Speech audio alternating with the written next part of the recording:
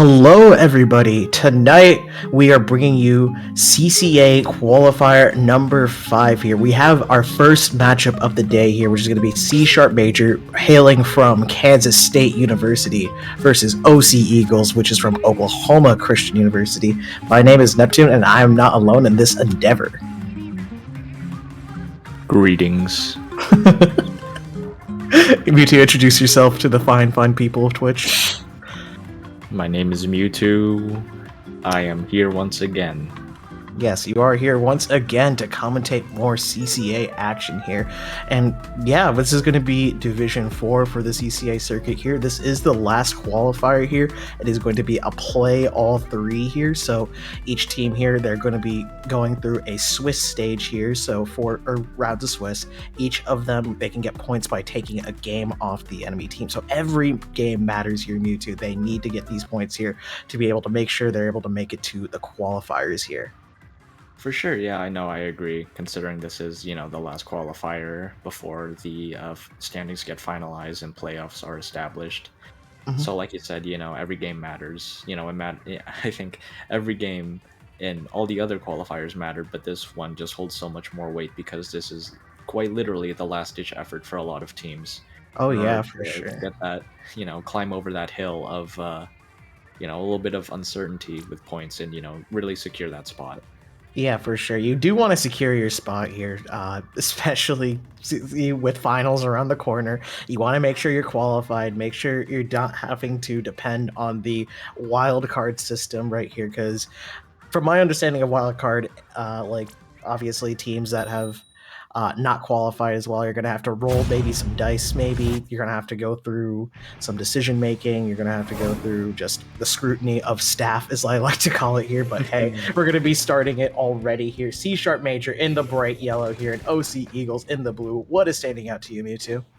Well, I'm noticing that there's a custom range blaster on both sides along with a Splash-O-Matic. However, on C Sharp Major you have the Neo Splash-O-Matic with the triple ink strikes. On the other side, the OC Eagles with that vanilla Splash-O-Matic with the crab. So I'm very interested to see how this kind of dynamic plays out between them. We see the killer whales coming out from C Sharp Major already. One goes down on the side of the Eagles, make that 2.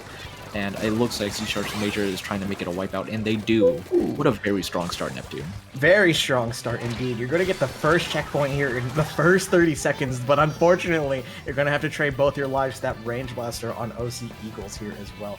They're going to be the ones going to be piloting control, starting to push the agenda here. This range blaster is playing really aggressive here, hoping to get more picks, but does get shut down here as well. But the Aimmaker is going to be picked up and tossed off the map to stall. Beautiful move there, Mewtwo. Yeah, definitely. They did not want to go down to the Splash-O-Matic because the Rainmaker will just stay there and allow the C-Sharp Major to get extra points on the board, but doing this, it makes C-Sharp Major go back into mid and repop the shield. And as we see the CRB trying to apply pressure underneath the ledge, they do find the heavy splatling on the Eagles, and it looks like the Eagles are just kind of stuck in their plat right now. We see the crab coming out, trying to apply some pressure, trying to find the range blaster, but the Rainmaker, notice how they're not really pushing up. They're getting really pressured by this range and forced to go around to the right. Oh yeah, for sure. But hey, the Rainmaker is a more favorable position for C-Sharp Major here. It's on the right-hand side. It's ready to move up here. However, you are a ticking time bomb, so eventually you're going to have to hold forward here and try and get through the defense that OC Eagles has set up here. But that's a great trade there. Trading out that Octobrush, something that can easily threaten the Rainmaker up front here. Quickly getting that pop here. You're just going to have to find a way forward if you are C-Sharp Major. Yeah, C-Sharp Major keeps finding all these individual picks, but at the cost of one of their own teammates as well. So I'm really interested to try and see if they could get a pick without going down. And as we see another trade, but as we see, C-Sharp Major was pushing up. They get it down to 58, which is really good because it means that if you're the Eagles and you break through the checkpoint, you do need to push it a little bit further than C-Sharp Major in order to re-get the lead. But looks like C-Sharp Major did go down. We see the Octobrush and the Heavy Edit playing very aggressively up front. We see the ring being thrown out. However, the Heavy Edit does go down on the side of the OC Eagles, but they do pick up the checkpoint. Oh yeah, dude, the checkpoint here is huge. Just being able to potentially snowball your advantage here. You have the Kraken being dished out, but no, the strikes are going to be the one at the end of the day to clean up that fight over the little ramp area. And just everything's getting popped in this choke point, but the Rainmaker is going to be a dropped off, undoing all the progress OC Eagles has done here. It does get shut down, but Mewtwo, it is a bloodbath over here.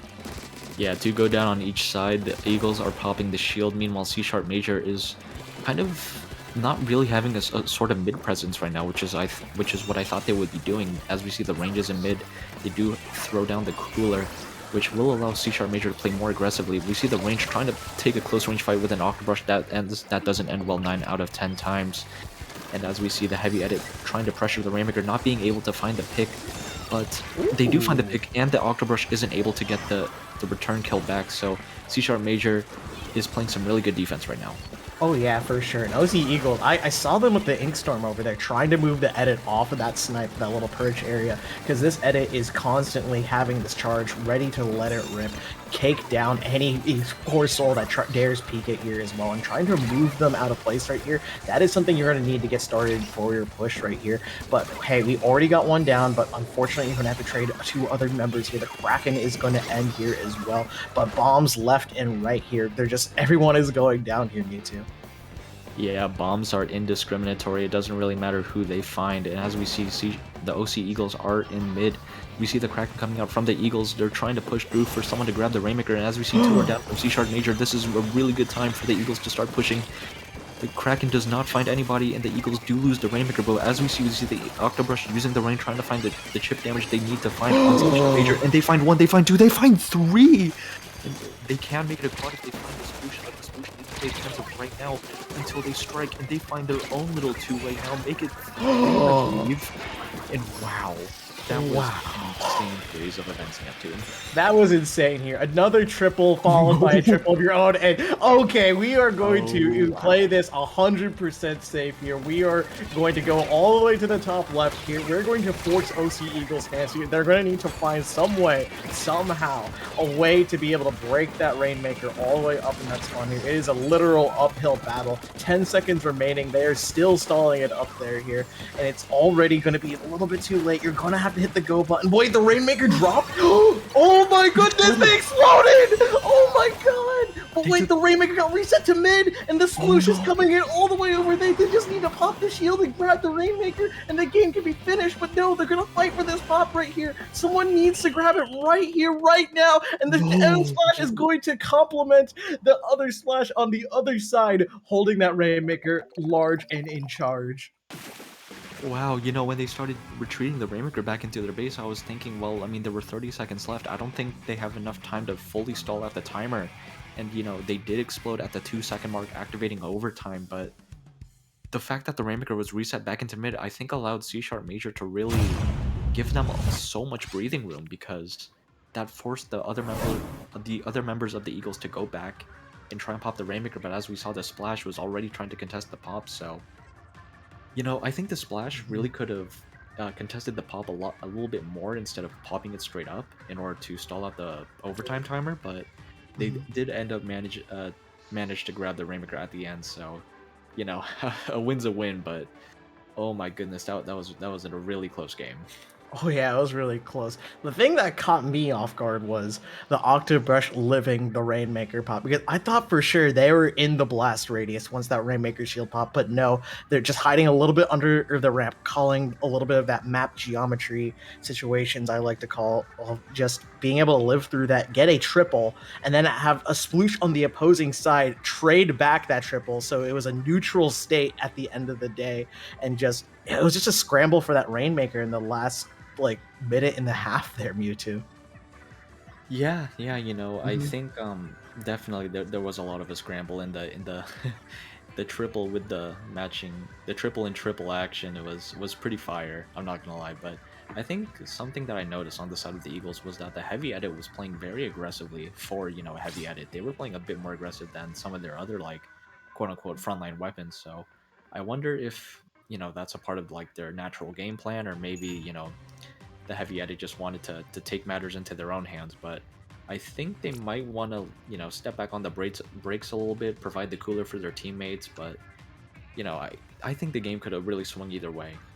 Yeah, for sure. It could have swung anyway, and it just goes to show that like this is a bit of a tightrope you're walking here, because any misstep, any misplay, right, could easily swing the other way. Like I always talk about how Splatoon is a snowball game sometimes, right, especially in certain modes, but just these advantages that are being created, and they are just slowly being slipped out, and because of just some of the amazing plays these players are making here as well, is just what makes this really interesting to watch here, because there's a push and a pull dynamic here, and who can get their snowball built up before and make it roll all the way down the hill.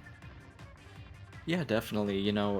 I swear there were some times where both teams were pushing, and I felt like they really could have pushed the Rainmaker a little bit more. But like you said about that whole snowball effect, I think they really wanted to try to get those wipes, and there was a wipe when on C sharp major and the Eagles. That's when they were able to break the checkpoint, but I definitely think there should have been more forward aggression to increase the snowball effect and try and catch some of the members of C Sharp Major coming down from the ramp into their court area, lacking. But Mhm. I think and the thing is, Scorch Gorge, I feel like is a really really snowbally map. So like having the scores be pretty low for a map mode like this is just really surprising. Yeah, it is very surprising indeed. And like what's even more surprising and a rarity I find is just when two teams are so equally matched that it comes down potentially to the last second here. But hey, speaking of snowballs, we have ship-shaped tower control. The comps are locked and loaded. Not too many changes on the side of C sharp major here, but I am seeing that Luna Blaster here. It did recently get buffed. An even bigger blast radius has stopped any poor soul who tries to ride that tower uncontested there, me too. Yeah, and I also want to point out the Hydra and the mini Splatling on the side of the Eagles. I wonder if this is more or less like a pick that they chose specifically for this map mode, but, as we see 2 are down from C-sharp major, we see the beacons being placed. I missed this the last game, but the emphasis on the beacons that were placed to allow C-sharp major to get back in constantly into mid is something I believe that really helped them, but as we see, the OC Eagles are really pushing. They don't see the person sharking bottom left, and now they do. It turns out it was 2 people. The hammer doesn't find one. There are 3 members of C-sharp major just camping down that bottom left corner. And as we see, they're now pushing the tower, but Indigo finds one, but they cannot find the other on the tower. But they go down in the last heavy edit on C-sharp major. This is looking a lot different from game 1. Oh yeah, very different here, because OZ Eagles is running more of a, what I like to call, setup and destroy comp right here. You set up these Splatlings here, they are going to be providing cover fire, they're going to be shutting down these lanes, they're going to be the ones present here, getting these picks here, but no, the Luna Blaster is going to quickly say something, and using the Booyah as a defense there, that also got buffed as well. That was just purely amazing. The setup pushed up in spades and almost got to the second checkpoint there, me too. Yeah, if you really think about it, OC Eagles are just really bullying C-sharp major with their range because the Hydra has so much range. The mini Splatling can outrange the Splash-O-Matic and the Sploosh. And the Octobrush can really just take the fights that they don't want to take. As we see, 3 are once again down on C-sharp major. We see the Eagles placing down all of those valuable beacons to allow their teammates to get back into mid very safely. And, I really like the use of these beacons because, like, the OC Eagles members went down, and then a few seconds later they just came back into mid. They didn't even need to swim in, and as we see C-sharp major, one person's trying to flank the tower, but they get called out by the end. We see that OC Eagles are once again pushing. They are not allowing C-sharp major to breathe at all. Yeah, for sure. This is very different from the first game here. It's just, it feels like a C-sharp major was the one dictating the pace and the pacing of the last game here, but now is a flip of the script here as OC Eagles is consistently putting pressure on this tower, pushing it forward here, using specials, displacing the other members of C-sharp major as 2 more go down, 3 go down here, and quickly going for that quad right here. Oh, but the edit's going to trade out 3 as well. Second checkpoint is going to be in contention here. You're going to have to hop off here because of that Luna Blaster, but wow. That was an amazing push there, you two. Yeah, I think they could have ignored the heavy edit since they were in a pretty bad position and just wait for them to come to you guys, but instead, it doesn't really matter now since that C-sharp major is once again 2 down and 2 of the members are coming out spawn. If you see this push, find 1, can they find 2? No, they cannot, but as we see, 2 are once again down on each side. We see the Hydra, who basically can just dictate the entire match, but as we see, they go down to the Luna, not really... I don't think that was the smartest play trying to Booyah, but, I believe it was more of a panic Booyah, but as we see, the last one is the NZAP, and I think this is finally C-sharp major's time to push. The only thing is, it took them 3.5 minutes to start the push. Oh my goodness, yeah. 3.5 minutes. Time is short here. Clock is ticking. A lot of pressure right here. Because the less time Oof. you have. Oh, okay. I just noticed the bloodbath that happened. 3 went down from C sharp major. Trade for trade, blow for blow. Octobrush here trying to get another big trade. But no, the team just keeps calling him out, diving them off into this court area. And now it's going to be C sharp major finally setting up here. They're going to have an opportunity to push in here. They're going to have to get through this first check here. Specials were coming online. Passive special charge from this tower here. We have the whale come out. We saw the strikes come out here. The cooler is online, ready to deploy, but get shut down here. The first checkpoint still hasn't fallen here, Mewtwo. Yeah, we see the Sploosh trying the best they can, but unfortunately they do need to run away from the hammer. But, you know, OC Eagles are just playing such an incredible defense and an even greater offense right now. As we see the Mini riding that tower, the Hydra just should stay back and abuse its range like we've been kind of talking about. As you see the Luna trying to push them, but they did use that Booyah in time, and they do find the Luna Blaster. I think definitely the way that you need to push if you're C-sharp major is to make that Hydra move and get them into a bad position where you can pick them off. Because when they come out of spawn, they're going to be coming out of a very obvious direction. I say that as they find 2, the heavy edit on this side of C-sharp major pops the cooler, but I don't know how much work this is going to put in, considering that there's a hammer that found the Luna. The Luna going down is a really bad trade. As we see the bomb on the wall finding 1, and the last one is on the tower, and unfortunately, C-sharp major could not get back onto the tower on time. OC Eagles taking the game pretty dominantly. Even if they didn't knock out, that was a very strong showing. Oh yeah, very strong showing indeed. They knew the game plan and they executed it without what was it, resistance there, right? As you said before, C Sharp Major had a little bit of a range problem right there, right? They had a lot of short range shooters. They had the Luna Blaster, and then the Edit was the one that had the most range on that comp right there. And it's staring down a Hydra, as you said before. This Hydra's consistently setting up, being this little beacon, right? That's just spraying out paint, putting out lots of large hitboxes, and just everything that time that Hydra was threatened, it just felt like someone on what was it, OC Eagles had a response right there. They were able to trade it out or find a way to get the Hydra set up so they could just keep up the pressure right there. We saw Tower did not move on the side of C Sharp Major right there for a solid 3 minutes because of that game plan, Mewtwo. Yeah, definitely. And, you know, C-sharp major really had a lot of trouble displacing that Hydra. You know, they couldn't really make it move because the specials that they had, you know, they had a hammer, which, you know, unless you're in front of the Hydra's face, isn't really going to help at all. They had triple ink strikes, but, you know, the Neo Splash can't really use them if they're constantly getting bombarded by the other 3 members of C-sharp major. So I think one of the things, I think a comp adjustment might be needed. I just think, you know, substitute a splatter shot in there, you know, fire off some Zukas from the shot, you know, try and pick off the Hydra or make a move. I think that can work wonders, but, you know, I think, but honestly, it worked for, you know, no Zuka really worked for C-sharp major game 1, and why did I just say no Zukas at all throughout these first 2 games, which is a refreshing sight to see. Oh man, as someone who is a Zuka fanboy, right, and loves seeing Zuka plays, right? Shoutouts to all the good Odin Zuka players. Looking at you, Pepe. But just, oh my goodness, I understand that like this is like a different change of pace right here. There is no instant kill, 1-click button, panic button that can just be shot out from a distance and just shut down a setup right there. You're going to have to play it a little bit more smart. You're going to have to move in with like strikes. You're going to have to move in with whale. And it's getting very interesting to see just a different perspective and of teams, right? Of finding ways to both push and defend with these specials here that aren't very common. Yeah, I think that was just nonstop aggression from the Eagles, even when, you know, in mid they didn't really give C-sharp major time to establish themselves. It just kind of, and the beacons really helped facilitate that. You know, we had constant beacon pressure out, and they had them in areas where C-sharp major had to really go out of their way to find and destroy.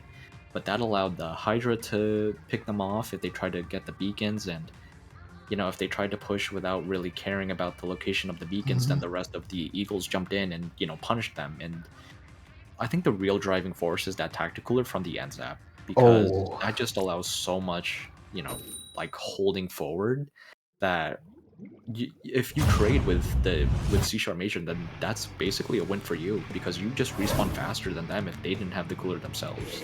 Okay, we are going into Clamblitz Museum here. Now, looking at some of these comps right here, we see the RB Oh returning wow. right here, and we're having a wiper on the C side of C Sharp Major as well. Now, looking at a little bit of the stats here, thanks to the goated people on the stats team of CCA, this is apparently the best mode for C Sharp Major. They have a 65.9% rate, so everything is in their favor here, supposedly, statistically speaking, right here. But no, things are very even right off the start, Mewtwo.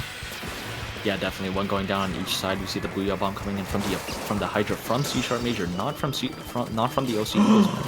But as we see the sploosh finding the basket, opening it, but the only person who has the ball is the Hydra, who tried to throw it up to the Viper, who could not get it back in time. They just missed the jump on that box, but I understood the vision that C Sharp Major was trying to do. But as we see C Sharp Major with the early lead, but I don't know if this lead can. I don't think this lead can last.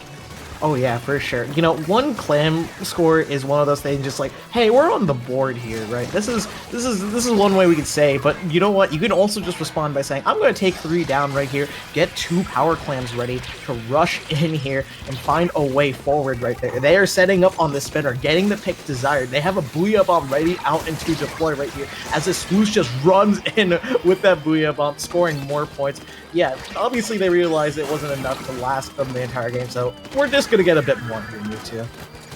Yeah, definitely. You know, C Sharp Major extending that lead by a little bit, meaning that, you know, a power clam and just some change isn't going to be able to get past the lead entirely that C Sharp Major established. But, you know, it's still like it's better than, you know, 80 points, definitely. And, you know, OC Eagles is just really struggling to get onto mid. You know, the Viper applying so much pressure. We see the Brush having to go back and try and help their teammates out. As we see the Splash taking a fight with one of the members, and they're still fighting. And you know, I think this is a real flip from what we saw game 2. Oh yeah, for sure. It just feels like someone's in the driver's seat and it's a different team each game right here. But no, the opportunities to stay in that driver's seat are far and few in between, as OC Eagles are going to be the ones piloting this push right now. They're finding ways to get these picks. They're looking to get up on this ramp here, but they do get shut down by this hammer here. Another hammer pick here. Oh my goodness, so many situations are just leading to more and more advantage. Just the comps are just going absolutely wild here. Yeah, C Sharp Major seems to always be able to find the team fight wins. Something that OC Eagles is currently struggling to do right now. But as we see 2 specials online for the Eagles. Let's see if they can use these effectively. I think, you know, with that Kraken, this is definitely a good start. This helps get your team through the front. One, that's a huge pick on the Splash, but they need to get rid of this Hydra because the Hydra can just sit on the spinner and just fire away, and they do find the pick. And the last one's the Brush, you know, and the Octoburst still has their Zipcast already, but they do go down to the Sploosh, and OC Eagles still hasn't even scored yet. Oh my goodness. Yeah, it's very, how do I say it, just tiring, right? Just consistently hammering specials, hammering that W key, getting these picks, and still just the defense of the other team is just so impeccable that it doesn't even matter at the end. Amazing hammer just there, along with another pick. 3 go down here as well, and C Sharp Major is looking for a way to flush out this pencil right here. It is the only line of defense here, but a pencil can only do so much here, especially when so many people are rolling forward. But finally, the defense is there, but the damage is done. Already down to 29 points here. The Hydra is going to retreat here. Such an amazing push from the side of C Sharp Major. Amazing indeed. But as we see OC Eagles are responding very quickly, we see Indigo on their spinner right now, ready with that Kraken, and they do pop it right now. They do need to get rid of the Viper, and they do find him, but they need to get rid of the other 3 members, specifically that Hydra, who once again can just rain terror down from above. We see the Sploosh going down, and it looks like the Eagles are finally scoring 4 minutes into this game, actually. Yeah, 4 minutes into this game, we do have a super jump in there, but no, it's not going to be close enough to the basket, so it does get shut down here. As you said before and commented on earlier, it's just like only a minute left to potentially make this lead right here, and trading is just something you cannot afford, especially with so little time right here. You're also going to need to get another power clamp on board to be able to bring it to overtime. The Octobrush is caught out of at least 7 right here. The Planet Eco's looking pretty nice, but you're going to have to do a little bit more, but then Octobrush is in Zipcaster, so it's going to be even more difficult to find clams, especially when the Sploosh can sit out, shutting down the power clam and potential, and just, oh my goodness, the defense on the side of C# Major and recognizing what they need to do to close out this game. It is certainly a sight to behold. Oh wait, they do manage to get one in Mewtwo. They do, but they do, you know, use up the crab. We see the CRB trying to find one, but they do get flanked from behind. And as the overtime timer ticks down, now I think the chance of OC Eagles being able to score is basically 0. And I think I could say this with confidence, C# Major is going to win the set. Oh my goodness. C# Major came out absolutely swinging. How do I say it? Just not only the hammers, right, but just the brutal offense, as well as just the speed of the pushes there were a sight to behold. OC Eagles just could not get set up. They could not get break through that impenetrable wall of defense there. Just C# Major sat on that spinner, held their ground, despite going 2 or 3 down. They always found a way to just use that special advantage or just get the picks necessary to just completely take the steam out of the push that OC Eagles potentially could have there. Yeah, you know, C# Major really proving why they are, while that Clam Blitz Museum is their best map mode. You know, I think that was just a really great showing because they did not allow OC Eagles to breathe, kind of like what they did to them back in game 2. You know, it took the Eagles 4 minutes to score, and you know, it's like, oh yeah, you gave us 3 minutes to start pushing in game 2. We're gonna hold you to 4 minutes for game 3. So Oh my it was goodness. just like, yeah, it just felt like such a flip, you know. And I felt like the Eagles were really struggling to you know, win the team fights and find those picks on their own. And you know, I think, you know, you shouldn't be discouraged if you're the Eagles. You know, it was a really close set. Um, Mhm. you just need to like work out some kinks here and there. But you know, C# Major having a strong set win going into the first round, which is really good, considering this is the last qualifier, like we were mentioning. And you know, hopefully they will be able to secure playoffs if they keep performing like this. Oh yeah, for sure. I have the utmost confidence if they keep up this momentum, they play like the way they did right in this set right here, they will be able to hopefully make it over to playoffs as well. But hey, we do have more matches coming up soon here. This is only the first game of tonight from our side here, so if this is just the first game, it is setting the bar pretty high here. I'm hoping to see more Splatoon action that is just as close as these games have been here, Mewtwo. But where could the fine people find you? Um, well, the best answer would be nowhere.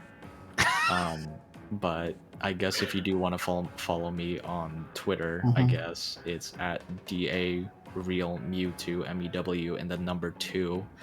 But I don't really post on there as much as I do on my team Twitter, Triggerfish Zone Supremacy at best SPL map mode. But you know, that's you know, that's where you could find me, Neptune. How about you?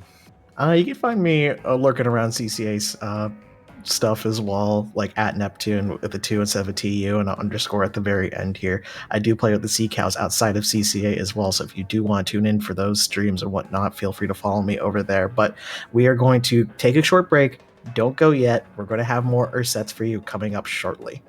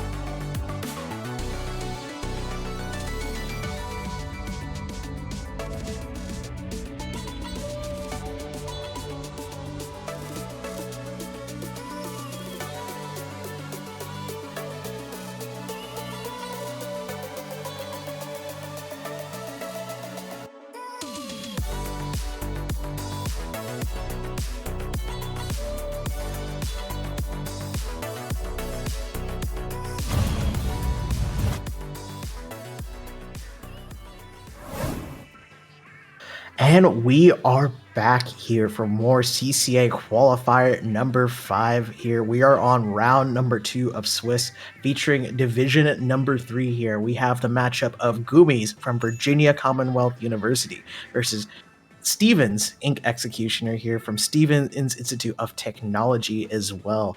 My name is Neptune, and I am not alone in this endeavor. Who is Steven? Who's Steven? That's a good question.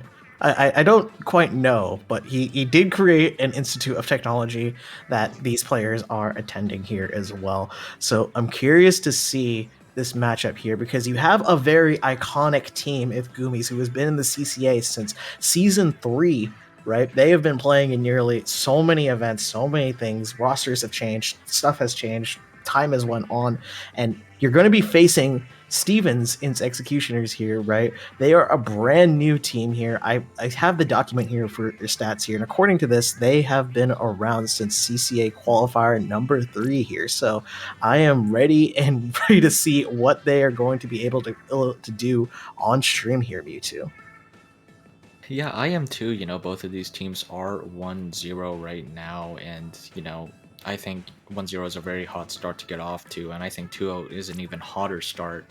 So I'm very excited to see how these two teams will face against each other since, like you mentioned, Goomies, CCA War Vets, been around, have a certain meme that I don't think I could mention right now. And, Stevens Inxecutioners, being a little bit new to the CCA scene, Qualifier 3, it's trying to get some points on the board right now, but I'm very excited to see how this first match goes because I think this will be a real tone setter on Splat Zones on Marlin Airport. Ooh boy, Marlin Airport here. You're going to have two giant fans setting up on each opposing sides right here. It's going to be the battle of the fans, the big fans, if you will, for that control of mid as well as that zone right here. Looking at these comps, what is standing out to you, Mewtwo?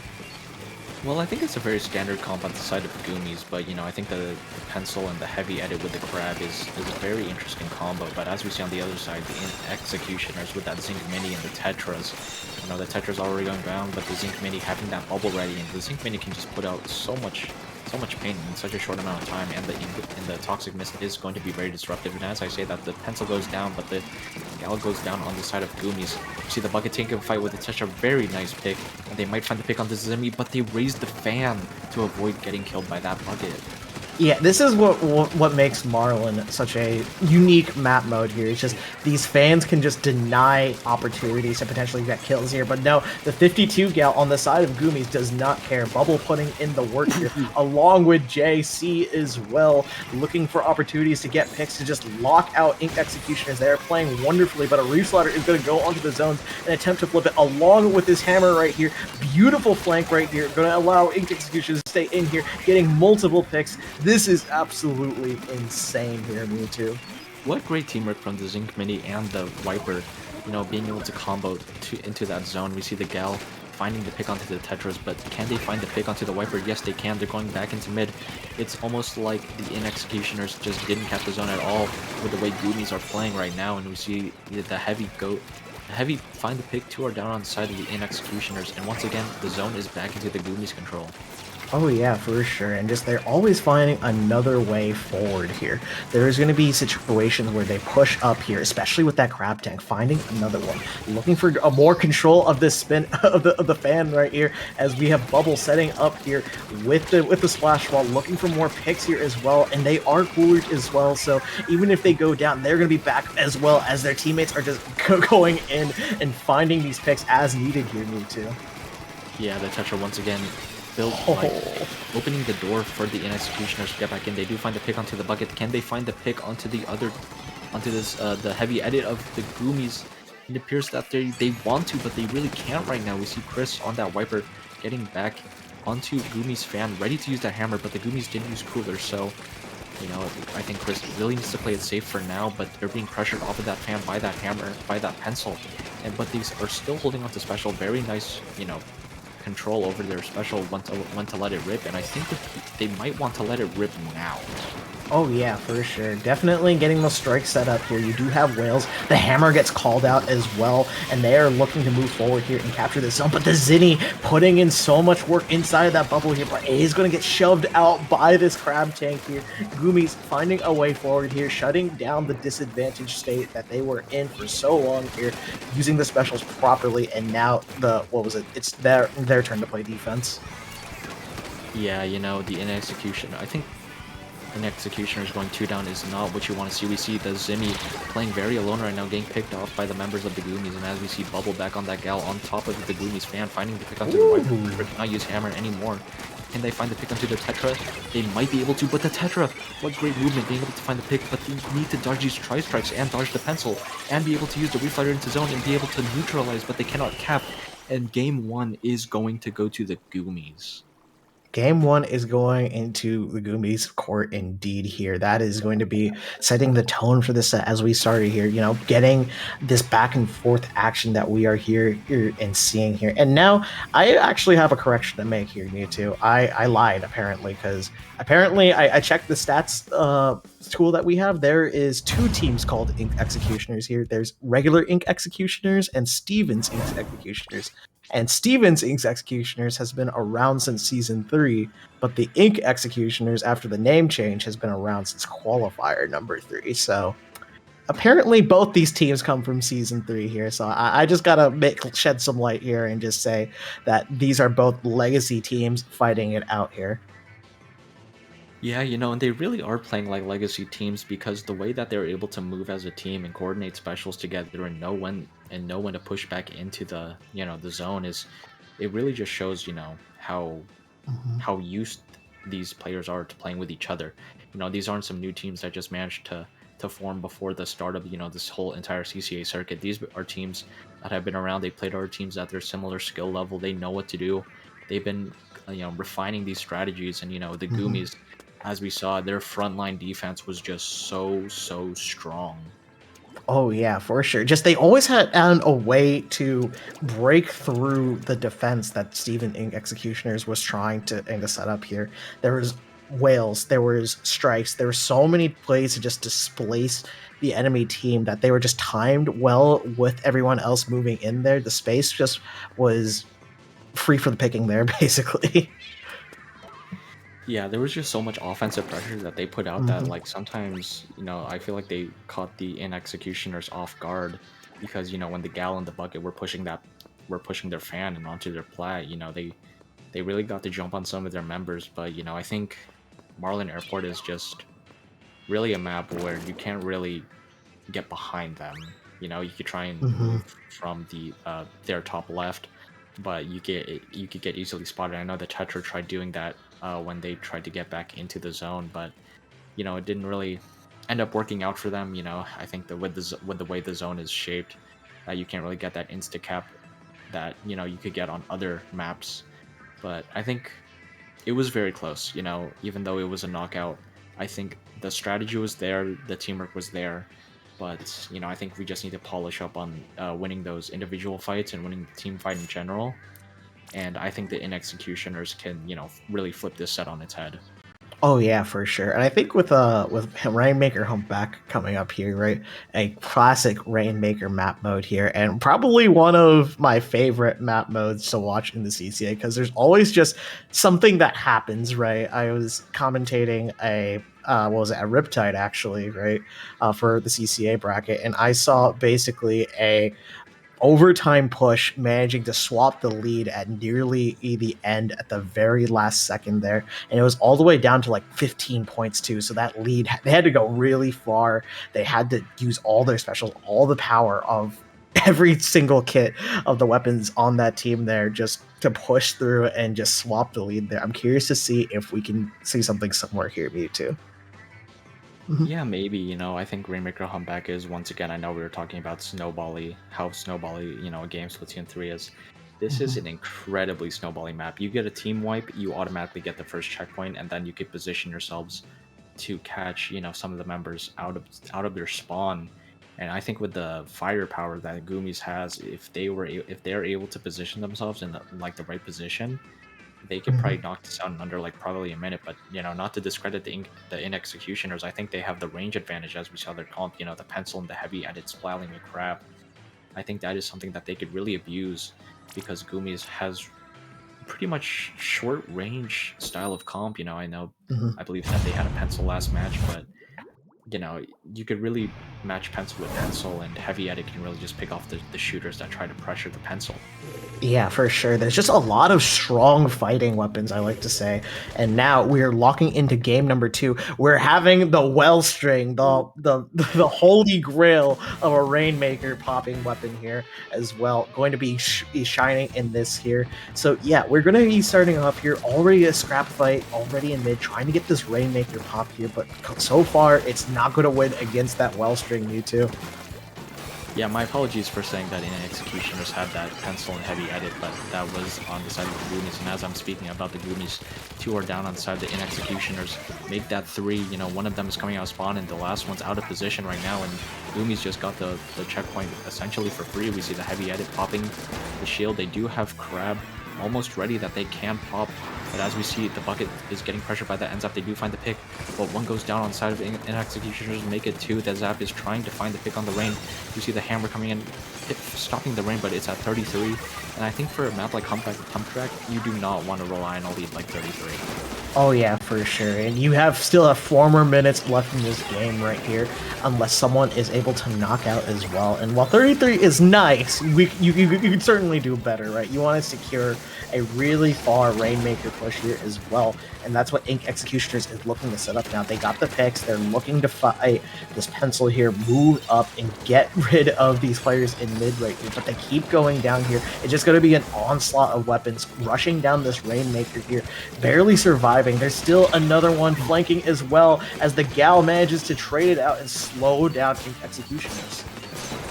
Yeah, the Rainmaker tried to do some fancy movement, but they were unable to escape the Gal. And you see the Wiper made ready with that hammer, but the Goomies did use the cooler. So you see the hammer coming out, they do get shut down. And the worst part is they didn't have a cooler to, have that little bit of extra insurance on them. We see the Wellstring with their special ready. I believe that is the hammer, because that is not the Wavebreaker variant of the Wellstring. So as we see, 2 are down on the Goomies. I think now is the time to push if you're the Inxecutioners, especially since one of them just jumped out. Oh yeah, for sure. You pick up that Rainmaker, get some soda for the road here, swim up fast and furious through this choke point here, but it is going to be slowed down significantly with 2 members being picked up here. We have Curious on the pencil right here, providing that valuable chip damage into this paint right here, not allowing much room for Inxecutioners to move. They have a lot of mobility, right, but you're not going to have much range over paint here, and you're getting stuff out here too. Yeah, but 3 are down on the side of Goomies. Now is a real time to push. We see the Crab not being able to stop the Rainmaker from getting through. And I believe there was a hammer coming out on the side of the Crab, but once again the hammer gets shut down. The Wavebreaker user on the side of the Inxecutioners grab it. They do find 2 who are once again down on the side of the Goomies. But the bucket manages to find, I believe that was the pencil actually trying to find one, and the bucket traded with the other. So now, the Inxecutioners are once again stalled, as the Goomies are once again breathing for air. They do have that cooler ready to push back into mid. That was just really strong defense. Yeah, really strong defense as well. And I can see how Goomies is trying to make this play out right here. They're trying to use the lead that they set up earlier to just be able to just sit comfortably in that position to make sure it just does not have any chance to swap right here, especially when you have a weapon as deadly as the heavy edit watching these corners here, looking for opportunities, but it does get picked out by the Wellstring. 3 go on the down on the side of Goomies right here. They're looking for an opportunity to push up here as well, as Inxecutioners swiftly needs to get to this choke point and move up. The hammer is deployed, running it down here all the way through, but no, the Rainmaker doesn't have enough time to follow through, Mewtwo. Yeah, we see the flank from the ends up, but they do go down to the bucket. The Rainmaker is just trying to push through. They don't get the lead. Oh my god, the 1-point meme. And the bucket is forcing this Viper to move back. And Goomies, by the skin of their teeth, manages to hold on to the lead, but I don't know, the Inxecutioners have been playing really strong the second half of the game. We see Chris finding one on the Viper, we see the rest of the Inxecutioners helping clean up. We see the pencil and the heavy edit really playing back. The Goomies are all pretty jumbled together, so I think with some well-placed strikes, you could really force the Goomies to move into a position where you guys can find the pick. I believe the Viper can start pushing up now. the T-Tech can start helping the wipe around. The T-Tech does find one. What a great pick. But the Rainmaker is still in mid.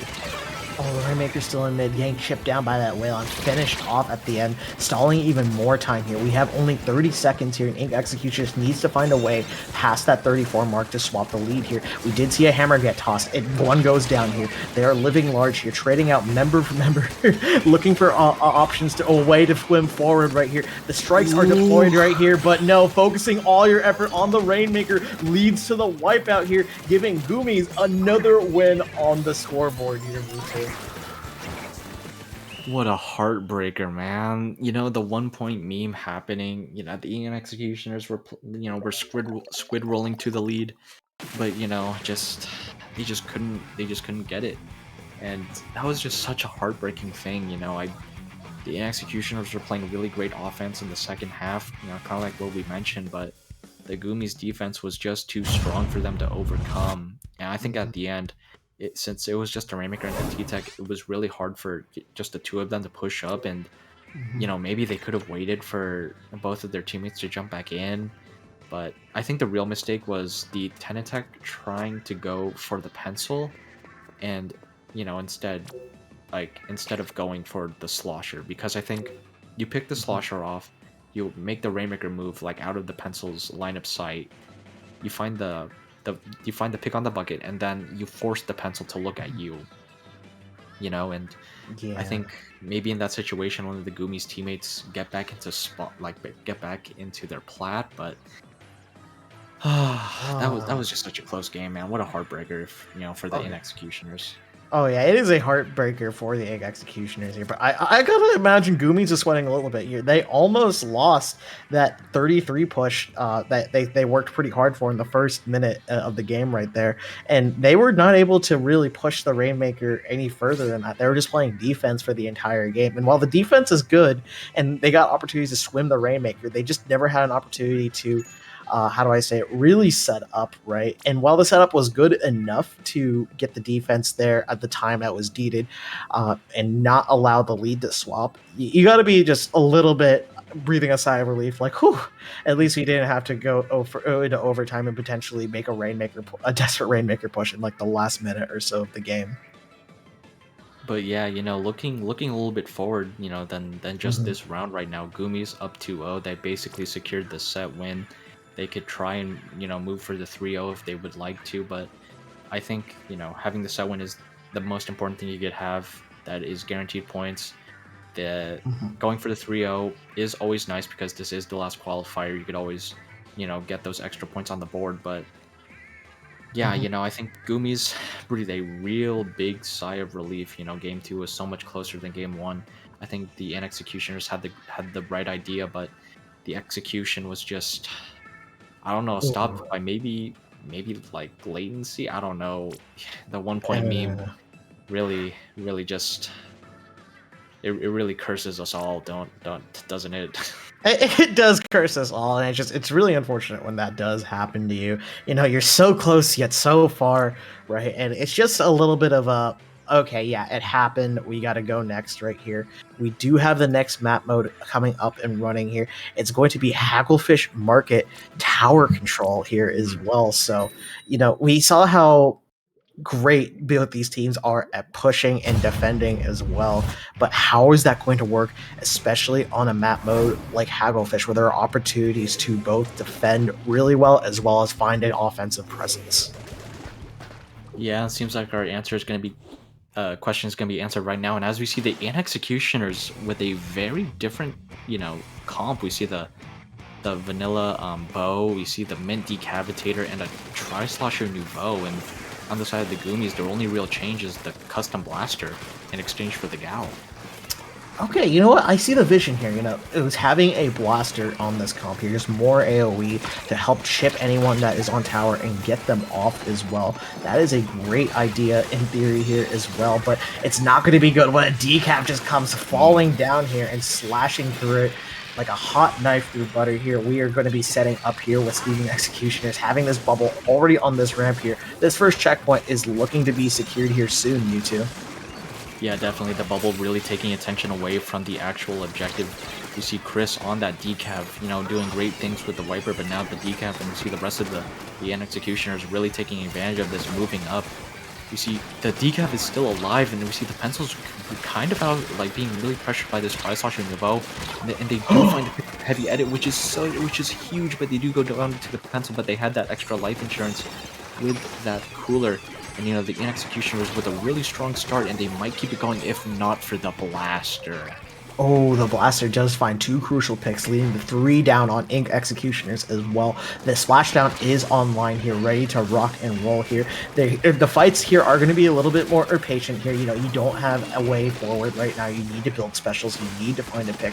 You need to find something here, but Goomies is already going to pop 2 specials down. That splashdown and the crab right there, providing enough damage to just break that decapitator down. And now Goomies is going to be setting up for a push of their own here, too. Yeah, we see the tri-strikes getting ready to make the Goomies, like open the door for them to get into their plat. And as we see, but 2 go down inside the Goomies, but 2 go down inside the Inxecutioners. We see the decav once again back behind the tower, really pressuring them. I believe they were the one to find the pick onto the tower. And as we see, that we see the splashdown finding the pick onto the tri-sloshing Nouveau. This blaster has been a real thorn in the side of the Inxecutioners, and I think they need to deal with them right now, and they do. But, as we see the T-Tech in mid trying to find a pick onto somebody, but they're getting really pressured by the combination of the and the heavy edit, and they do unfortunately go down. Yeah, a little bit of movement there from the T-Tech, stalling out this fight here is maybe enough time of what they need right here, because that tower was not able to move forward too much here. But hey, you have these picks, 2 downside Inxecution, and we have exactly what you're looking for when you are trying to push a tower here. A bit of a stagger loop here, but you definitely don't want this decapitator on tower completely shutting down anyone who is trying to ride it as well. But hey, you are forward, you have that little bit of life insurance here as well. You're going to be back fast, you're going to keep your special, and there's going to be opportunities to swap the lead as well, potentially get this second checkpoint, you two. Yeah, I think the real problem is that, while Goomies were pushing the Inxecutioner, we're just kind of going one by one, diving at that tower, going down. And as we see, the pencil's really holding it down for the Goomies in mid. If one of the Inxecutioners tries to pressure the tower, the pencil's just there to pick them off. But as we see, the cooler is almost online for the Goomies, giving that extra support for the frontliners. And as we see 3 are down on the side of the Inxecutioners, it is just the Tri-Stringer, and they go down too. We see the decav in their spawn. They found one, but they couldn't find anyone else. We see the decav on tower. I believe the heavy edit on tower. We see it's just the pencil riding, and the bow can't reach the tower because they're getting pressured by the bucket. And it is a 3-0 for the Goomies. A 3-0 indeed, and just wow, what a tower push from the side of Goomies, cycling their specials, getting the necessary picks, punishing the Inxecutioners for going in one by one right there. The decapitator can only do so much right there. While it was a good counter, it can slash onto the any tower rider right there. They just never got an opportunity to set up and just sustain, if that makes any sense to you too. Yeah, for sure. I definitely think that the Inxecutioners during that second half of the game were just always trying to play defense, and kind of like what we mentioned earlier, they just kind of kept diving towards the tower instead of like really throwing bombs. I think they were getting really desperate about trying to stop them as soon as possible, that they kind of lost sight of just the bigger picture of throwing bombs. And after we stopped this push, we could respond with our own, because they had a really strong push too. That push to 40 with that bubble from the decav, and the rest of the team providing support with those triple ink strikes from the 10 attack, and the NZAP providing coolers for their team. I think it really could have worked in the end, but I think in the end it was just I believe they just kind of got a little bit impatient, wanting to find the tower right away, and I think that's what cost them in the end. Yeah, for sure. Just a little bit of impatience there, and just not enough specials to be able to fully remove the threats that were riding that tower as well. But hey, that was only round number 2 right there. A clean 3-0 from Goomies. He's against Steven Execution just now. And we're going to be moving on directly to our next set as well, Mewtwo. So we're going to be seeing these teams that are lining up here. It's going to be, I believe, a Division 1 matchup here. UCSD Esports Gold from University of California, San Diego. I'm stumbling over my words because I'm too excited over this. Versus PSU Blue from Penn State University. So we have Hmm. another set of two iconic teams in CCA ready to rock and roll here, Mewtwo. This is like a tale as old as time. UCSD, PSU, two titans of the CCA, constant, Division One powerhouses, and Mhm. ooh, this is. I think whoever wins this set is gonna look very poised into winning this qualifier for Division One, might I say? But Oh yeah. yeah, I'm Mhm. very excited to see because both of these teams have a very, very well documented history. UCSD Esports Gold being around since the dawn of time. PSU Blue Mhm. not too far behind, and both of these teams have a lot of accomplishments in the CCA under their belt. Yeah, a lot of accomplishments indeed. Both of these teams have historically, right, won Division One during the league at some point, at some time here as well. So to see them square off with their new rosters and just a way for them to essentially fight it out here on live on Twitch here as well, that this is going to be a treat. I think we're going to see a game where these two titans are slugging it out here, scraping for advantage, looking for opportunities to punish one another here as well. And wow, I'm speechless here, me too. Yeah, I think this is just going to be a real dogfight. I'm very interested into seeing what these two teams run. I believe there have been like some roster changes because as far as I'm aware, I'm not very well versed in who plays on what team now, but I think it just really just shows that both of these teams are really, even if after all of these roster changes, they are still at the peak of the mountain of CCA. And I'm really excited, to commentate this sort of set because who who really gets to commentate a set, with like so much hype as UCSD versus PSU, these two kaijus, about to battle. Yeah, it feels like I'm watching what was it, Godzilla versus Mothra, right? Is that the other That was King Kong. oh, King Kong, right? King Kong, right? How could I be so forgetful here? My mind's all in Splatoon right nowadays, but I do want to comment a little bit more about these rosters here as well. So UCSD Esports Gold no longer has CD Woomy. Wait, CD what? Woomy is CD Woomy has graduated. Yes, Oh no my. more. Yeah, there is no more Carbon Roller. Instead, we have two additional players filling in his shoes here as well. We have Blaster, who I think plays Blaster. I cannot be I mean, I hope 100% sure so. about that. I hope so. I think that might be just false advertising there. I've seen too much false advertising done. What was it? Whenever I'm just trying to browse around here as well. But we also have Kosame from a pretty prominent lowing team. I think they're called Half Life as well. I Mhm. did get to see them play alongside their UCSD esports brethren in Swim or Sink as well. And I think they were able to punch up all the way to Hammerhead as well. So very prevalent team outside of in and out of the CCA there regarding their roster. You want to tell me a little bit more about PSU's roster, Mewtwo? Like I said, I have very limited knowledge, but I believe J Money is on there. I believe Hypnova, their Splattershot player, and I believe Snow is on there. And if I'm correct, V should be on that roster, right? Or Yeah, V is okay, on that roster right here. Yeah, they are, I believe, another really prevalent player here, really strong player statistically speaking here as well in the CCA.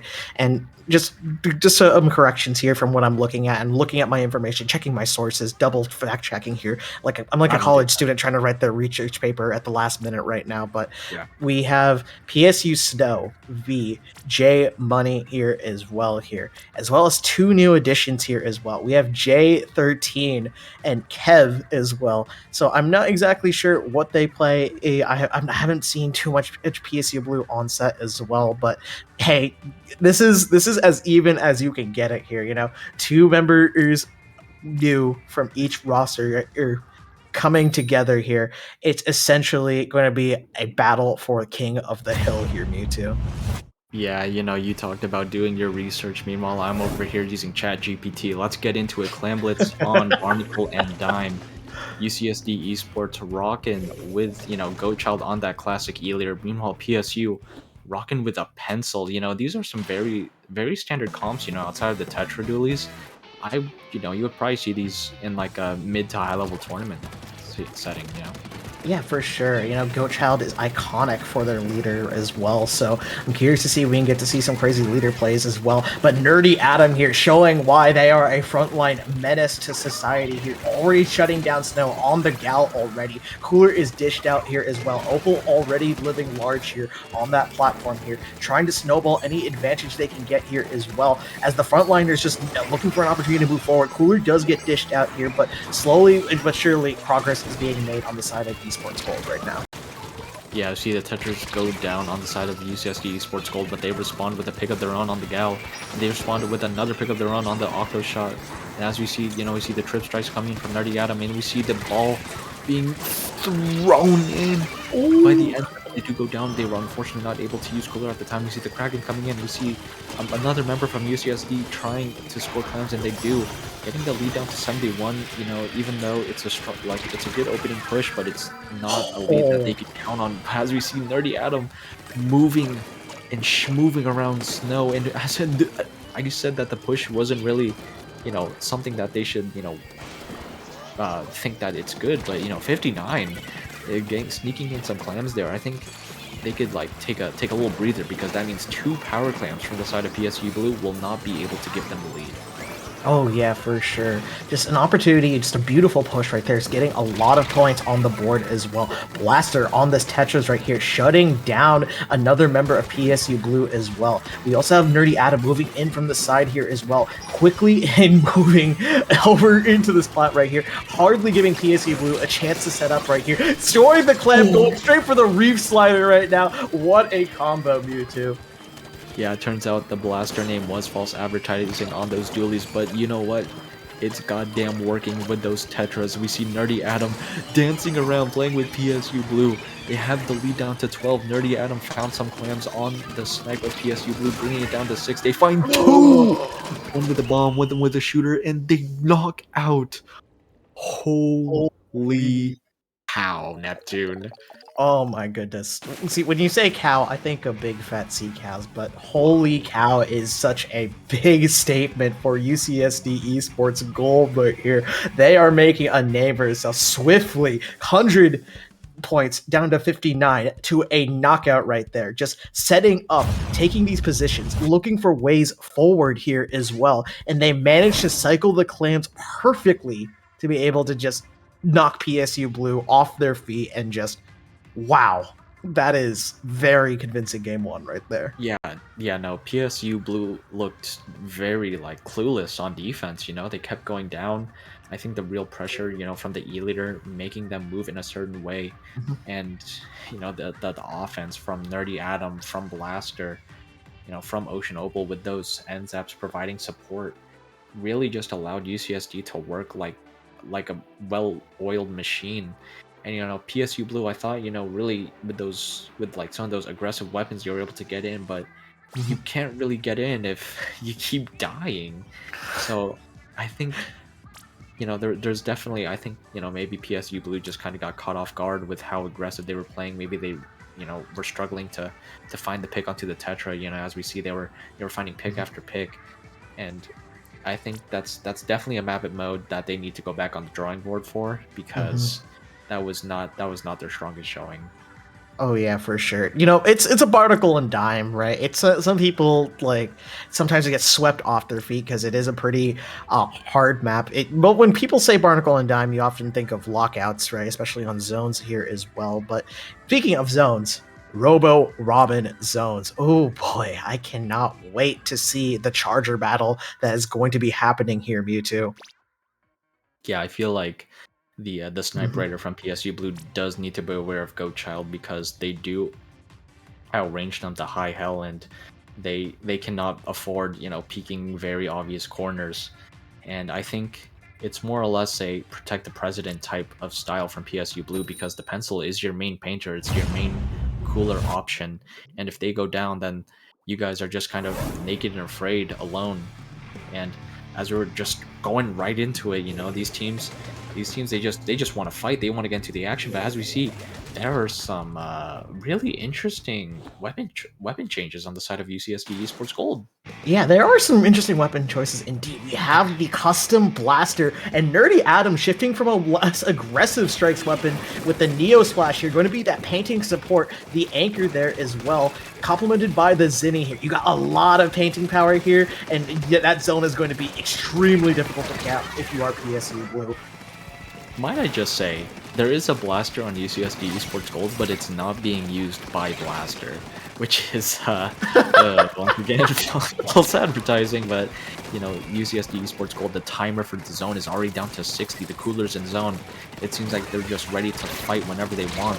We see a trade, we see 3 go down on PSU Blue. This is not something you want to see, especially since the zone is already halfway through its timer. The pencil is just trying to get their cooler ready for their team. We see the whales coming out. We see all 4 specials are out for PSU Blue. We see the strikes coming in, trying to destroy the bubble, trying to get into zone, and we finally see the Zoo coming in, finding 1. But can they find 2? They did find the pencil, and the last one's the Zimmy. They do need to paint a lot, but I think the Zimmy is being forced to push back. PSU Blue is finally going to be able to play the game. Oh yeah, finally being able to play the game indeed. That lockout there was pretty brutal with the bubble being set up there, getting caught out by strikes here as well. Already 3 go down in response from UCSD Esports. They are coming out swinging here, Mewtwo. Blink and you'll miss it. The wipeout from the side of PSU Blue. We see the splashdown coming in, trying to bully that one player on the right side of PSU Blue. We see Ocean Oval under Gold Sledge poking with the blaster. They do go down to V. We see J13 with those triple ink strikes. But, UCSD Esports Gold has such a stranglehold on their elbow right now. We see the Zuka coming in, trying to find somebody. But as we see, Snow is trying to find a blaster on that Zimmy. And PSU Blue is finally getting back in the zone. We see the cooler coming out. We see the pick from V onto that custom blaster, which is what you want to see. We see Snow trying to pressure this pencil, but they do need to be careful because Nerdy Adam is there waiting for them to push up, and they do use a trick strikes, and they do find Snow. Control is once again back in Ucsd Esports Gold's favor. Oh, Nerdy Adam calling out V Shark with the Splash-O-Matic here as well. You normally don't see it being played this aggressively, but in the hands of Nerdy Adam, they find a way to make it work here and put PSU Blue in further disadvantage here, Mewtwo. Snow finds 1. Can they find Blaster? They do find Blaster on the Zimmy, but they do go down to the pencil before their wall can be deployed up. This is not something you want to see, especially when we see the triple ink strikes coming in, but they can't paint over a pencil. The pencil managed to paint through all of that by itself. Oh my lord, we see Ocean Opal providing that frontline support with that Blaster when their teammates are not there to help them. They don't need the help. They see the triple splash on it, and they do find J13. That means there are no strikes on the board currently for PSU Blue. Oh my goodness, yeah, and strikes are very important for PSU Blue to be able to hold and cap zone here as well. So just being able to delay that here is going to cause some problems later, but you do have the strikes, they do cap zone, you have the whale running in here, Snow aggressively going out for this pencil here, calling them out here as well, but Opal finds a way forward, pinching the remaining members of PSU Blue, punishing them for moving up forward here, leading to a wipeout, and now the script is flipped once again! V finds 2, but they go down to the triple splashdown. We see Snow just charging back into the action, trying to find the pencil. But the members of UCSD Esports Gold just jumped to the pencil and found the pick onto Snow. And, I really respect what Snow is trying to do. They don't want to allow the members of UCSD Esports Gold to jump back into the pencil, but they were unfortunately a little too slow. Ocean Opal finds 1. They go down to the pencil. We see Snow once again back in mid. I don't know how many times I've already said this, but 2 are down from the side of UCSD Esports Gold, and 1 minute is left. But the penalty for PSU Blue is basically up. So now they need to hold this like their life depends on it.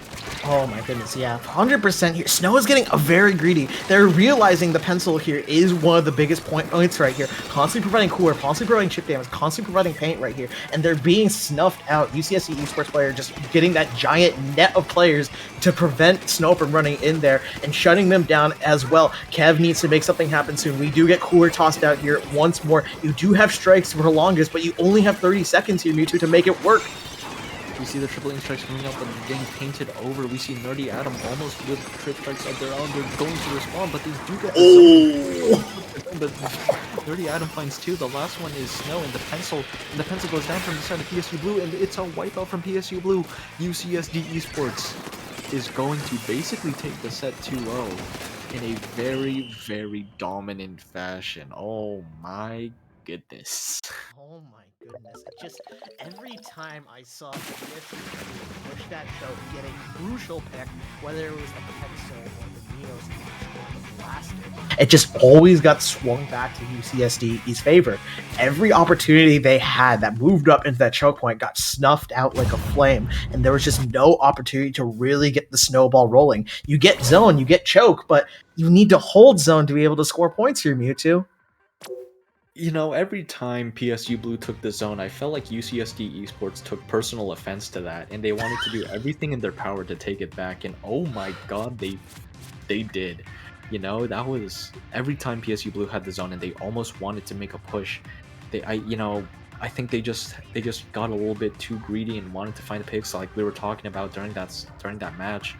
And I do understand why they wanted to. You know, the pencil was such a pivotal piece. Being able to paint over triple aim strikes is pretty insane. But, you know, I think that just shows the power of, you know, the threat that the pencil has over them. And, you know, GoChild didn't even need to use that leader. They were on pencil.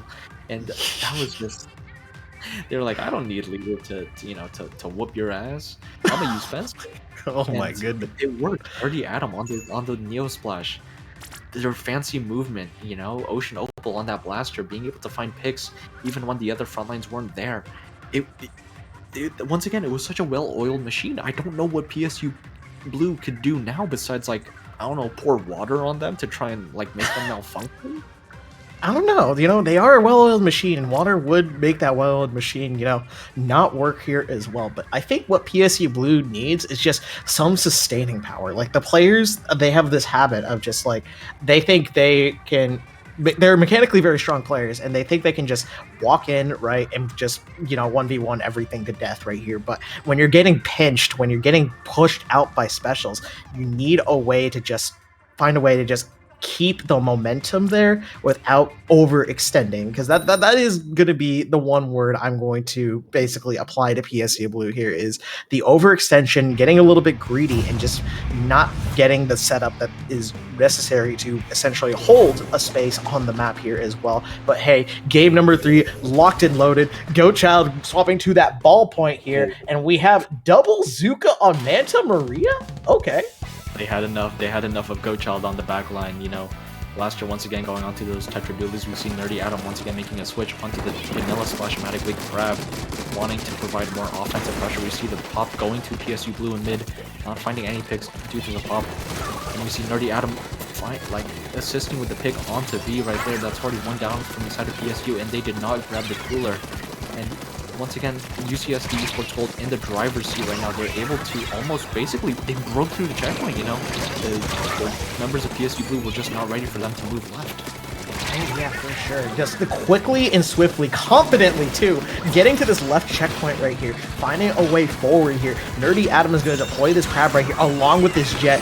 The Rainmaker is going to get picked up here, but going to be stalled out here by these strikes right here. All the specials in the kitchen sink were dumped out here, and now it's going to be Opal looking for a way forward as she looks for an opportunity to score even further, but it's only going to go down to 13, but 13 is a fantastic push. Never mind, it's going to get sustained here. Snow is going to be the only one alive here. They need to shut it down. 1 point remaining here. You cannot be happy with PSU Blue, but at least you get the wipe out here. Snow with a game-saving triple, but the thing is they need to go from coast to coast. They need to knock out the game. They somehow need to manage to do this within 3.5 minutes. It doesn't matter how, they just need to do it, but 1 goes down, which is not what you want to see. Not just 1, but 2, but 3. There's so many fights happening here in mid, and the Reef Slider comboing with that jet here, calling down that last member in the middle of the map here. Blaster is looking for another opportunity to fight forward here, cutting down the pencil, who's pushed up a little bit too far here, looking for another pick here as well. That Rainmaker is going to get pushed further into spawn and delay PSU Blue any chance to get back into mid. Yeah, J13 is just basically stuck in their spawn trying to deal with this Tetra Duel, and even though they do, UCSD just once again manages to push it. They don't even need to knock it out at this point. They just need to make sure they apply enough offensive pressure and is able to play well enough defense to just do it. And Coach out pushing up. They are halfway to their inch, and if they could pop it, this can just be potentially game-ending. But it can be game-ending right now. And they dunked it.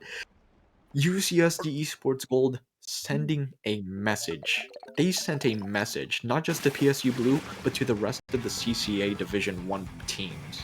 Oh my goodness! A message has been sent here, and just, oh my goodness, it was marked as read immediately. You know, UCSD Esports Gold making themselves present, making themselves the target that everyone should be looking at right here. Because holy, that push at the very end was beautiful. They were cycling the jumps right there, and I gotta give a shout out to just Goat Child as well. Just every time they were moving up right there, they were aggressively positioning with the ballpoint, stuffing out all the short range shooters. The only person that could potentially stop them is that pencil, and that pencil is getting flanked by the Tetras right here. All the chefs were in that kitchen, and they are cooking something amazing. And that what they cooked was a LeBron's James dunk on that Rainmaker at the end there, Mewtwo.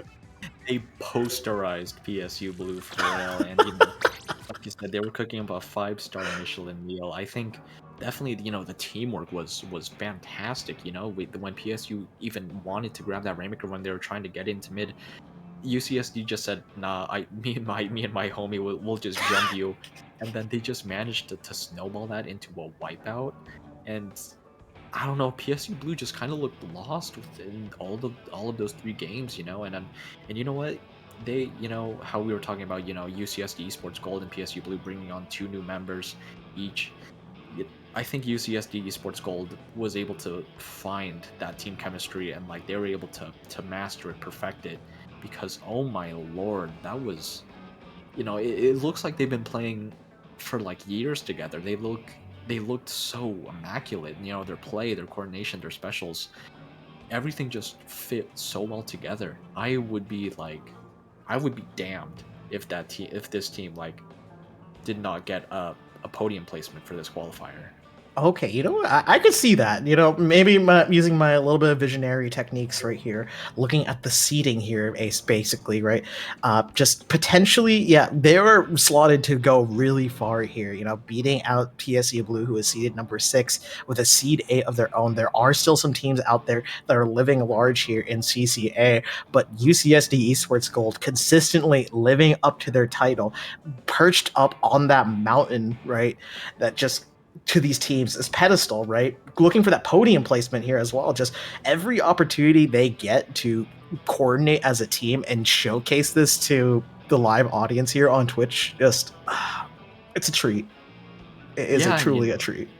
Like I believe that UCSD is probably qualified for playoffs. I probably need to double check that information, but I would love to like cast them again or just see them in the playoffs of CCA Circuit, because that play their playing was just phenomenal. And I hope this is I hope we just can't chalk it up to one good night that they had together, but just the fruits of their labor because of practice. And not to like I don't want to discredit PSU Blue in any way. They're a very strong team. They're a very strong team on paper, but I think they just need to maybe VOD review a little bit more and just work things out, because I really feel like they just weren't working as a team enough. They weren't really, there was special coordination, but sometimes I felt like it was a little bit staggered. But yeah, I think PSU Blue could take a lot away from that set. Yeah, PSU Blue can certainly take a lot away from that set here, especially since I love how you brought this point up, YouTube, the leaderboards, right? And potentially making it to the final qualifiers here as well, or I guess the finals, not the final qualifiers. I'm sorry, I gotta be very specific here. Look at these opportunities here, look at these numbers here, as looking right at this leaderboard right here. PSU Blue is seated number 5 currently with their current points from the circuit here, compiled on November 9th here as well. So it's been a couple of weeks, but PSU Blue is going to be living large here and likely going to be making it to the finals here with UCSD Esports Gold currently seated number 10 with only 850 points here as well. So that is something you got to feel good about here as well. And as someone who is staring at this leaderboard, I need to comment on something. You two, you ready? You ready for this? Are you ready? I'm ready. I'm ready. Oh, you're ready. Okay. So there are 3 teams that end with gold, all back to back with each other here on the leaderboard. Number 9, we have CSU LB gold. Number 10, UCSD Esports gold, and number 11, UCF Splatoon gold. Man, I guess having gold to the end of your name does make you better than some of these teams, Mewtwo. Wow, a team like that, like UCSD Esports Gold playing so well and finding out that they're seeded 10th according to, the standings right now, that's insane. It really just shows that like the competition is really stiff. And if they are seed 10, I am dreading to see like who the top team is and like to see how they play because I just believe that, the qualifier for Division 1 playoffs, yeah, Division 1 playoffs is gonna be a treat. Oh yeah, 100%. It's going to be a sundae served with extra hot fudge and brownies on top with a cherry on top as well. Just so many ways for just a delicious dessert that is brewing, that is the circuit finals that everyone is eagerly anticipating, both spectators and players alike here as well. But before we go, Mewtwo, we still have one more match to cover here live, and it's going to be our last match of for our block at least right here. After this, I believe it's going to be Weef and Pinky going to be taking over for us as well right here. But as where can the find people of Twitch find you in the meantime? Once again, I hope that people can never find me. But if you could find me, it would be at DA Real Mew MEW2 on Twitter, and I also have a Blue Sky, but like I'm not gonna try and say that entire back out. But you could also find me tweeting from my team account, Triggerfish Zone Supremacy at best SPL map mode. But Neptune, where can the good people find you? Well, you can find me losing my mind here at the CCA. I'm seeing all these matches right here. Generally, I help with streaming stuff here, but if you want to follow me outside of here, you can find me at Neptune with a 2 instead of a TU and an underscore at the end there. I'm both on Twitch and Twitter playing with the C-Cows outside of CCA here, who are also playing today as well. So we got to keep an eye out for all these Div 1 teams that are playing tonight here, because wow, that was something else, Mewtwo. Yeah, but we're not done yet. Stick around for more CCA action. I believe there's just one more Swiss round before we get into the bracket stage, but if you like that set, there is definitely more sets like that to come, so stay tuned, everybody. Mm-hmm.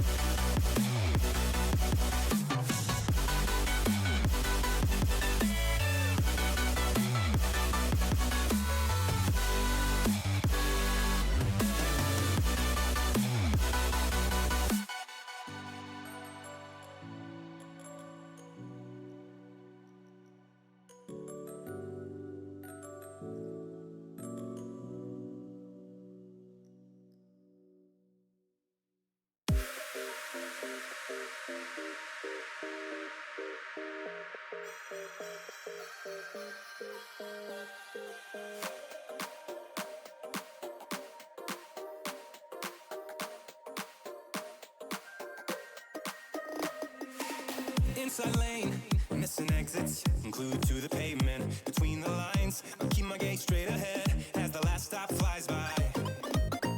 No more waiting for the gun to fire. No more walking through revolving doors. I've gone around once, and I don't need to go around anymore. Break away, forget your sober case. Stop dwelling on empty words. Stop stalling in the doorway.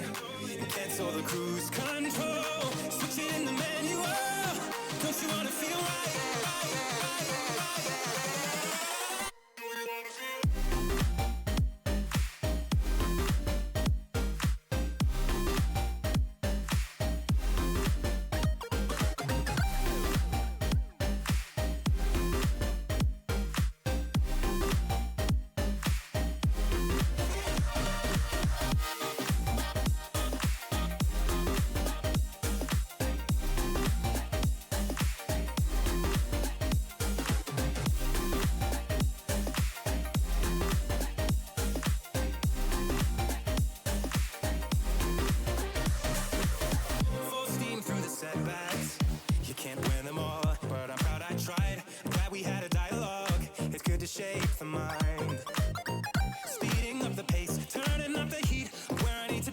the first time. I'm taking risks, I'm casting off without a lifeline. Break away, forget your sober case. Stop dwelling on empty words, stop stalling in the doorway, and cancel the cruise control. Switching in the manual. Don't you wanna feel right again? Don't you wanna feel whole? Don't you wanna feel?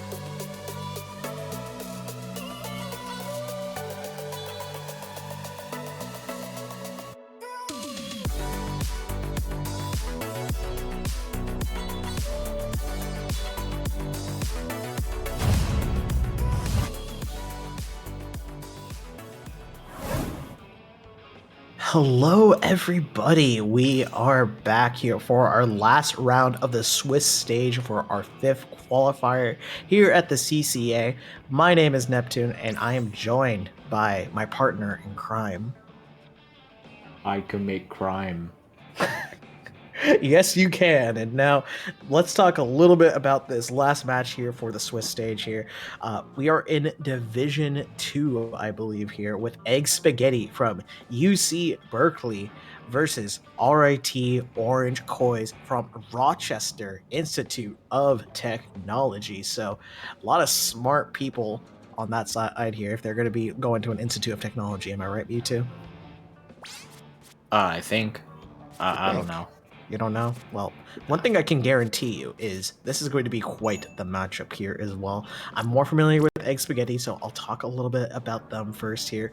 They got, I believe, second place during our league season, right? Specifically the 5th season here against CSU LB Black.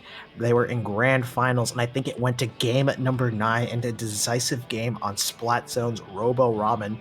Now, Egg Spaghetti is such a strong team as well, and they have been doing pretty well here over here in the circuit here as well. I think they're number 4 on the leaderboard with 750 points here, so they are ready to rock and roll. Mewtwo.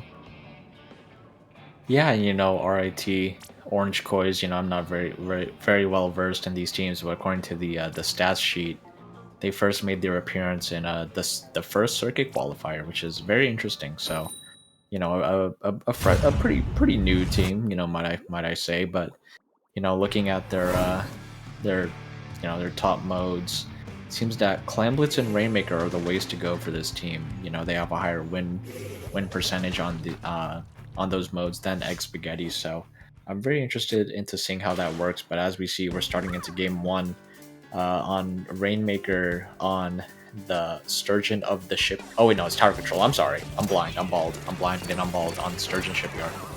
Blind and bald, it doesn't matter at the end of the day when both these teams are ready here to swing it out here. I do notice a player here, as someone who has worked on all divisions, X7 here is back and ready to play here with Egg Spaghetti as well. They were on all divisions because they were just an absolute beast on that range blaster here as well. So I'm curious to see how all the members are going to be able to coordinate this here as well. Raven going for that Zipcaster here, unfortunately going to get called out here as well. And just, it's going to be a back and forth battle for this tower as Egg Spaghetti just keep moving forward here, Mewtwo. Yeah, they already pushed it down to 50. The Tri-Stringers putting on a lot of pressure. We see the Kraken coming in, trying to find the members of the Orange Kois.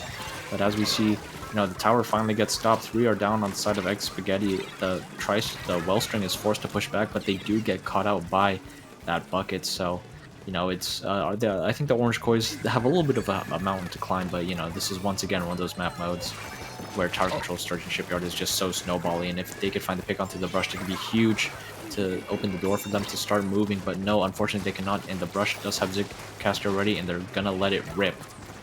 Oh yeah, for sure. Zipcaster's going to go out here looking for a pick right here as well. But you're going to have to get rid of this range blaster here as well as this end zap here. Calling out that member, falling down to try and get the RB as well. Great defense on the side of Egg Spaghetti here as they are consistently taking control of mid here, or at least contesting it in some shape or form right here. RIT Orange Kois are struggling to get a push started here, Mewtwo. Yeah, we see the brush trying to find the pick, but they do find the pick with the bomb on the bucket when they were landing, and it looks like the zap does go down to the well-placed suction bomb, and RIT Orange Kois was not able to start another push. And, Egg Spaghetti is pushing back, and the brush goes down, so that means the push might be stopped, but no, the bucket from the RIT Orange Kois does go down, and we see the cooler coming out from the side of the Egg Spaghetti, so I think, if you're really... Oh, what a great kill. I think, Egg Spaghetti needs to be very cautious when they're pushing, but 3 are down inside the RT Orange Kois, and the tower is they're gonna extend their lead by a lot. Oh yeah, for sure. Just taking control of that top right area, using Zipcaster as well to threaten more space against these members here. The tower is going to ride comfortably near a knockout here as well, with all 4 members online, ready, living large on that tower here, and knocking it out here. Game number 1 here goes very convincingly in Egg Spaghetti's favor here. Yeah, no, what a strong showing by Egg Spaghetti. They just really knew what they were doing. They knew how to push as a team. They knew what specials to use at what time, and they really just locked out the Orange Kois from pushing really, and they also locked them out of mid a lot of times, and it was just a lot of great team play. And I believe Orange Mhm. Koi's, were trying to do their own little sort of hero plays, but I think in when you're facing such an experienced team that know how to move together as a team and know how to play around each other, you can't really afford to do like sort of these individual plays by yourself. You need to respond with your own sort of team play. But you know what a strong start for Egg Spaghetti. Oh yeah, a strong start indeed. And something I want to point out here, we were bringing up statistics earlier, right? Specifically, the Clan Blitz win ratio is in favor of RIT Orange Coins having 70% here. But let's talk a little bit about the tower control stats here specifically. They have, specifically Inxecutioners, has 54.7% win rate on tower. That is hardly a margin compared to RIT Orange Koi's 57.7% here. So it is a literal 3% difference. They are basically even, statistically speaking, on paper, but in practice, and it's just the opposite of what was expected there. Yeah, when you look at a stat like that, you think it might be a coin flip that that might determine who wins and who loses, but it doesn't really feel like a coin flip now. It just feels like you're trying to flip, in TCG pocket terms, you're trying to flip 5 heads in a row if you're using Misty, and if you're RAT Orange Kois, you just get tails the first head, like the first time you flip the coin. But if you're, Egg Spaghetti, you just get it 10 times. And Oh my so, goodness. they just had the energy to go and just fire off some of those like really strong specials. And it just shows, like, once again, we were talking about teams being like veterans to the scene. Even though Spaghetti has only been around since season 4, they they've been playing longer than Orange Kois has. So maybe Orange Kois still needs to figure out some of their chemistry Mhm. things, Yeah, for and sure.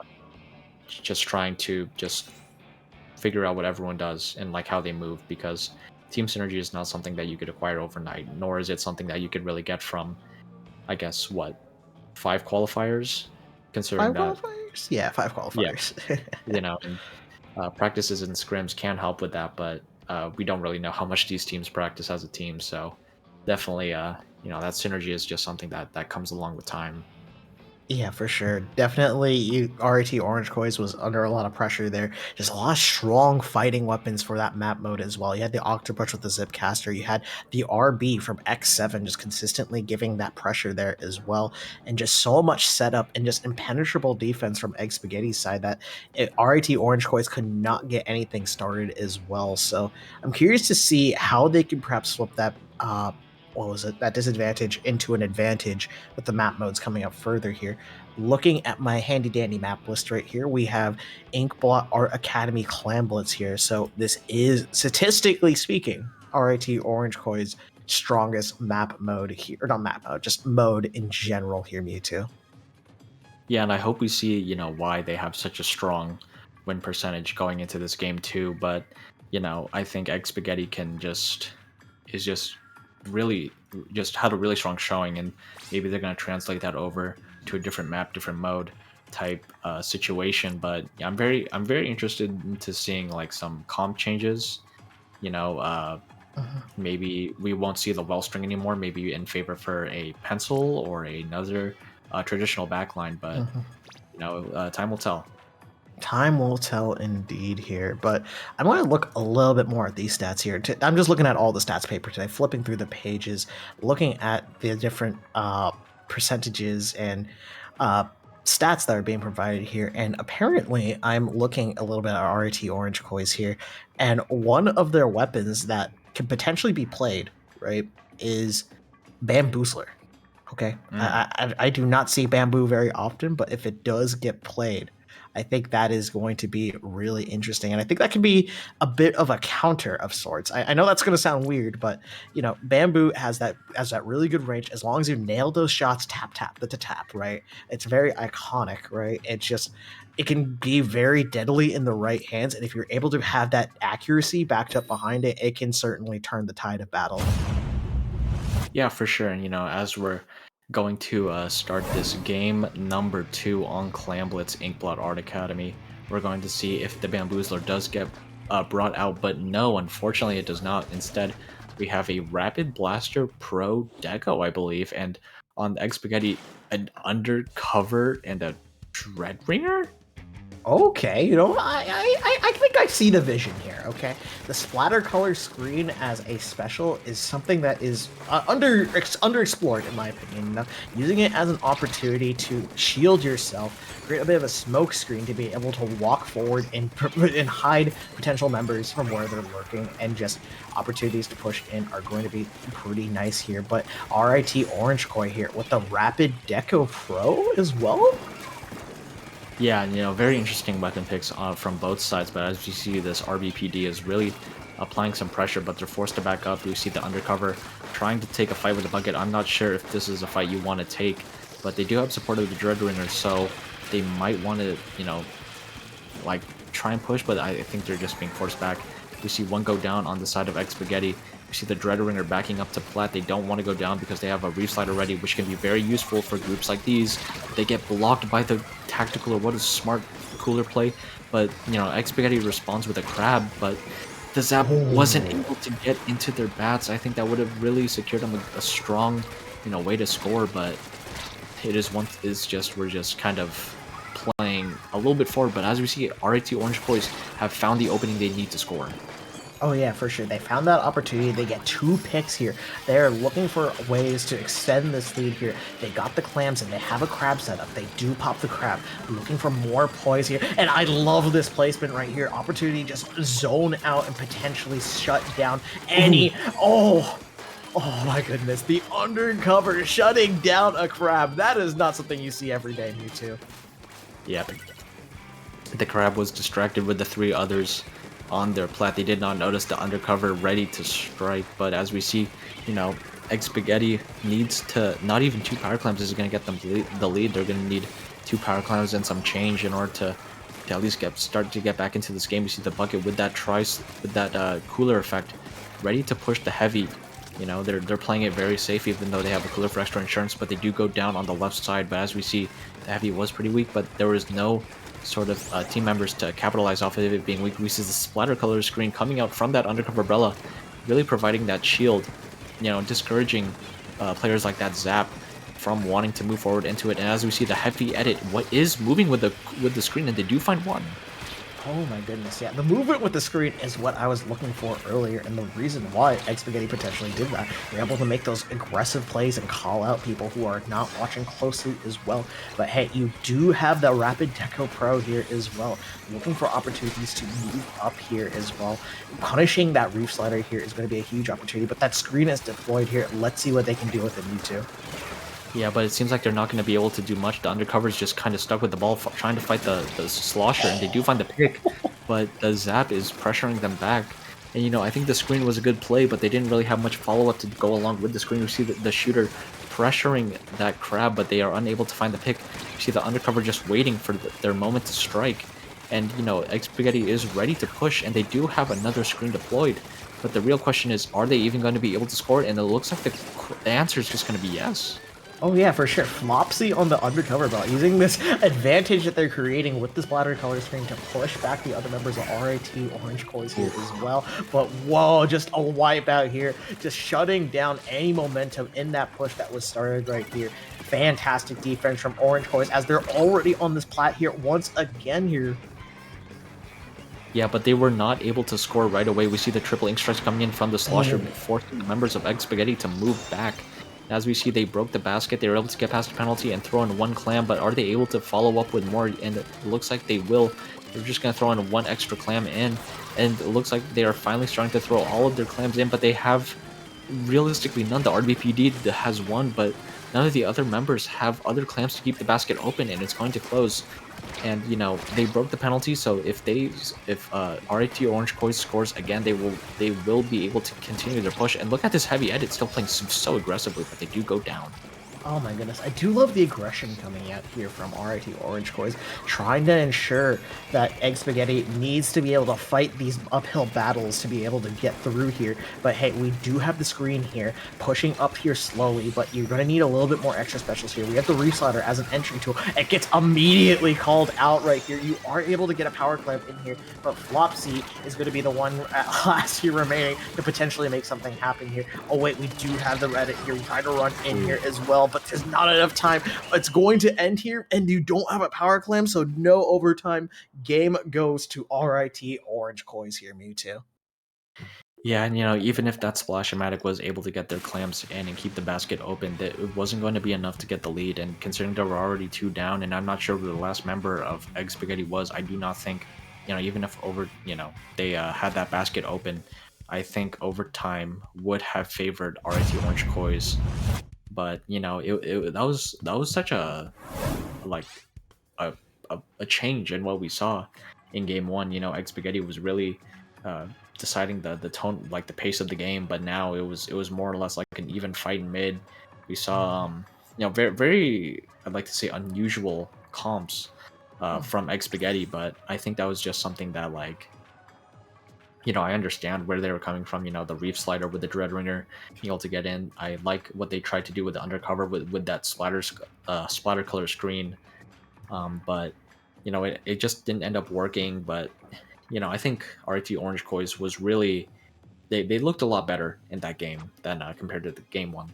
Yeah, and that definitely just goes back to statistics. I know it always comes back to the numbers, right? And I can make like a matrix meme potentially, right, with the zeros and ones, but regardless, just the power of Clamblitz when it's in the court of RIT Orange Coys and just being able to effectively push and stop pushes whenever they are necessary, right? It was demonstrated there in spades on Inkblot here, but we do have one more map mode here. It is going to be the final destination, at least for us, Mewtwo, and for the players, Mako Mart Splat Zones. Ooh, I love Mako Mart Splat Zones. I think it's a real, like, it's just a well-designed map, and I think this will be the deciding factor. And looking at statistics, Egg Spaghetti has a win percentage on Splat Zones of 51.6 compared to RIT Orange Koi's 30.8. So this Ooh. is the Orange Koi's weakest map mode statistically. So hopefully they're able to defy the statistics and just band together and make something happen. Because if looking at their comp, it doesn't look like a bad Splat Zones comp. Mhm. You have a lot of paint down, you have triple ink strike to help in the zone, but I think maybe it just comes down to like a coordination issue. Maybe if they get locked out of the zone, they get a little bit desperate and they try doing those hero plays like we saw in game one. So very interested into seeing how this match goes. Oh yeah, for sure. It's going to be very interesting as well. And I feel like we're just saying statistically just every single time right here. Like first it was allegedly and now it's statistically, right? Always opportunities just to bring up these numbers here, find ways to talk about that. But let me look specifically here. I'm gonna adjust my glasses here, look specifically at the numbers right in the eye here. And you are right, Mewtwo, right? The comp that RAT Orange Coins run here is pretty good for painting. They have a paint 272 paint per minute here from all their weapons combined here as well, while Egg Spaghetti has 259.4. So there is a little bit extra 20% paint here, not 20%, 20 extra points here, potentially just swinging the favorite for Splat Zones. But oh my goodness, is that Dynamo Roller in the house? Speaking of paint, there is a lot on the side of the Orange Kois, and looking at Spaghetti, it doesn't look like there's a lot, but as we see, two are already down on the side of X Spaghetti. Make it 3 because of this bucket. Never lucky. It looks like you are lucky today, my friend. But what a strong opening from the Orange Kois. They managed to find the lucky bomb pick onto the incline onto the tri-stringer.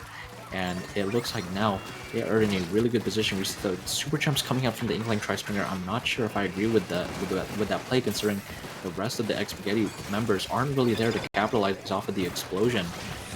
But as we see, 2 are down on the side of the Orange Boys. We see the Range Blaster be distracted with this Dreadringer, and they do jump out in time.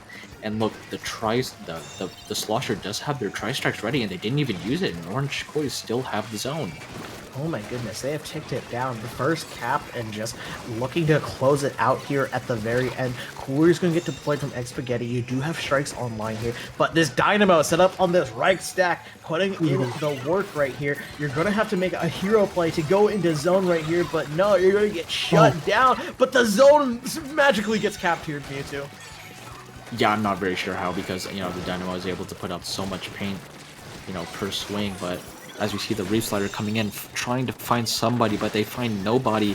And, we see the bubble in the mid from the Zimmy, and we see the zipline coming out from the Octobrush, finding 2, recalling back onto the Xspaghetti's plat. And I think this Octobrush has single-handedly managed to get Xspaghetti back into mid. Yeah, just this Octobrush has been putting in the work right here, getting the picks necessary, holding that right stack here as well, and floating around, being a nuisance, a menace to society, if you will, for RIT Orange Boys right here. And they're just consistently living through everything that is being thrown at them, and that is what you need to do to maintain the zone right here. You're going to force the Dreadringer's Reef Slider. It's not going to cap zone, but you do take out that Octobrush that was been oh so pesky right now. But you need to cap this zone, but you get called out. This zone has still not been flipped, Mewtwo. And it finally goes back into Orange Boy's favor. We see that ends up using that cooler for them and their teammate right here. They're both on the stack. Octobrush once again trying to find a play. They trade with the Tri-Slosh with the Slosher, which is great for them, which is great for the Orange Kois. But as we see the Blaster in mid, not known for its painting potential, but they are known for their fast damage output. They do find the bucket. What a great pick on them, and they are able to find the mini as well. And the last one is the Dreadringer in the zone. I do not know if they want to go for the zone choose flip right now, considering they have no other paint support, but if the times get desperate, then you will need to do that. Oh yeah, for sure. Desperate times call for desperate measures here, and it might be necessary here, especially when you're going up on the stack right here. Oh, but the cover is shielding the Dread Reef Slider there as well. Statistically, just in geometry, I don't know how to say that. Just map geometry moment, preventing that from happening. But RIT Orange Boys manages to find their way forward and recapture the zone. Yeah, no, that was very good teamwork on them to be able to find all the picks that they needed to find. And as we see, the Bucket has those triple ink strikes ready, and the Octobrush tried to do another thing with the Zipcaster, but they do go down by that Dynamo, and 2 are down on the side of Xspaghetti. As the timer slowly ticks down to 0, I'm sure Xspaghetti is getting more and more desperate, especially with this bubble on plat. They can't really approach from the right, so which means they're going to need to go around on the left, which one of the members of Xspaghetti does, and it's does Octobrush, but 2 go down on the side of the Orange Kois. So Xspaghetti once again gets the zone. It is 3 down, but the Dreadringer stops the Zipcaster mid-air, and they find 2, but unfortunately Xspaghetti still has the zone. Oh yeah, for sure. The zone is slowly ticking down here. We only have a minute left, and Xspaghetti is struggling to find ways to hold it here. There's just a lot of paint on the side of RIT Orange Boys here, and this Dynamo consistently be flicking out these giant waves of paint, calling out any members who are dare shark below it here as well. It is keeping that Octobrush in check right here. No, 2 go down here. That's huge right now if you are Xspaghetti. You are ready to just defend the zone and potentially hold it for the lead right here. Things are going to get desperate here, and desperate times call for desperate measures. You do have that Reef Slider online. The lead is going to swap, though, and everything gets clicked at once, and a wipeout here happens, Mewtwo. Alright, if you are RIT Orange Kois, you cannot die. You cannot die at all. You cannot afford to die. And as we see, the penalty is down to 20. Xspaghetti needs to move, and they need to move, like, right now. They have the Super Chumps ready. They are ready. They pop the cooler. They're just going to bum rush the zone in front. They find 1. And it looks like the range is not able to find the Dynamo. And it looks like wait, this wait! What? Oh my god, Xspaghetti capped it before the Orange Kois got the lead. What just happened? Okay. I have a theory, Mewtwo. Statistically and allegedly, both this theory is going to be applied right here, alright? Listen up here. Listen up. So, we saw the NZAP got caught out. We saw the Octobrush got caught out. We saw the Range Blaster go down. So, what was left on Xspaghetti's comp that could potentially cap and flip that zone? The Super Chumps? the super chumps, the stringer, the sprinkler, and the main shots. It's all connecting together, Mewtwo. I swear, I'm like, you know that diagram meme, right, where you just put everything Oh yeah, yeah, together, yeah, yeah. right? Yeah. It's all coming together right now. The super chumps, the sprinkler, the shots in the bow, right? They all combine together, right, to cap zone at a time which RIT was not fully aware, and just stop the game from being lost. Like, I think the hello? biggest thing was the Dynamo being distracted with the range blaster. I think if you're the Oh. Dynamo, you just sit behind the cushion in mid and just flick things up in the air. And I think you would destroy the chumps very easily and you would fight the paint that the stringer's trying to do. But oh my goodness, I thought all four members of Orange Koi's were alive and they were pinging the zone, but I guess not. I I have never seen a stringer manage to basically solo cap the zone through through the power of friendship. The power of friendship, indeed. I don't know if it was power of friendship or the power of plot armor or whatever it was, but it was certainly enough to swing the game in favor of Egg Spaghetti there. That was just absolutely bonkers, mind blown. No more numbers, brain mush. I don't know what else I can say here, Mewtwo. I'm just so sad because I thought Orange Coys was going to be like, okay, yeah, we may have like a 30% win percentage on zones, but like they were in such a prime position to defy the statistic and beat the allegations, but I guess the stringer player was like, not today. Not But today. dude, um, what a way to end the group stages. Yeah, for sure. Now that was just the group stages there. You're completely right. While we are doing the groups, we still have top cut here. So the top 16 teams, what was it, are going to be able to go into the top cut here as well. So you're going to take top 8 from the first group, group A, and then you're going to take top 8 from the group B, and then you're going to combine those two into a single elim bracket right here, playing best of threes instead, with a best of 5 for grand finals here as well. But Mewtwo, before we have to hop off here, where can the fine people find you? For the last time, please do not find me. But if you wanted to find me, it'd be at DARealMewtwo. Or you could follow my team Twitter at BestSPLMapMode because I do tweet more from there than my actual personal account. Neptune, where can the good people find you? You can find me at Neptune with a 2 instead of a TU and an underscore at the very end there. I'm on Twitch and Twitter, and I play with the Sea Cows as well, who are playing in this league here as well. I do play with them outside of the league, but I do want to see, how do I say it, some other names, some other teams here as well, and they are going to be featured prominent here with the two streams here. We are running side by side with Splatoon Tourney, and we are going to be doing Top Cut once more again, so please stick around, grab your snacks, grab popcorn, grab the M&Ms that you have left over from Halloween, because it is going to get exciting here. For sure. Stay tuned for more.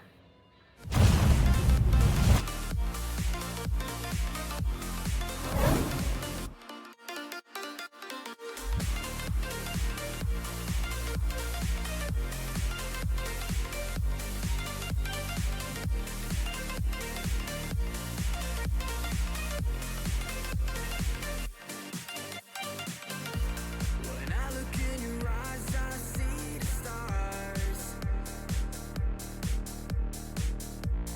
shooting from the sky as if thrown from Mars. Hold me tight, please don't let me down, 'cause we'll start falling, falling, falling towards the ground.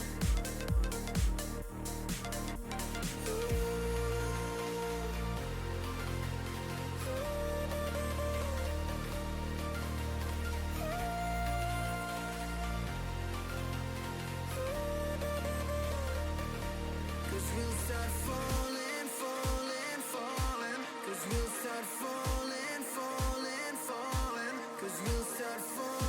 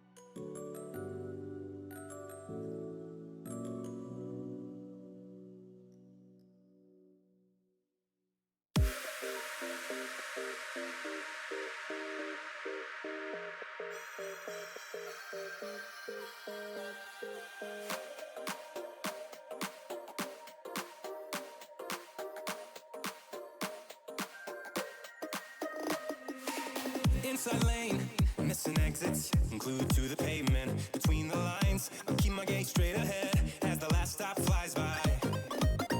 No more waiting for the gun to fire. No more walking through revolving doors. I've gone around once, I don't need to go around anymore. Break away, forget your sober case. Stop dwelling on empty words. Stop stalling in the doorway. And cancel the cruise control. Switch it in the manual. Don't you wanna feel right?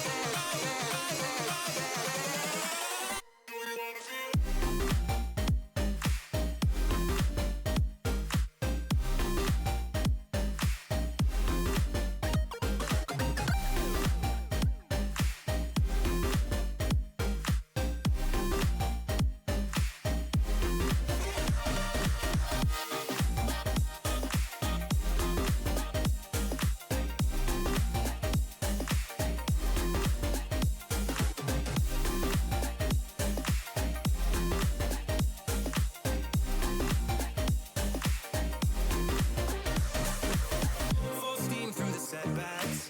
You can't win them all, but I'm proud I tried. I'm glad we had a dialogue. It's good to shape the mind.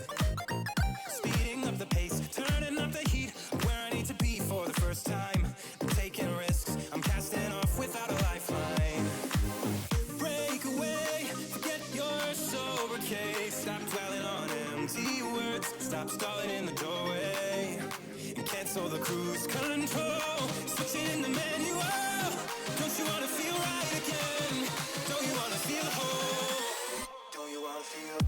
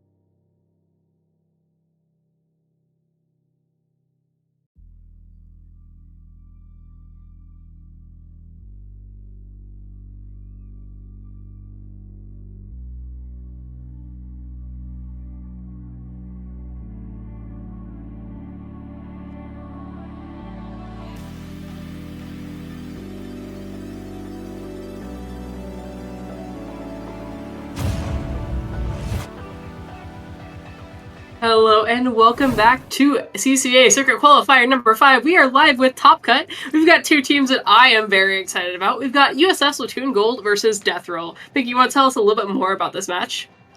Yeah, this is a very important match. We are in Top Cut here with the 5th and final qualifier for the CCA circuit here. Both of these teams are very high ranking in the Div 1 sort of rankings. I believe USF is rank 11, Death Roll is rank 12, and I believe the top 12 gets sort of that guarantee auto qualification to that circuit finale in just a little bit. So already these teams are getting locked and loaded, ready to go. We're seeing Minted Cavitator dually coming up, and juxtaposed by Blob Blobber and Slosher, regular Slosher here. Triple Bucket, whoa. Yeah, Triple Bucket, that's really, really fun. You don't see the Blob too often, but it's a weapon that is kind of fun to watch sometimes just because of the ridiculous things they can get up to. Yeah, and it's Thermal Ink on the Blob as well, so location will be called out. I saw QR on the Slosher as well, so it's going to be Triple Bucket aggro, but it is USF getting the zone first off, but already control going back to Death Roll. Yeah, Death Roll going to be pushing forward there. They have the cooler on their side, though the pencil and all the other players are still up. Splatoon Gold has a Trizuka at their disposal, like they could use for the retake. Players are going down on their side, though, all around in general. And looks like Death Roll is going to be continuing their hold here with the Dry Strikes and continuing on, trying to break through that penalty. Trying to get through this penalty right now, but Death Roll just continuing to roll on as they have control of the zone. USF putting a little bit of, pause on it just a little bit, but not going to be enough to hold on long enough. And this Blob is really doing a great job painting the middle of the map and giving a lot of good paint for Death Roll to keep moving forward throughout this map. Yeah, the Blob really excels at giving that kind of continuous pressure. We'll see how it fares against this Crab tank and the Pencil who's coming in on the right over there. But if they can kind of continue on just throwing bubbles, continuing to hold down that middle zone, it looks like they're going to just continue this hold really strongly here. Yeah, USF is going to have control of the zone right about now, and they're trying to move forward with it as best as possible, but just Death Roll not quite wanting to give it up quite yet, but Zuka going to be able to find some nice picks. Now this Decapitator starting to rush forward here. Pen, taking up that sort of back wings. It's 2 versus 2, though. Pen is going to be the last one alive. Nitro on this bucket is trying to hold down the fort a little bit, but USF is going to be able to hold onto the zone just long enough, but they're going to go 2 down right now. Death Roll surging back forward into the middle of the map. This bucket very close to getting some Tri-Strikes online as well, and Death Roll back in control of the zone. Tri-Strikes are coming out. Rain is coming out. Death Roll really wants to keep the zone and keep the middle of the map controlled right now, and USF struggling to win these sort of team fights at the moment. Try gets a little overzealous, gets taken down by Give-A on that dually and has that Crab Tank at the ready, so hopefully USF can get a nice resurgence back into mid. Yeah, and Give-A pops that Crab Tank. They pop the bubble. It's looking really well in their favor. All they have to do is paint. Although their decaf player is down, that bubble does get shredded. And if they don't get this cap here, it looks like Death Roll is going to continuously push that penalty all the way down to 40 points. 20 seconds left in this, unless they really start getting their paint on here, just because of how fast that zone is going to tick down. Blob, once again, still doing an excellent job of holding on the middle. The picks on both sides are going pretty strong here, though it looks like just not really able to break through Death Roll's hold. Yeah, right now, Death Roll just in a very commanding position right now, popping strikes over the zone. This is the last chance for USF to get something going, and they're going 2 down. Right as I say it, Blob going to get flanked, but getting called out by the teammates just in time, and, points are taken down. We might just be seeing a knockout here from Death Roll just to start off the set, and that we will. Death Roll off to a very strong start here. Yeah, showing the potential of that triple bucket comp. Really, Blob is such an unexpected weapon. I always forget it exists, but then I'm reminded of why I hate fighting it in Turf War and Open and those casual modes, because it is a pain to deal with if you don't really have a good method to get it out. And they're really showing some strong starts there. Yeah, and just so much chip damage. It's so easy to accidentally get clipped by a 30 damage, and then all of a sudden you combo into the bucket. I guess the main slosher on the side of that Death Roll was running with, as well as that Tri-Slosher for 62. Very lethal damage numbers across all those 4 weapons, and that makes it really hard for USF to really, fight on that even ground, especially because such flat terrain means those bubbles are going to be bouncing quite far and quite undisturbed. So it was really up to that Pencil to get the Blob out of the way, and I think just the pressure that the other buckets put on that pen made that really difficult for USF to actually get done. Now, some more background on why I am super excited for this match. You'll see here I am repping a Gator Gaming t-shirt. Death Roll is one of UF is Splatoon team, and USF is another Florida college. I am one of the people who runs Gatorland, and which is a big LAN event held by UF's gaming club, where the sweater is from. And I've met both these teams in person at the Gatorlands that I've run. They've been coming for a very long time. I think Death Roll has been there since really, really early on in Gatorland's lifespan. So really exciting for me. I love both of these teams. They're both really awesome people, but one of them is going to have to come out on top. Yeah, sadly, one of them is going to have to. As always, there's one winner and there's going to be one loser. But that's just the nature of competition, So we got a nice little Florida versus Florida match commentated by a Floridian and then just a guy from Texas who's, I guess, just here to watch and here for the vibes. So Texas is the Florida of the middle of the country, if you really think about it.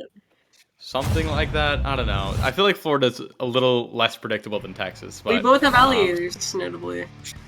I guess something I can't predict is what we're going to do in game number 2 here. TC on Barnacle already getting squared away. We're seeing that Stamper coming out on the side of USF. And same triple bucket comp from Death Roll. I guess this is just what they're going to be rolling with throughout this set. So here we go, game number 2. Overall, pretty similar comps, though. The only change being from that sword. So sword to sword still in kind of the same realm, although potentially a little bit more aggressive in some ways. As we start off, it looks like pretty neutral ground, although USS Splatoon Gold is going to make quick work of just trying to get any amount of points on that tower as possible. One of the members goes down and they decide to hang back a little bit, but Give-A is over there still trying to get some picks. Yeah, Gibbe definitely feels like a people's champ with that kind of nickname, you know. Gibbe! Gonna get a pick with a crab, 2 picks with a crab tank. Whoa, that's the people's champ back in action there. USF gonna get on that tower yet again, gonna start moving it a little bit closer toward that first checkpoint, that sort of welcome mat, if you will. But Deathroll does not want to say welcome. They want to get them out of here. Andrew getting a nice double with that Tri-Slosher and already moving back ahead and making USF just really uncomfortable to live in the middle of this map. And he cuts him off, which is a great move. Gonna hit that pick on the pencil, which is huge for their ability to move forward. They have really set themselves up here for a fantastic push as we go on. I'm gonna bet that they are gonna be able to get at least a little bit close to breaking that checkpoint here. Although they do go 2 down as they say that, with USF Splatoon Gold really getting their defenses in good order. Shot versus shot action, a little bit of dancing before one of them goes down, and USF Splatoon Gold is in the advantage state once again. Yeah, USF, I mean, leads have not been very significant right now. It's 89 to 91 right now, but USF does have the lead ever so slightly. But I'm just waiting for, you know, a big opening to come out where, you know, one of these teams can really start to push forward. You know, once they have that advantage, they have 2 to 3 picks. And we're just kind of waiting in this sort of neutral game for that to happen. Picks are happening here and there, you know, 1 down on either side, but just not enough to get something substantiated. Blob, though, 3 going down on the side of Deathroll. USF has a golden opportunity to push right now, especially as Andrew, the last one, is going to be the one with the shortest range. So USF really has to make it count. They're already through that first checkpoint, heading toward that second. Yeah, I think one of the things going on here is that blob doesn't have as great angles as they did in the last game. Flagelfish is a very flat map. Here there's a lot more terrain where those bubbles can get caught and be less effective. One of the things that Deathroll is doing really well, they're going to use those tri-strikes to get those players off of the checkpoint, although not too much of an impact is made. These guys are still holding, these guys are still getting picks. That was that a bomb kill, I'm imagining? But, that was a bomb kill, yeah. That crab tank is going to allow them to get through that second checkpoint, and they are just continuously moving forward. Yeah, and they're close to that Zuka as well. Pen is close to another set of cooler. Zuka already being popped. Third checkpoint looking like it's going to fall here for USF. And Deathroll, able to get that wipe out just barely and holds onto that third checkpoint. That was looking real rough for them, but Deathroll able to sort of bounce back and regroup just in the nick of time. And now 2:20 left on the clock. Deathroll has to get some good momentum going in their favor because USF has a commanding lead right now. But hey, 2 minutes left, anything can happen. I see a Trizuka pop coming out sometime in our future, as well as that Ink Rain from the side of Deathworld. They do have a bit of a special advantage right now, but Gibbe does not have that crab tank, but if they go down with it, they're being super, super aggressive, so if they lose that, that might be a little bit of an issue for them. But they are going to get that clutch kill, although it does turn into a trade pretty soon, though Deathroll, 2 members down, not super advantageous for them to be pushing forward right now, so it looks like they're going to hang out in mid, just try to wait for their members to come and super jump back in before trying to move forward once again. Yeah, I mean, Deathroll does not want to get hasty right now. There is still time on that clock, and that time should be used to its fullest right now just to make sure that they have the necessary resources for a push. But looks like USF trying to deny those resources is going to get a bunch of picks. Shot going to go down mid. Zuka as well. Gibbe just controlling that plat area with that crab tank so effectively. And more time being burned off this clock. Less than 1:30 left on this timer here. And Deathroll really struggling, but gets 3 down crucially. Last one's going to be the shot. Finds a pick onto the Tri-Slosher. Trying to get some jumps in for the friends. Gets another pick on its way out. And now the numbers advantage in favor of USF. Deathroll forced to run away from this tower right now with just a minute left. Yeah, they're going to do a little bit of painting right now, just trying to get their base inked up again. As they just regain mid-ground, they know that the game is in their favor right now. Deathroll's in a little bit of a tight spot. It's definitely not over, but they know that they don't have to be super aggressive right now. 24 points is a lead that you don't have to, like, break your neck to keep pushing forward. It's not like they have a lead of 90 or anything. They're pretty comfortable here, so you can kind of see that in the way that they're playing right now. They're just slowly moving forward. They're not taking too many risks, although they're doing a great job of keeping up the pressure.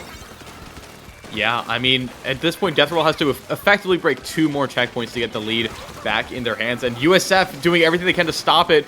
Nice Zuka pick from this shot player here. 25 seconds to go. And it's just about keeping Deathroll off that tower as best as possible right about now. Keeping it painted, but 2 go down on the side of USF. And Zuka's going to be hunting for the last 2 picks. Pencil and Shot running away. Ooh. Shot gets taken out. Sword jumping in. And this is exactly what Deathroll needs to get something going. Here's their last overtime push.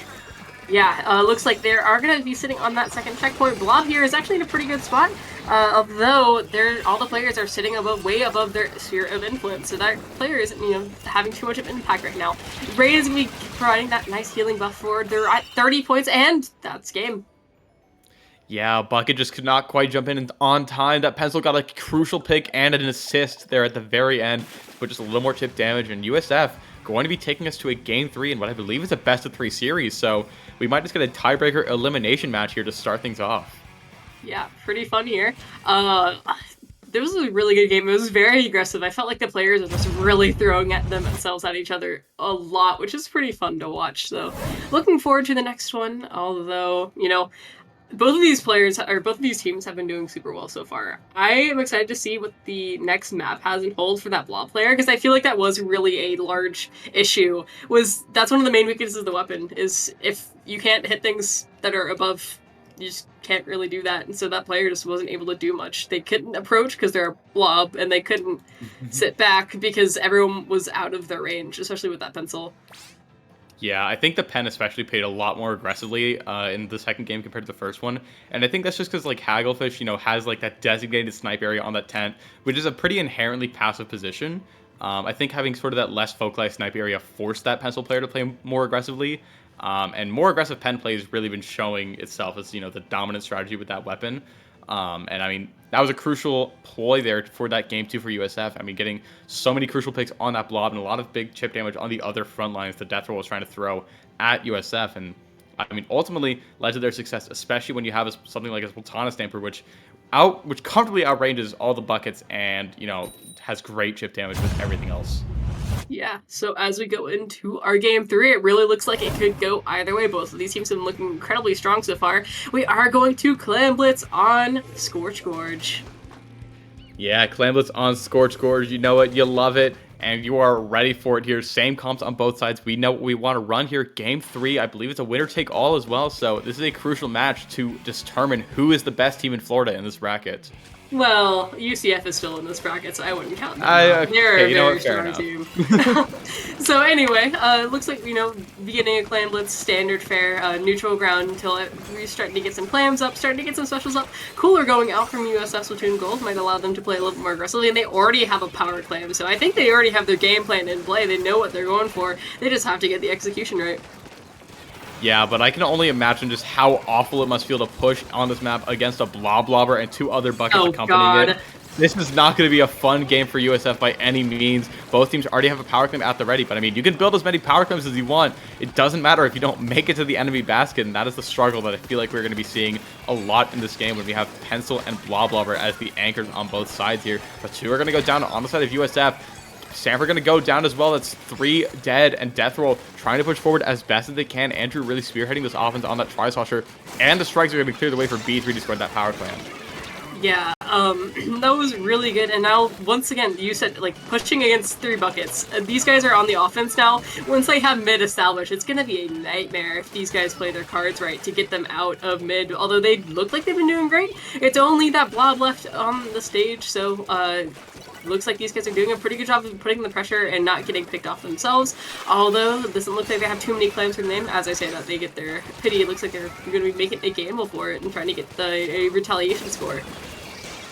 Yeah, trying to get this retaliation score is going to get it into the basket, I believe. And yeah, just more points going to be scored, but not enough for the lead. They get wiped out short of the basket. Only got the basket breaker in there, so 80 to 59 lead comfortably still in favor of Death Roll. That can still absolutely change. Clan Blitz is a very dynamic mode, but Death Roll definitely in the driver's seat right now with 3 minutes to go. Definitely, and yeah, you said 3 specials ready to go. Although looks like USF Splatoon Gold is going to have quite a few specials on their own ready. Although they do have the numbers disadvantage, that Crab Tank can access multiple players if this guy just backs off and just has pop it. But he does go down before they can do anything with that. So it looks like Death Roll is going to be trying to go for another push. We've got that cooler out, and the clan is in. These guys have plenty of clams through the name. If you look at that top bar there, that shot has plenty. Although it looks like they're starting to lose control. 26 points, even if they weren't able to get any more clams in, which they almost got all the way down to 6 points. That this is a push where it's going to be super hard for USF Splatoon Gold to come back from. Yeah, that was a crucial pick from USF. I mean, getting that lead down to 6 would have, almost just been game over, but that lead just disintegrated right there. Death Roll really just putting on a clinic right now on how to play this map, both offensively and defensively right now. In 2 minutes to go, USS Splatoon really has to get something going. Crab Tank being popped a little bit early, trying to clear out mid. Picks are still happening in the middle of the map, though. That Stamper going down is horrible for USF right about now, and Blob is just so difficult to push into on this map right now. They are going to be able to find a power claim into the basket, but do they have the follow-up? I'm not sure if they do. almost got that other clan in, though they were a little bit short, and even then they weren't able to get the control around it. These guys are 3 down. Once again, 70 points on the board. Not too much penalty that they have to work through at all, but getting through these guys, like you said, with the blob, it's once they are sitting there, it's going to be very difficult because they're just going to be having a Hail Mary barrage. They're already going for another push as well. They're not content with that lead that they have. They want to get that knockout. So as these guys are pushing in, they're throwing everything that they have, the tri-strikes, the blob throws, and the power plant is going to go in. These guys are very close to breaking that penalty and just chipping down that score. Yeah, Death Roll just wants to keep rolling on right now. They still have the propensity to score even more clans right now. 14 is where the lead stands. The shot trying to jump in with the final power plant, but not going to be able to make it in time before the teammates go down. So 14 looking like where the lead is going to stand before the end of this match here. And I mean, the ball is really in USF's court right now. They have to get it all the way to the other basket. And they have to get more than just that basket breaker. It's about getting that control beyond where that basket lies. And that's what USF's been really struggling with. And even now, not quite finding the picks. But now 3 go down. B3 the last live on that shot. This is a golden opportunity, and USF has to capitalize. Yeah, you can kind of feel the desperation here. This guy's going around, he's getting that clamp in, although he's, kind of alone over here. Players are starting to file in, doing the best that they can to fight against that bucket, but the bucket on the ledge, even over it, is just super difficult to fight, and that is going to be a wipeout. All but over for these guys. It is still possible for them to make a comeback, but it's Clan Blitz and it's Clan Blitz overtime. It's one of the most brutal game states to be in, although the scores are close enough that a miracle could happen, and if these guys get some key picks, they could make something out of this. Yeah, but they have to build a power clam to start that miracle. They don't have that pity anymore, I believe, so overtime might not even come, and it's not going to be able to make it in time. Death Roll putting on a clinic in that game 3, taking that set 2-1. Yeah, Death Roll showing that the color lock colors are on their side. Green or not green and gold. Green and gold are not. Green. Oh, we're not. That's not what I meant. Orange and blue are U.S. colors, so that could be what got them the ticket. No, they played really, really well.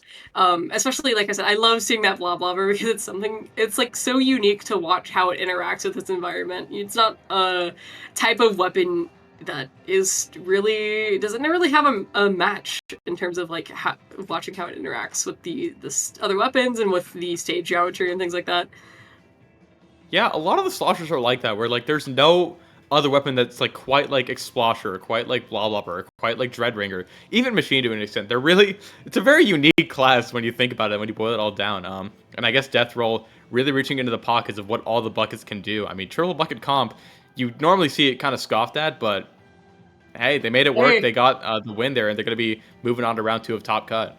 Yeah, I'm excited to see if, they keep on progressing, which I think that'd be super cool if they were able to make it. Once again, love the Florida rep. Love my friends that have gone to Gatorland that I've seen at Gatorland. I love seeing them be successful and having a great time. I love CCA.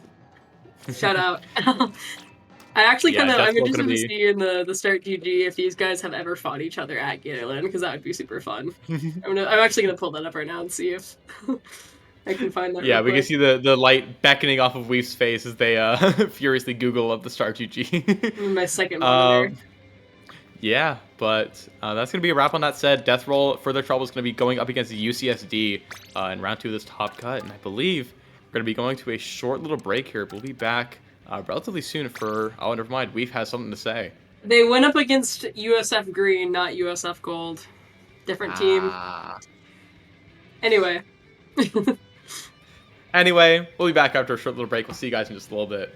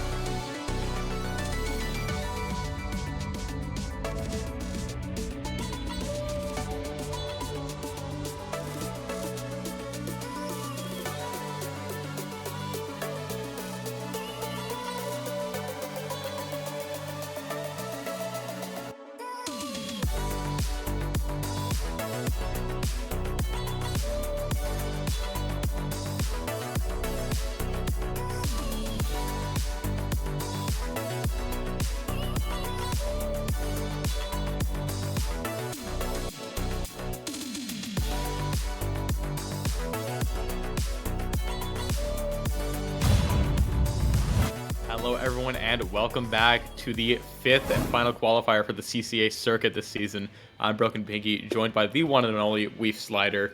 We are back for round number 2, top cut of Div number 1. We have the GMU Patriots and the UCF Knights. More Florida rep. Love to see it.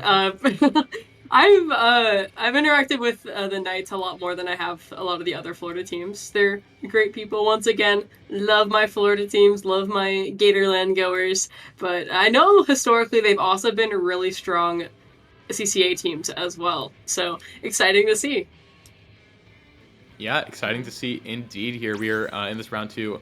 Looking at the point totals, I believe UCF Knights currently in the lead overall in terms of the entire circuit as a whole. GMU Patriots in the 19th place overall. So this is a big run for them in the top 8 of this qualifier, and they can definitely make a case for taking one of those wildcard spots. So definitely a big opportunity for them, and they can absolutely show up against the UCF Knights on yet another best of 3 series. Yeah, for sure, for sure. You know, it's always kind of like the long game. You don't want to ever underestimate your opponent because that is when mistakes start to happen. All of that good stuff. Sorry, I was just looking over on my... You can see my face lighting up again, I assume. I love having a second monitor. It's great. And my room is very dark, so you can really see it. But, yeah. Super, super fun. Yeah, sadly, not all of us can afford that second monitor, but, you know, we make do it with was what a we have. gift. It was a gift, and I use it. I don't remember a whole lot about the comps of UCF, even though I've seen them play quite a bit, but I believe Ego is a shot player, if I'm remembering right. Okay, I mean, Yeah, they have a shot player. Okay, it's like flipping a coin. It's like flipping a coin. I could. It's a 50% chance I'm right, a 50% chance I'm wrong in this community right now. So. Wait, there's a splatter shot still being played in Splatoon 3. This is crazy. Yeah. Dude, my mind is literally gonna be exploded, and you guys will I witness believe it live. I also have a charger player. I'm like really trying to remember. But By at charger, do you mean Gatorland, pencil or like an actual charger? I think an actual charger. That's a great question. The Night Sharks actually won Gatorland over some really prominent players when it happened in October. So they run a really, really strong players, like +3, +1 players. Like, they're a great team. I love supporting them. Yeah, I mean, Night Sharks has always been known as, like, They're my goats. Yeah, they're really good in CCA, but whenever they like cross the pond into actual comp scene, they just get really good results. So it's like, wow, maybe we aren't so different after all, you and I. What? Yeah, but anyway, they're also, like I said, really, really fun people to hang around.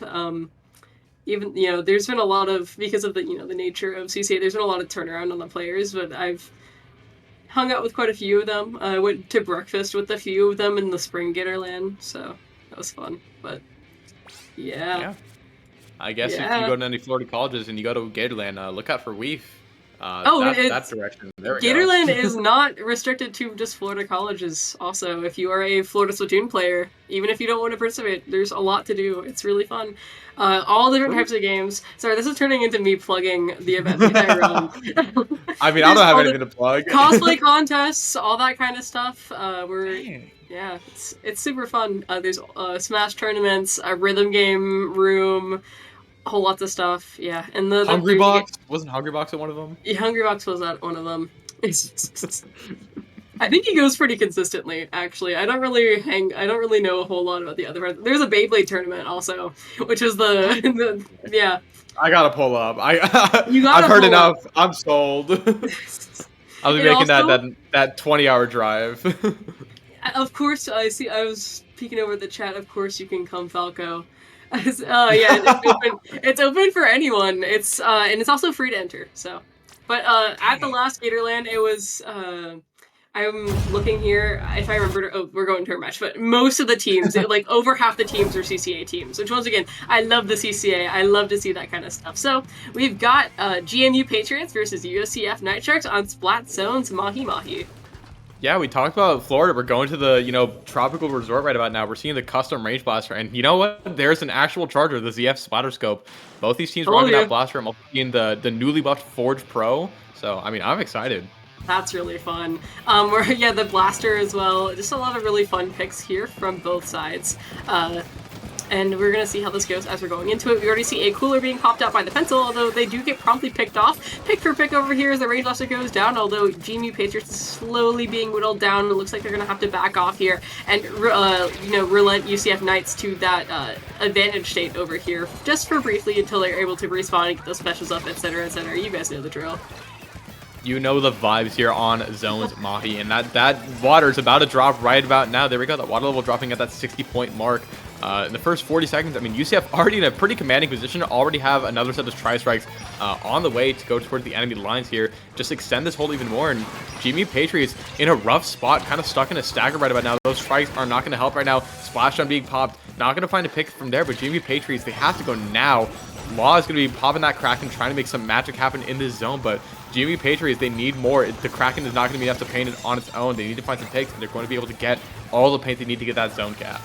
Super great cap here, although we do see some of the UCS Knights players still remaining. One of them is behind from what I saw, although I don't know if they most likely jumped out, it's looking like.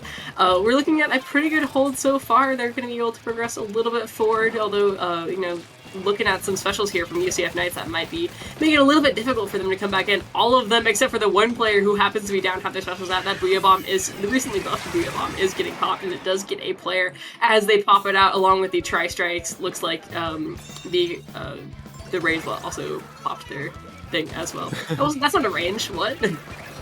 Yeah, I mean, there's a long blaster and a short blaster. I mean, you got a lot of blasters to look at here. I mean, I'm definitely enjoying it.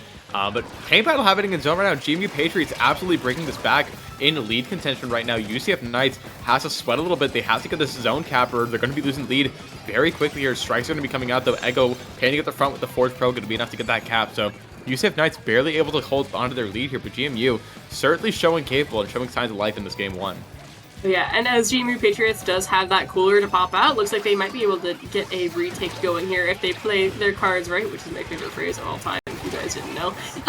So it looks like UCF Knights, though, they are really working on that penalty. They're getting up to the point where it might be a little bit rough for GMU Patriots, although this Kraken player is getting a double. Demo Law is doing a great job, and it looks like they might have won their team a pretty good advantage state because UCF Knights are all the way back in spawn right now. Yeah, I mean, Kraken's definitely, been sort of on the downturn in terms of, general perception as a special, but Law showing that it can absolutely be used in the right way, just shepherding people away from the zone and clearing the path for the rest of GMU to swim forth. And right now, nice double here from Nexi Lexi on this bucket here, but they're going to be the last player left standing here as the UCF Knights going to cut the rest of the picks, and that splash out going to be trading, but going to get the cap back in UCF Knights' favor. Yeah, and once that Charger player gets set up, it's going to be really hard to turn them out just with the advanced range of that Splatter Scope and the ability to just put a ton of pressure. They are going to be, really restricting the battlefield. It's quite an open map, so they do have some great sightlines here. GMU Patriots is doing the right thing. They're getting a ton of specials up and really taking their time. They know that there's a lot of pressure on, but they also know that if they don't rush in too fast, they might get picked off. They are 2 down now, so it's looking a little bit rough for them as UCF Knights is going to go ahead and keep working on that zone, but it is not over yet. Absolutely not, especially as UCF Knights. I mean, only have 2 players in the zone right now. The rest are respawning right now, but GMU Patriots takes advantage of the time they have to get that cap back in their favor, stack that penalty a little bit more, and save themselves from a risking knockout. And right now, UCF Knights only has 1 player in the zone. That's a delayed wipe on them. GMU Patriots in a pretty solid spot. Not much on UCF Knights. Starting to sweat a little bit, only a minute left of regular time in this match, and it looks like it's going to go down to the very last wire. So let's see specials on the board here for both sides. It is a solid it's so over, we're so back, it's so over, we're so back moment here as these players have been making some really strong holds, and they've been looking super strong, and then suddenly they get taken back, and then suddenly they look super strong again. So we'll see if UCF Knights is able to take it here. They do use that triple splash down to be able to get that zone back, although we still have 30 seconds on the board, and GMU Patriots made it all the way down to 8. They are in the lead, and if they get this lead, if they are able to get control back, that's going to be absolutely huge. Yeah, I mean, UCF Knights was in lead pretty much from the word go, and GMU Patriots finally getting momentum back in their favor here And it's coming down to the very wire here. UCF Knights and GMU Patriots fighting in zone right now. It looks like the cap going in favor of GMU Patriots, stacking the penalty yet again. UCF gets it back in their favor right now, and Law trying to find pigs with this Kraken, trying to get GMU back into the swing of things in the opposing strikes. We're in overtime. Paint battle going to go in favor of GMU for game number 1. Yeah, like you said, it was a pretty tight game there at the end, although, like, UCF Knights look super dominant, but GMU Patriots is apparently playing the long game there, really holding out on us for that little beginning part, although they had some solid pushes, but they really showed what they were made of there at the end. Yeah, I mean, at this point, it is absolutely never say die here for GMU. They have to fight to the very last breath because, I mean, just looking at the standings from the season, from the circuit season as a whole, UCF's definitely been looking like the team to beat, and GMU, you know, not showing any fear with the matchup that they're being presented with, just ready to tackle it head on. And I mean, we saw some great play all around. Law definitely stepped it up as time went on with that CRB, both with the main weapon and that Kraken special. So just really good stuff from GMU. Very resilient in that game 1. Yeah, and I always love to talk about the mental game, because if you've been, like, kind of dreading fighting UCF, perhaps, and I don't know if they were, but if they were feeling a little bit intimidated and then suddenly they get a good, solid win off, that can really set their mental on the up, which can impact their playing to where they're feeling more confident, they're making better choices because they don't feel so pressured, and that can just kind of have a little bit of a snowball effect. But who knows how they're really feeling, but that's generally what I tend to notice, is that getting that first game can really kind of open the floodgates for something really cool to happen. I mean, yeah, we really don't know what they're thinking. We can only, you know, speculate and then convey that speculation. I mean, that's kind of what we do as commentators. We make some guesses. Sometimes they're right, sometimes they're wrong. But hey, we do what you got to do. We get that point across to you guys when we try to enhance the experience as best as possible for all of you. So GMU already off to a very strong start. 1 win away in this best of 3 series. We're moving on to round number 3, being the semifinals here. So UCF definitely wants to bounce back here. I mean, they're already, you know, essentially locked for the circuit finale, but I'm sure you want to get all the wins you can. Just put a little bit more, just get a little bit more pep in your step as you go forth, and just really, I don't know, lock your spot in the finale. I don't really know quite what I'm saying, but I think UCF definitely wants to win this set, and they don't want to just, you know, go down line straight. It's okay, bud. Nobody else knows what you're saying either. Look, right, man, I'm trying. We're going into you're doing a great job. We're going into our game 2. We'll see what the comps are, but we are on Tower Control Mako Mart. We're going to continue to see that pencil to range. I believe that's the same comp, although Ego is bringing out the Stamper, and we see an E-Leader scope, which is a super fun choice, although it might not be so fun for the enemy players. Sorry, did you just say that leader is a fun choice? I think it's not. What happened to the Weef I love? Aww. Hashtag not my Weef slider right there. But yeah, UCF changing things up a little bit, trying to get more of that range advantage as far as that backline. But this blaster going to be running forward, going to find 2 quick ones, forcing a third to jump out, and already UCF on that gas pedal right there, already at that first checkpoint, and it's looking like it might be a clean checkpoint break. That pencil going to go down as well in that snipe area. Zapecaster hunting for players behind the lines. UCF off to a strong start again. They are out for blood, and as we all know, Tower Control can be one of the most snowbally map modes in the game, and Mako Mart especially, I mean, not especially, but Mako Mart is no different to that. So if these guys continue on like this could be a very, very short game that we're going to see, although it is certainly not over. These guys do have a bunch of specials that they are popping, although they're, you know, a brief numbers disadvantage, and it looks like we are starting to go back into a little bit of a neutral state as GMU Patriots gets their feet back under them, but that was a great start. 43 points all the way down to in the first minute. Pretty good start for UCF. Yeah, I definitely think, you know, the goal score on this map is going to be getting past that second checkpoint, because it is very well defended on all sides, just as far as defensively.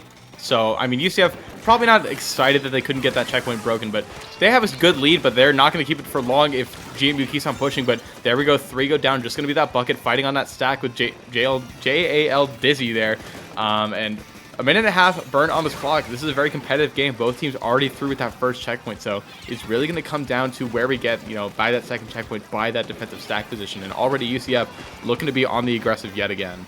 Yeah, this blaster player is making magic happen. If they get a little bit closer, they might be able to get some really good picks, although they do go down before that can happen, which might affect the push as a whole. This charge player gets stuck in a little bit of an awkward spot. The Zap player goes down. Only the blaster left on the field, and all too quickly, looks like GMU Patriots is on the up and up yet again. Yeah, on the up and up indeed right there. GMU just trying to keep that momentum going in their favor. Law poking this area with Range Blaster. I mean, one of the best Range Blaster maps and positions in the game.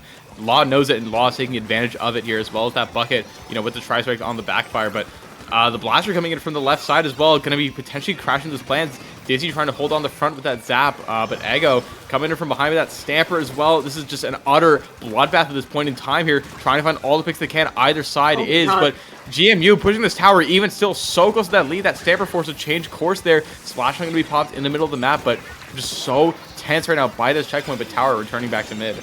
I don't know if you saw, but about 10 seconds ago, that 52 survived a very tense 2v1, which really kind of set things in momentum for their team as they're just kind of returning to a neutral state, which is a pretty critical thing for them to have done there. Although it looks like 2 of them are down again, and so things might be swinging in UCF's favor once again. Although we're still, Tower is just returning back to the middle, though they definitely have the specials to make it happen. A great Zipcaster at this moment could really kind of catalyst things, although, who knows. We're going to see them finally hop back on the tower. Now they have that special advantage. You all know the drill. And yeah, it looks like they are getting a push once again. Oh, especially with that Blaster. Ooh, Blaster gets a pick. It's another with the splashdown as well. Peace is saying peace out to all the players on GMU. Wants to find as many picks as possible and keep that tower safe here as they make it toward that second checkpoint. But 2 go down, or 1 goes down to the strikes. Players going down left, right, and center. It seems as leader trying to live large, but the second checkpoint is gone for UCF. So that's a huge barrier for them to get past both physically and mentally with just a minute left on the clock. And GMU kind of struggling to get something started right now.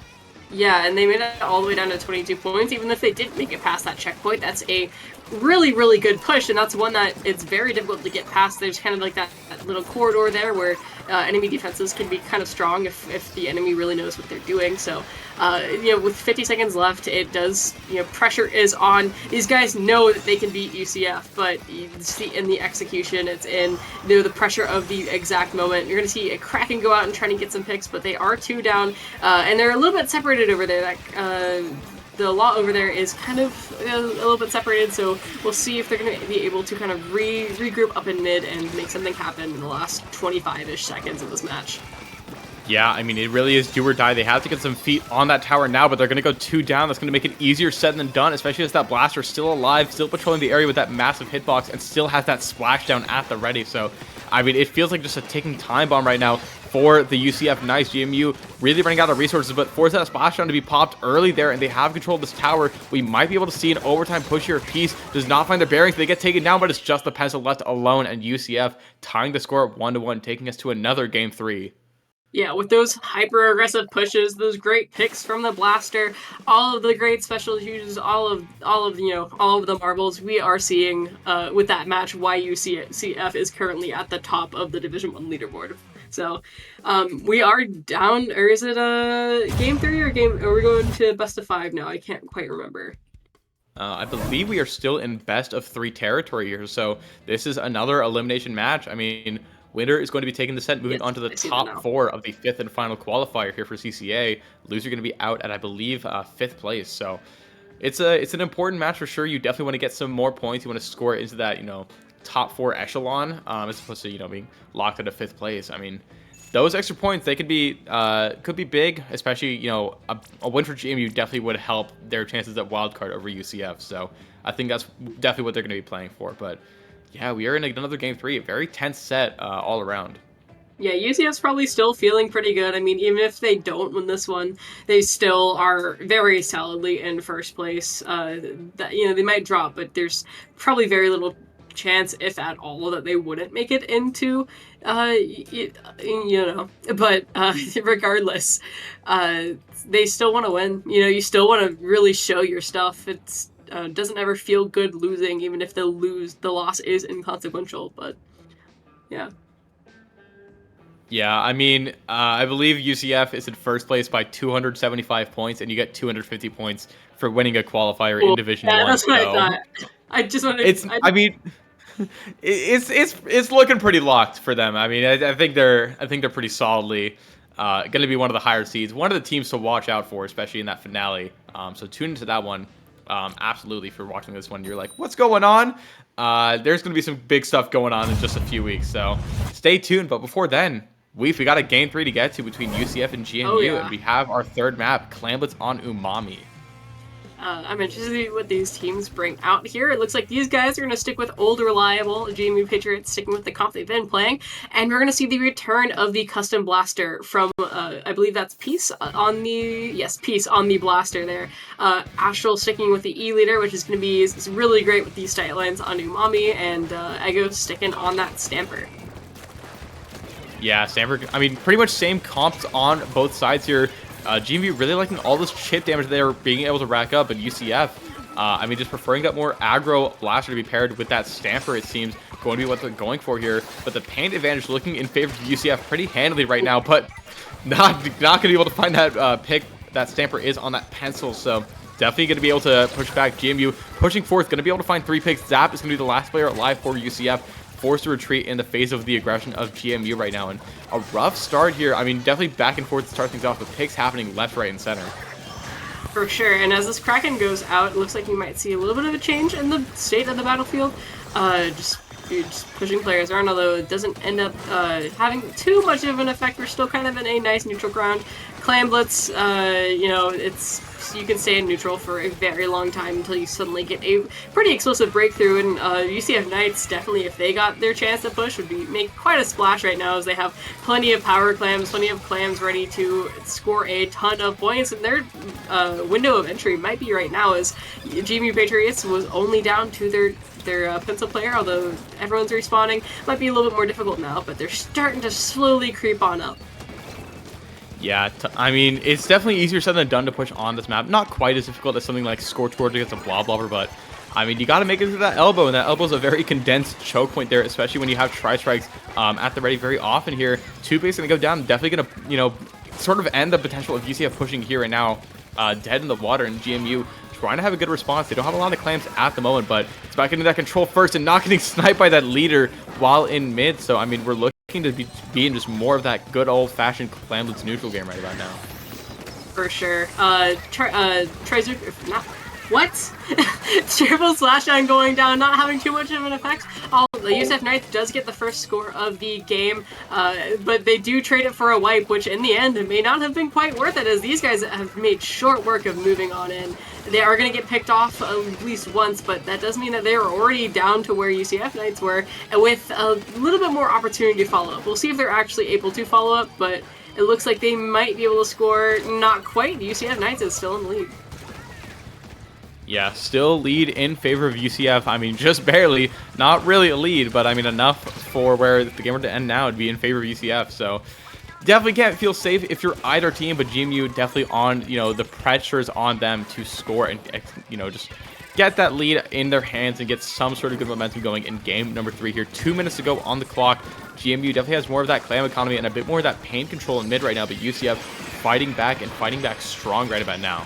This kind of game state where it's really, really solid defense, really stally mid, is pretty much what you see when you see 2 teams that are very evenly matched go up against each other in Clan Blitz. It's either this or it's really explosive, and I mean, this is one of the options, and with, you know, these, it's just super hard to break through the defenses on some of these maps. Yeah, I mean, planless choke points, they are well known and they are loved by few, it feels like, but we're going to be getting through it nonetheless. 1:30 left on the regular timer here. UCF slowly extending their, you know, reign of control forward, but the leader going to be forced to drop back a little bit, not feeling the support of the teammates, and that blaster going to go down a little bit early, courtesy of that 52 gal on the side of GMU, but GMU still losing numbers here, 2 versus 2 on either side here, and the clam economy not favoring GMU right now. The gal gets taken down by that leader as well. Strikes being charged up here for GMU. They have to use them well, just at the right moment here, because they can't afford to haphazardly use all their resources here. Only a minute left for GMU to get the lead in their favor, and things are looking a little bit rough right now. Yeah, 2 goals, which are both really, really difficult. 1, they have to defend, which, I mean, Demo Law is doing a great job of. They did just get 2 picks. And then they have to recuperate, they have to get clams, and then they have to push. It's super difficult at this point in the game to get something like that off, so it seemed like a daunting mountain, a Mount Everest for them to climb, but it's certainly still possible. Like, it's never over until it's over, but it's just hard. It's difficult. These guys are doing a great job, although, you know, UCF Knights is starting to recuperate. They have that high ground in mid. It looks like it's starting to swing into their advantage. Yeah, 20 seconds of regular time, 20 seconds of overtime. I mean, it really is now or never here for GMU to get something going, and UCF putting on a ton of pressure right now. Picks need to happen now if GMU wants to stay in this bracket, and UCF trying to do everything in their power to stop picks from happening, just staying alive as much as possible. Trade going to be happening here on this left side. Stamper going to go down as well, so GMU has a slight numbers advantage, but they don't have quite enough presence by that basket to get a push going here. Law backing down a little bit. That crack is going to be popped, but not able to crack and cheese anymore, and time not of their essence right here. There's only 5 seconds for the pencil to make it all the way across, and it's not going to happen. UCF defends it and is going to take the set 2-1. Yeah, that was really a very, very stally game, as you guys saw. Some great defense from both sides. I mean, they both had chargers, and this is a map with a super strong choke point, like Mickey mentioned. So, about what you expected. It really just came down to who scored first, which is crazy because they still scored the same amount of points, but there's one of them did it sooner. No. One of them only scored 19 points, and no, the other they one scored scored 20 points, and then one got retroactively taken away. They still earned $20. They just had $1 taken away. I don't know. I'm seeing what I'm listening to Judd, my overlord Judd, and Judd said that only 19 points were scored by the GMU Patriots. So tough shake. Them's the breaks. GMU Patriots definitely put up one heck of a fight. I mean, very competitive set from top to bottom. And UCF just had a little bit more of that clutch factor and just a little bit more, I guess, just speed when it mattered most. Like you said, just getting that score first and sort of locking that 80-point barrier in their control and keeping that strong control around their basket at all times. That was one of those matches where if it got replayed, I have no idea how it would go. Like the domination was not strong enough by UCF to where it'd be even 60% likely for them to win. It was super even all the way throughout. So yeah, that was a really interesting match. We saw a lot of the extremes. We saw a Splat Zones game where they really went back and forth super hard. We saw a tower control game where it looked like they were super dominant, and then they fell back, and then they were super dominant again. And then we saw whatever that was. But and then we saw neutral. Neutral the game. You got the lead. You know the vibes. Despite that being a very common Clan Blitz game state, doesn't stop it from being the best mode in the game. I have a rebuttal to that. Actually, what's your rebuttal? Splat zones. I think zones. That is for nerds. Far superior. Splat zones is for nerds. Sorry, I'm a nerd. Do you want me to get my freaking Pikachu sunglasses out here to prove how much of a nerd I am? I mean, let's be so for real here. But yeah, zones is definitely a beloved classic with Clan Blitz. Definitely fun to watch every now and then, but. That being said, we have our top 4 decided. We have UCF joining UCSD as well as the 2 teams below us. Big Fat Sea Cows and PSU Blue is going to be our semi-set streamed on this stream right here. So, yeah, this is exciting. We're great to see who moves on to the finale of the 5th and final qualifier for the CCA Circuit. PSU Blue is currently 5th place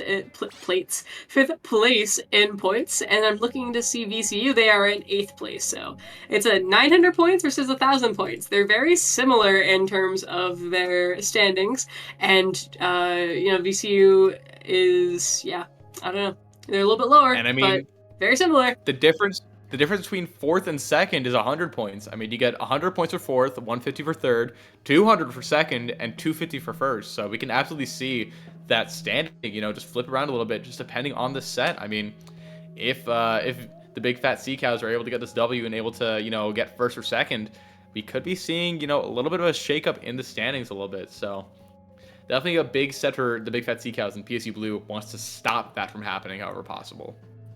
For sure. Over the summer, I worked at a place that had sea cows, aka manatees, and my favorite fact about them is they're not very fat at all. They have a very thin layer of fat. It's all gut, baby. It's all intestine. If you look at a manatee, that's all intestine and lung. Anyway. But they're so big and fat. They're very round. They are rotund, and they're adorable, and they should get all of my love and affection, I feel, because they are beautiful. When they exhale and you're in the path of their exhale, it smells like cow breath. Checks out. Manatees are also more closely related to elephants than any other animal currently alive. So, or well, maybe it's the other way around. I don't know. Yeah. That has been Manatee Facts with Weef. Hey, I mean, you got a zoologist. I mean, you gotta play to your strengths. I mean, if I can get some engineering fun facts, I guess I'll. Do you I'll want see us to what I hear some can do, facts about the but- color blue? What's your favorite What about color? what about the color blue, Weef? What's your favorite fun fact about the color blue? My favorite fact about the color blue is that I like it, and it's the color of the sides of my headphones. As you can see, the Oh, so little true. blue line. Yeah. It's also the color of my wallet, I guess. Hey. Wow. Blue color of my water bottle. Hey. Whoa. I guess it's also Yeah. my I guess also my school's color. Blue and orange. Go Mavs. Yeah. I Blue fun and fact. white are my school colors. Go Saints, I guess. Hey. Yeah. Sounds like we Although- both like the color blue. I'm just saying. This is the one thing that we have in common. I mean, we're also like commentators for I don't Splatoon. think that's true. You know what? You're right. Yeah, I guess I'm just a fraud with a little I don't imposter think- man with a little mustache. I'm trying to navigate the stats website to see if I can find anything interesting about these guys. What else you can glean? I mean, the big Yeah, fat what sea else can I cows. glean? I mean, I feel like we all love the big fat sea cows. Just like, I mean, not just the I think animal. We that's a love great manatees name. here. But just a very, very tried and true team in the scene. Just slowly moving up in the level and just being really strong players and really fun players to be around. PSU Blue, absolutely great players in their own right, but yeah, this is semifinals of Top Cut. Two of the best teams in the CCA circuit as a whole. So I'm definitely excited to see some of the best that this sort of league, this collegiate league, has to offer, especially in another best of 3 sets. It really is. The CCA is definitely one of the best things that we have going in the competitive scene right now. And like I said, I hate to be so like self-centered, but the Gatorland would not have been as big as it was if the CCA players, if the CCA wasn't growing, if they weren't doing such a fantastic job of expanding. But we do notably have a match. What are we looking at? I mean, we're looking at Rainmaker Museum. We're seeing the crab edit combined with the pencil. We're seeing triple shooter plus pencil on the side of PSU Blue. I mean, PSU Blue in that blue ink. I feel like that makes sense, you know. We're seeing opening gambit 52 gal, so definitely a bit of a gambit here for PSU. Going to be squaring off against this wiper right away, but yeah, Maker on Museum is definitely an interesting match. I mean, the first checkpoint usually gets broken fairly easily, but beyond that, it's kind of difficult to move on the enemy plat. Yeah, and yeah, it's super weird. I've always been very partial to Museum, but it's undeniable. It's a weird stage sometimes. We are going to see that Wiper player go down, which I believe is one of the first picks of the match, which does allow PSU Blue to really push forward. We already have players on their plat, which is a great thing because that is where you need to be to start securing things and start making sure that that Rainmaker has a great path to go forward. They are going to pick it up. I'm not sure if they're going to make that jump or not, but who knows. Oh, the Shark not quite going to work out for this 52 gal right now. Not quite able to find those picks. And I mean, just a bit of neutral game. Gal going to go down as well. That was their main, sort of spear that PSU was relying on. And now the Big Fat Sea Cows having a solid response. Very strong defense. And the bomb finds a collateral to stop that push dead in the water. Delayed wipe on PSU Blue, and Big Fat Sea Cows trying to make the most of it here. Havoc on this bucket. Already moving forward in front of this first checkpoint. Yeah, they do have that crab too, which is going to continue the pressure. First checkpoint broken, and once again now it's all uphill from there. They're in a fantastic setup. They have specials going out. They have only one player down, and that was very recent. So these guys are just they are relinquishing their hold now. They are 3 down. So PSU did do a very good job of getting them out of that plat, because that could have been really bad. That's the kind of push setup that could definitely end the game super fast if not careful. Yeah, I mean, 58, you get that first checkpoint breaker, which is certainly nice, but it can be... I mean, points can kind of escape you on this map very easily. I think especially compared to other maps, it's kind of difficult to catch someone making that breakaway if you don't catch onto it fast enough. So I think both these teams are trying to be very wary of that. PSU Blue especially, they don't have a checkpoint to play around or to play with anymore. Big Fat Sea Cow's already making some big plays here with this Wiper on this right side, moving back onto the enemy plat, and they have to make her yet again, but these strikes definitely disturbing the rhythm just a little bit. For sure, for sure. That Crab gets one last pick before they go down, but V over there gets a beautiful double, beautiful triple. They do, VCU Big Fat Seed Cows is going to advance their lead by quite a few points, but they does get ended a little bit early. Great picks from V over there on the side of PSU Blue, and now it looks like it's their turn to start pushing forward again. They have 2 specials when they're ready. All players are up. They're starting to paint up mid and trying to advance on their plat. Everything seems to be going pretty well so far. Yeah, I mean, Big Fat Sea Cow's got a nice, like, mini breakaway to extend their lead a little bit, but here comes PSU Blue coming for that checkpoint breaker here. They're going to do exactly that. Kev getting a nice little dunk there, and now this is definitely dangerous territory for Big Fat Sea Cows, but they're doing a good job of keeping their plat painted and just denying that window of opportunity for PSU Blue to get a big push going to 38, but Kev grabbing the Rainmaker in their hands, but they're the last player alive, and that Bucket Havoc is going to be able to find that pick, and probably the pick on this jump in as well, so very nice defense from Big Fat Sea Cows, able to stop a very dangerous situation, but now both checkpoints are gone. This is where Rainmaker becomes a little bit scary because anything can happen. We're back to Splatoon 2, baby! Yeah, just leads could come right out of nowhere. And speaking of leads, it looks like Big Fat Sea Cows might be advancing theirs all the way down to 27 points, and you know, that's a pretty hefty lead there. And they're gonna continue on. They're down to 14 points at this point. They are 3 players down. It looks like this might finally be gone, but are they still on the plat? I can't quite... Yeah, they still are on the plat. They could still be getting jumps, and there's still possible for them to get picks. Yeah, still getting picks, still putting out the pressure. That's incredible. Yeah, I mean, 27 was a hefty lead, and it just got heftier there. 14 is where the lead is going to stand, likely for the duration of this match, unless PSU can get the Maker back in their hands. They have a minute to do so here, but the Pencil finding a crucial pick on that 52 gal. And that 52 gal, I mean, definitely has been sort of that initiator of the offense that PSU Blue has been playing around. So having that gal go down early is not exactly what they are hoping for in their strategy here. And Big Fat Sea Cows doing just a great job of isolating the problem players and finding those picks right where they need to. So this Bucket, close to some tri-strikes. Big Fat Sea Cows have been showing a strong defense all game long, and PSU Blue just has to find a way to break through. Yeah, for sure. They opt to reset that Rainmaker as it was in a really awkward spot beforehand, and now they're just going to do their great job of defending. They have their special stacked, especially that heavy edit with that Crab. That is a super power defensive tool. If these guys try to pick up that Rainmaker, you know it's just going to get popped instantly, and that's going to be it for them. So these guys are just going to have to be super careful if they want to try to attempt to get that lead here, but it looks like just Big Fat Sea Cows is super oppressive in their defense here. It's like a massive iron wall. And with 30 seconds left in the game, it doesn't even look like they're going to be able to pick up that Rainmaker. First game 1 of the set is going to Big Fat Sea Cows. Yeah, Big Fat Sea Cows. I mean, they just looked like they had a really strong game plan from the word go, and they executed it very well. I mean, getting the first checkpoint break, getting a bunch of strong leads, and PSU Blue just could not quite catch up and could not quite get the same level of pushes on their plat. And I mean, that just goes to show how explosive Big Fat Sea Cows is, not only, you know, in terms of individual players, but as a team as a whole. So very good stuff to them in that game 1, but set is absolutely not over. We're already getting into game 2 as we speak. Yeah, you know, if you could hear their comms, you could really just hear, like, okay, you know, we're chill, let's just hang back and be super defensive. And they did, and they executed it, and they did a great time. So one must imagine a turtle when you know, you were in that position where you have the lead and it is overtime, and you just stay in your little shell and you don't poke your head out. Oh, we got a pick. Oh, okay, we can go a little forward. I was imagining, for whatever reason, my brain went to the Iron Curtain from the Cold War. I don't really have an explanation for that. Yeah, I think we're gonna get to HR with that one. We'll see what they have to say. Don't do this to me.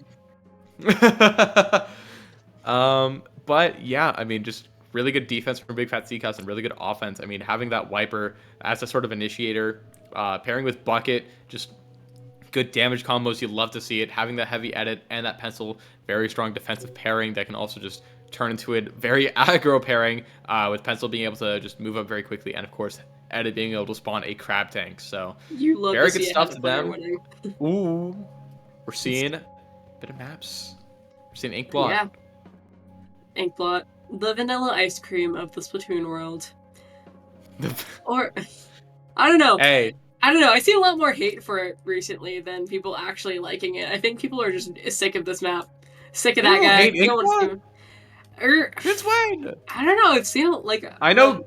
maybe it's just my very small circle of people that I talk to, but I feel like I've heard a lot of people be like sleeping on it, or like not hating it, but being like, I am so tired of this map. I don't want to play this map. Please don't make me play this map again. I played it 5 times this tournament already. I mean, I know that there was like that famous Kiver tweet of like, NA always counterpicks to Tower Inkblood. They Yeah. love this stage. This is their home. But hey, I like it. I like it here. This is my I home. wasn't stating Okay. my opinion. I was just stating what I have heard as a good friend. I don't know what I'm going with that. Anyway, we've seen Octobrush being broken out on this one. Vanilla Octobrush at that, which is super, super fun. Glad to see that. PSU going coolerless here in this game number 2, going with that Octobrush instead of that pencil, and no splash or no end zap on their side to cover for it. So interesting shakeup here. Big Fat Zika is going with the same stuff, but not to the same success right now. PSU going to find some big picks, going to be the first one to touch that tower, but Big Fat Zika has some cooler up, has Tri-Strikes charged, trying to find the right opportunity to use him.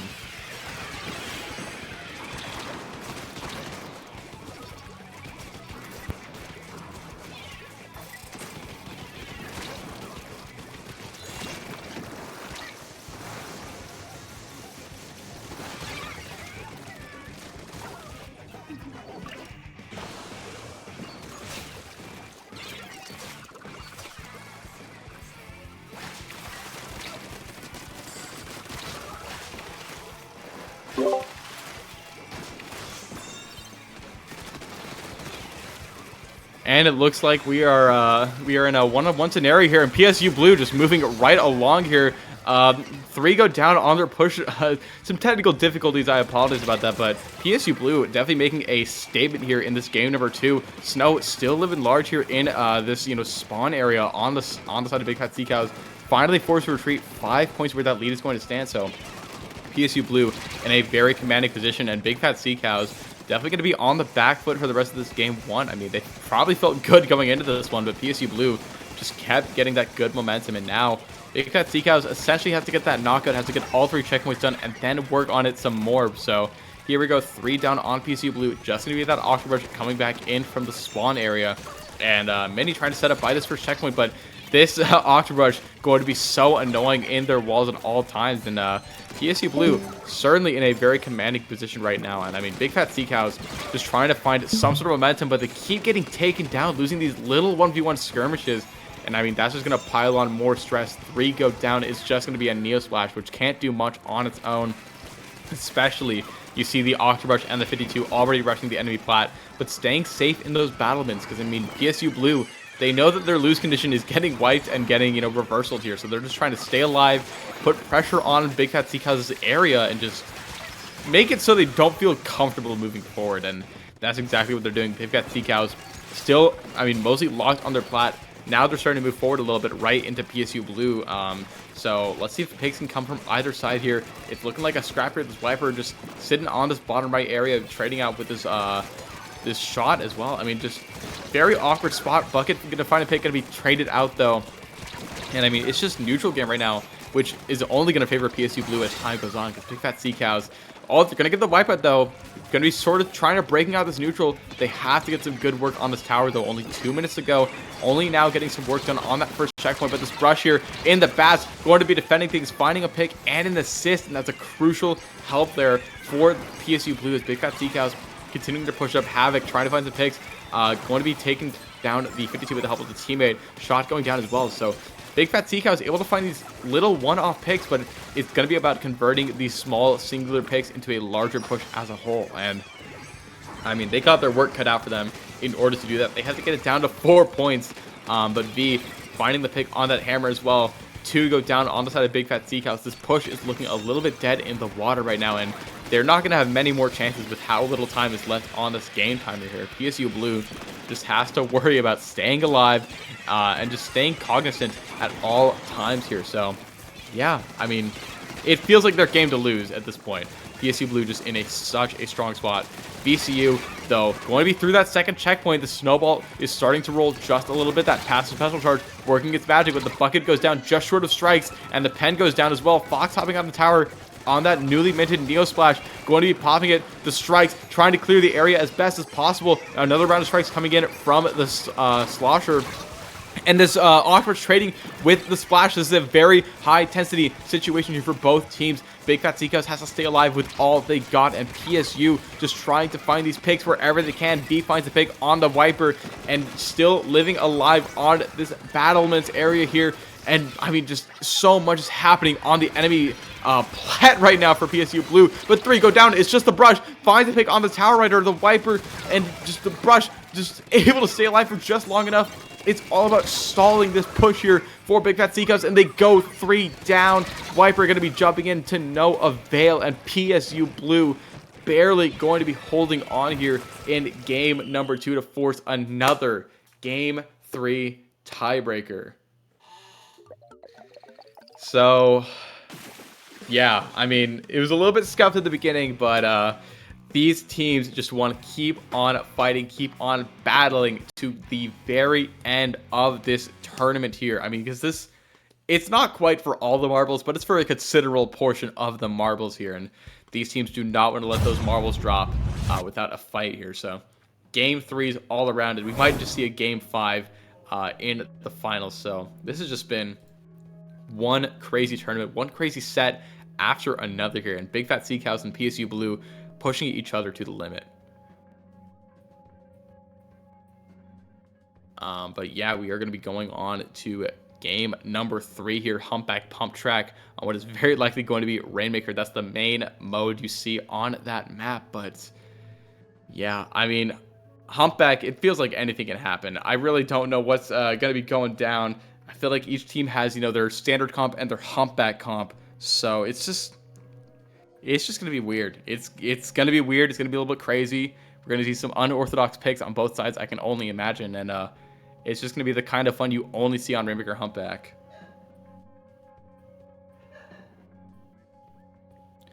But yeah, I mean, I don't really have much more to say. I don't really know what we have in store right about now. It's just going to... It's really going to be something. I mean, both these teams have been just at it. And I feel like the same defense from Big Fat Sea Cows we saw in game 1 just did not quite translate over to game number 2. And PSU Blue really stepped on the gas. So it's just... it's been wild. But, yeah. I mean, it feels a little bit awkward, you know, just being in a very intimate situation as the only comm now. I believe we're trying to get sorted. We're trying to get another comm into this channel here, so I'm not quite forced to battle alone. Weef, welcome back to the stream, buddy.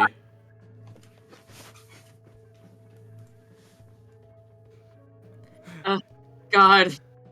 It's dark and I'm scared. No, yeah, my PC, something's up with the RAM, and it just decides to disconnect from the internet and then blue screen randomly. So that's something that I had to deal with. It's looking like PSU Blue took a game, I am seeing. Yeah, PSU Blue took that game number 2. They got an early tower push to 5 points, and they held onto that lead, but Big Fat Sea Cows made it close at the end. That is splendid. I love to hear that. Looks like we're got the magic for the game 3s going on tonight, it seems. Yeah, I mean, we take it to the... I mean, hopefully that means that the finals are going to be a game 5 and not just a 3-game sweep. I mean, I can only hope. Yeah, for sure, for sure. I think the magic that requires is draining from my PC. Yeah, I think that's what's going on here. All right. You know, and it took like 2 or 3 minutes for it to finally recuperate, for my internet to finally recuperate once my PC got turned back on. So that was fun. That's always great to deal with. In other news, my cat left the room. She was sitting on my bed. She left the room. Do you want more Manatee fun facts? I have plenty of Manatee fun facts. I have so many Manatee fun facts. I do love some Manatee fun facts. No! I forgot to mute on the thing again. No more double weave. We're all good. No, I love double weave. It's a classic. Anyway, more Manatee fun facts with Weef. Let's see. Manatees are migratory animals, so they spend the winter in the summer in the warm Florida Ocean. Once it cools down in the winter, they migrate to the Florida Springs, which are crystal clear bodies of fresh water. So we're one of the few animals that live in both freshwater and saltwater. I'll tell you where there's not going to be water, though. There's not going to be water on this skate park. And they're going to migrate from their base to the other base, right? Something like that? Yeah. Something like that. Here we go. Game number 3. Big Fat Sea Cows showing that, there is in fact your standard comp and then your humpback comp. PSU Blue sticking with the same stuff, but going with the zap instead of that splash to get some of that cooler going in this game number 3. And yeah, this is a big one. Who's going to make it to finals? Who's going to be relegated to that 3rd place match? Let's see. And you love to see a ballpoint player winning, that's for sure. Looks, recent Fizzy rework has changed the way it plays a little bit, not really. But anyway, regardless, they're gonna get a wipeout. They're gonna use everything that they have at their disposal to get through that checkpoint, and now they have a cooler, just keep on going. So, pretty explosive first push, but that's what we expected of Rainmaker, so. Yeah, I mean, that checkpoint, it feels both really close and really far at the same time. Havoc wreaking havoc with this Rainmaker and starting to move forward a little bit, but that Whale going to be putting a stop to things just a little bit. Havoc doesn't feel safe to run forth quite yet because PSU Blue was up in their face and alive and well. It's just a very risky spot to be in here, but just burning some time off this clock. Strikes are going to come out to sort of clear that path a little bit, but here comes the Zuka headhunting for the Maker. Maker going to swim forth to the 26-point mark for that lead, and this Hammer probably moving it an inch further. Yeah. But yeah. I mean, really, that push was, patience amplified. If they had moved forward too soon, they wouldn't have gotten that far. So, really good job from them on that first push here, although it is certainly not over for PSU Blue, who I did not see play last game, but apparently they did a really good job and we were able to take that game. So, we'll see how this goes here, as they're going to be kind of emulating the first push there. They have their cooler going, they're going to be painting up that podium for them to be able to slide up it nice and easy, although bombs are just being thrown at it, but they are able to make it through the first checkpoint. If you look up at that top bar, we do have some specials out there ready from the Big Fat Sea Cows, so who really knows if we're gonna be able to push past that. Yeah, we might see some Jetpack pop off. Jetpack is a huge special, but so is Hammer. It seems like finding 3 picks in that elbow area. My goodness. That Wiper player has just been wreaking havoc this entire set, and it looks like this is going to continue to be the case for the Big Fat Sea Cows here with 3 minutes left on the clock. Beautiful stop to that push, but even still, PSU has that checkpoint. So, I mean, the margin for error is gone. Rainmaker is going to Rainmaker. We're back in S1 here, and Mini swimming fourth with his Maker. Gets 2 picks with it and going to extend that lead even more to the 12-point marker. And, I mean, Big Fat Sea Cows still here, still alive, and still ready to push for more points. Yeah, and just the continuous streaming in. What they need to be doing right now is trying to sit back a little bit, but they don't have the time for that. They're at 1 point. That is the worst situation you can possibly be in. They're still in the base. They're not able to get a pick, it seems. And it looks like they are going to pick up that Rainmaker and to start to carry it away. All is not lost. There is still time. They have gotten it out of that most treacherous situation. And they are going to take it left, it looks like, which might be a little bit unexpected, although there is a player ready to meet them, and that does signal a wipeout. VCU Sea Cows looks like they're in the advantage once again. Yeah, they're locked in right now. I mean, they have this game win, barring a knockout from PSU Blue, which, I mean, sounds pretty good, but it can certainly fall apart. Maker Humpback is one of those maps. It's Rainmaker. It's not over until the fat lady sings and that fat cat says game. So and the fat it is cow? going to be until that fat cow is going to be moving, or whatever manatees do. I don't really know what they sound actually they make. they squeak like mice. It's crazy. Regardless, yes they do. It's great. Anyway, we're watching Splatoon. PSU Blue back in mid, trying to do anything to get some more points. They do get a pick against that Neo Splash, which could be a little bit good for them. They are trying to fight down that Wiper, and they do, and they're starting to get down that last little corridor. That one little corridor that marks the end of the game. Looks like we have a player going on a flank as well, which if they are playing that right, if they're able to get some picks over there, really catch the other team off guard with those Trizuka that they're shooting out. They only get 1 pick. That could have been huge for them, but unfortunately they were not able to make it work. And VCU Sea Cows is once again, I mean, they're not in a great spot right now, but there's certainly not in a super treacherous defense situation. Yeah, I mean, it's not do or die quite yet, especially as this ballpoint charging for that Inkjet. But Fox is going to peek out from behind the corner, get the pick on the Maker, put a little more pressure, but Hammer and Inkjet are at the ready here for Big Fat Sea Cows in what is potentially the last defensive position that they need to hold. The Viper jumping out. They know they need to save that special as best as possible. Viper fighting this gal, going to go in favor of the Viper. That's a huge pick here for the Big Fat Sea Cows and PSU Blue. That flank going to be called out as well. It's just the 2-player. It's just the Maker left alone in a precarious situation. This is probably one of the best defensive spots for the Rainmaker in the entire game. If they're just able to keep spamming those shots and just wait for their teammates to come back in, they might be able to continue to hold on. Unfortunately, they're about to go into overtime here, and they're... Oh, okay. Wipe out, and that's a shutout on game number 3. The Big Fat Sea Cows hold on just long enough to get that game win, set win, and move on to the finals here for the last qualifier for the CCA circuit. Yeah, that was a great showing from them. They just had constant offensive pressure, really kind of living by the mantra of we're pushing, they're not. They just kept getting those scores up. And yeah, I love it when the game goes to 1 because it's always such a funny situation. It's never fun when you're playing and your enemy goes to 1 point, but it's kind of fun to watch because it's kind of like a little last-ditch effort there. But regardless. I mean, I feel like that's Rainmaker in a nutshell. It's not the most fun to play because you are always on that like teetering edge of like, we got this. Oh God. But sometimes nothing feels better than a good Rainmaker push, though. It's fun to watch for sure. I think it's the best map or the best mode to spectate because like the swings are so drastic, and I mean we saw that. I mean, just Big Fat Sea Cows just got a humble checkpoint, and then they got more points, and then they got more points, and then PSU Blue got a humble checkpoint, kept pushing it a little bit further, and then Big Fat Sea Cows just pops the hammer. That Viper player finds a triple and just snuffs out that flame. But kudos to the Big Fat Sea Cows. They've had a great tournament day so far, and they're going to be moving on to the finals. PSU Blue relegated toward that 3rd place match, but I mean, this is definitely a set well played from both teams.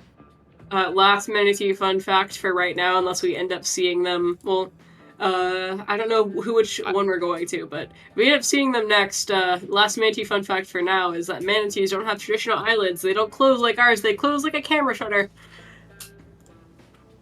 I'm still hung up on the fact that they squeak. That is adorable. They squeak. You have to look up a video of it. It's the best. It's so cool. Hold on, commentating can wait. Commentating can wait. I have more important matters on my hands. For sure. So yeah, it looks like our wait. No, we are going to see them next because we're going into finals. So it looks like it's going to be. Hold on, I'm trying to refresh here. We're waiting on the Battle Fighter refresh. It's a Swiss round 4 rematch. Interesting. Ooh. Okay. Sounds like we got UCSD and we got VCU Big Fat Sea Cows. It's for it all. I mean, UCSD and UCF had a game 3 set that went in favor of UCSD, I believe. So, yeah, and it sounds like UCSD won that Swiss match as well. So, it's a bit of all the marbles here. It's sad to see UCF get knocked out, but like you said earlier, they're sitting pretty on their massive hoard of points, so it's not too sad. You'll still see them in the next event. So, regardless, it's great. I mean, I don't know. Yeah, fun. But yeah, I mean, as far as this bracket goes, we have Seed 1 and we have Seed 2. It was how it was meant to be. I mean, look, hey, Seeding Council, good job. You got this one. You got this one. Hey, shout out to the Seeders. It's not a fun job. It's not an easy job, and you get blown up if you get it wrong. So, hey, you got this one right. Good job. Kudos. Sure. Well, yeah. So, I think we're we might just jump into it. I mean, we got best of 5 now. We got potentially 5 crazy games to close out the 5th and final qualifier for the CCA circuit. So with how it's been going tonight. Sorry, I keep interrupting you. What the heck is wrong? It's my brain is blue screening alongside my computer, so I think that's what happened. I mean, hey, what you know about the color blue, I guess. It's not the color of the sky. I refuse to elaborate. But no, you have to elaborate on that. I refuse to elaborate. We're not going to be spreading misinformation on the college Splatoon circuit. The sky's dark right now. Okay, and what color is the sky in Japan? Ah! I don't know, it could be gray. Could be raining. We have fun here. I'm trying to look We. for. Weef has fun here. There we go. If anyone wants more Manatee fun facts, I can keep them going. I Yeah, got keep paid slinging to it. Why talk. not? I have been paid to talk about manatees. I have a lot of manatee fun facts. Manatee flippers have nails that are very strongly reminiscent of their close relative elephants on their toesies. Yeah, Okay. they have little nails. It looks like a squashed I'm elephant foot. I'm gonna look up manatee fingernails, and I'm not sure where it's Dude, gonna oh take yeah, me. because you haven't. Sorry, I forget. Not everyone's from Florida. I've seen manatees in person my entire life. I spent a ton of time around manatees this summer. They're crazy animals. They don't Oh sound my like they. god. Yeah, they shouldn't be real. They just objectively they, are not real animals. they are God's greatest abominations. Yeah. So, looking at the points totals for the circuit leaderboard here, it looks like UCSD Esports Gold is sitting at 850 points, which is just below Big Fat Sea Cows. So if they, take that gold home, just like their team name, they could overtake them. It doesn't, Or if UCSD gets the gold, I think they actually tie in terms of points, that's which is a really little bit funny. goofy, a little bit silly. I can't do math. 1100 to 1100, which I would love to see. I mean, hey, that's an engineering fun fact for you, I guess. I mean, there's my contribution to the So your engineering tournament. degree is great because you can do basic math, which I obviously can't. I mean, hey, that's got to be worth 100 grand. You know what I mean? Yeah. I'm trying to remember. I believe in the past when I've been following CCA that UCSD has historically been really good, and I Yeah. would believe that because they are clearly doing very well here as well. So that's fun. Yeah, I mean, this is gonna Yeah. be interesting. We have a bit of East versus West. We have California versus Virginia. So I guess prayers out there to the all the internet cables. Oh And no. that the servers hold up. Was it like We've been 3,000 keeping miles? mostly on the East Coast for all these. But now we're venturing over west with UCSD on the stream for the first time, at least on this stream in this top cut bracket. So. Yeah, I mean, it's going to be interesting. Hopefully, it does not play too much of a factor, but I'd be remiss if I didn't mention the location aspect of this tournament. God bless our lovely Splatoon netcode, or lack thereof. We I can mean, still they hold said out they hope. buffed it. We can hold out hope that the Switch 2 has something a little bit better for us, but not keeping my hopes up. Just like with Third Kids, I'm not keeping my hopes up, but I will be glad to be disproven. Yeah, but Yeah. yeah, I mean, not much more What to are your talk about. thoughts? Are you? Oh no. I mean, I feel like I usually don't have many thoughts in my little head of mine. But yeah, I'm excited to see a best of 5 set. I do love to see best of 5 sets, especially when it goes down to the very end, game 5, overtime, and you're just sweating your brain out. It's a fun time. I don't think Weaves is experiencing a fun time right now, but it's okay. It's okay, chat. We'll make it through it. We're gonna have a good time here in this grand finals. The last set of the last qualifier for the CCA circuit. After this set, it's the finals. I mean, it's the grand finale, I want to say. So, yeah, I mean, this is going to determine a lot of things. I mean, which team going to get that little ego boost, that little extra wind in their sails as we head over to the finale happening just a little bit beyond this tournament's scope. But yeah, in that third place match, as I mentioned before, we have PSU Blue and we have the UCF Knights. That's certainly going to be an interesting set to watch as well. Another game or another best of 5 set. And I mean, just on the stream, we've been seeing game 3 after game 3. And I mean, this top 4 game 3s in both the semifinals, these are clearly very evenly matched teams. So I would not be surprised to see game 5 in both the first place match and the third place match. So yeah, I mean, it's going to be a lot of fun Splatoon action to close out this tournament, to close out, I mean, again, the qualifying stage for the CCA circuit. I mean, the circuit reaching its conclusion, and I hope you all see it through to the very end, because there's been a lot of great Splatoon happening, a lot of great Splatoon songs being sung, and it's going to only continue being the case as we go forth. But yeah. don't have much more to say, I believe. I think we're just waiting for this show to get on the road and potentially for another soul to enter this call. But yeah, I mean, I guess it wouldn't be a Splatoon tournament without some technical difficulties, but we were born in the scuff, we live in the scuff, we thrive in the scuff. And I mean, that's just how it's going to be. We can make the most of it. There might be some scuff in the game, as was mentioned before, with the sort of cross-country play, but yeah, not much more to comment on. I think we're just waiting to see what happens in all sorts of aspects here. But yeah, I mean, it's big.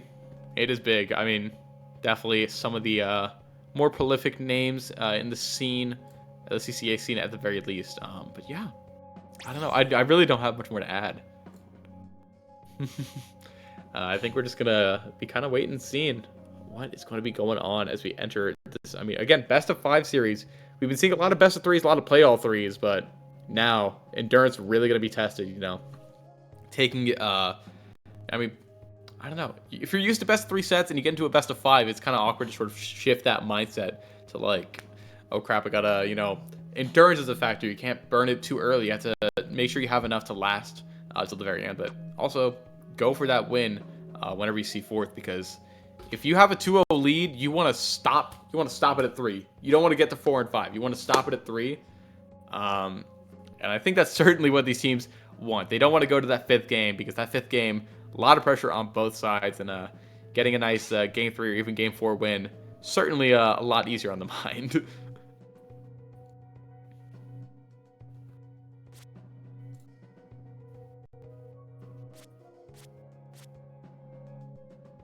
Yeah, I mean, it looks like our maps are going to be set here. Game 1 is going to be Tower Control on Manta Maria, a very interesting map mode to start things off here. I don't know, it's kind of interesting. It's similar to Humpback in the sense where, like, you have your Manta comp and you have your normal comp, because Manta is so incredibly favored for buckets just because of how strong that bunker area is for buckets. So you're going to see a lot more buckets, a lot more blasters, and even a lot more triple ink strike compared to a bunch of other maps. And we have our full list laid out here. Much to my dismay, we're not going to be seeing zones on him, or no, my apologies. We're going to be seeing Rainmaker on Undertow following that up. So Calamities on Makomar and zones on Umami have been struck out, I believe. So yeah, Rainmaker Undertow for game number 2, one of my absolute favorite map modes in this game. We then go to TC on Ship Shape, Clamlets on Scourge, and if we get to game 5, we go to Zones on Robo Ramen, which is one of, the best map modes in this game, I believe.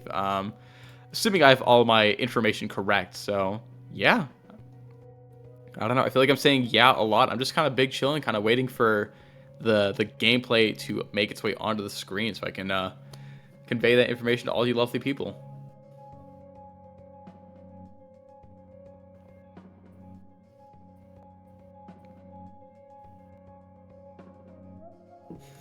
Yeah, shout out to DRF, shout out to all the staff also. I feel like I should mention, shout out to all the TOs, all the staff of CCA for making this whole event, whole circuit, every single tournament possible. It's so much work, so much effort, and they don't get thanked enough. I know they get thanked a lot. You should thank them more. Seriously, thank you to CCA. Thanks for having me. Thanks for hosting this tournament. And thank you all for tuning in to the finals of the CCA Circuit Qualifier number 5. We're going to be seeing Mandy going back to that ballpoint, Havoc going back onto that Entry that we saw just a bit ago in the prior set. Actually, both teams rocking with ballpoint Entry, and then choice of Slayer and support going to be changing on either side. We have Blaster and Viper, very interesting dynamic, and we're going to be seeing strikes coming out from this Neo Splash juxtaposed by the V-Shot. So interesting stuff to go out. I mean, already a very neutral battleground to open up the set, but the Blaster gets those nice corners to get that pick on that Viper. 2 up right now for UCSD, off to a very strong start, and they're showing why they've been the one to watch throughout this tournament, and they're going to get going on that tower here, going to get control on the bunker as well. Already at that first checkpoint, and this is a huge point for them. But, I mean, first checkpoint, definitely a big one to get, but it's that second checkpoint that's the real big one. It's super heavily defended. You have walls on all sides. Not going to be able to make it there. UCSD going to get stopped a little bit short. Nice ballpoint, or nice inkjet pick from Mini there on that ballpoint. as they recall behind the bunker here. But yeah, Big Fat Seacow is doing a good job returning the game back to neutral. Has a lot of paint in this mid area.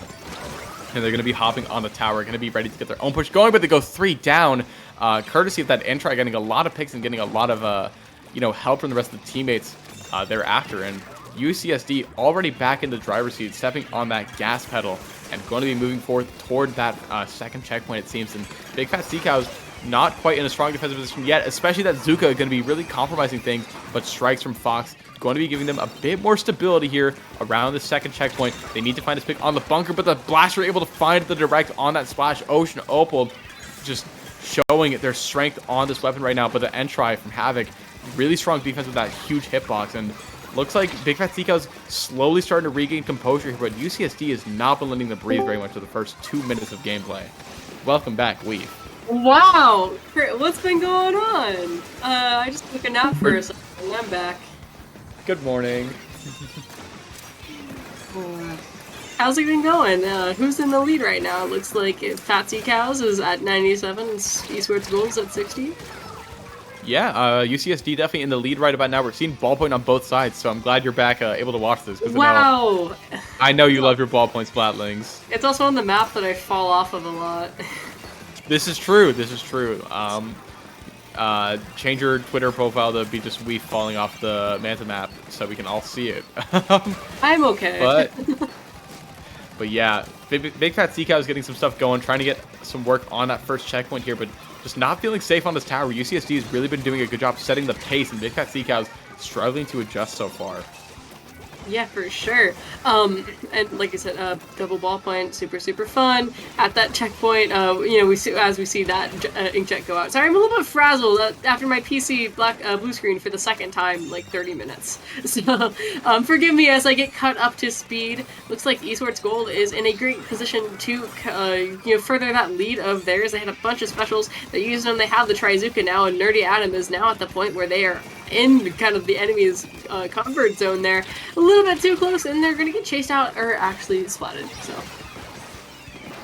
But yeah, just going to continue going forth here by this checkpoint. 58 is where UCSD has the lead right about now. And just, I don't know, UCSD has, again, been doing a great job dictating the pace of this match, especially with similar comps. It's really just going to come down to those subtle outplays, that player-to-player difference. Nerdy Adam going to get a nice double with that bomb, going to find a triple as well, and just hunting for Mini on that ballpoint to get that quad. There we go. There's that quad clip on that stream. Good job, Adam, and that's going to get UCSD back in the driver's seat and back pushing toward that second checkpoint. Yeah, from the little bit that I've seen of this game, it seems to be their hyper-aggressive but really strong play that has been super, a really good catalyst for Esports Gold here. You'll see they're just taking the weird positions. They're making the enemy uncomfortable. They're really putting the pressure on Big Fat Seacows and kind of distracting them off of the main objective, which is a great thing for a player to be doing for their team. So as Esports Gold is going to be able to progress it all the way down to 45 points before they're having to back off a little bit, and we have 30 seconds left in the game, which has felt so much shorter for me. I don't really know why this game has felt so short.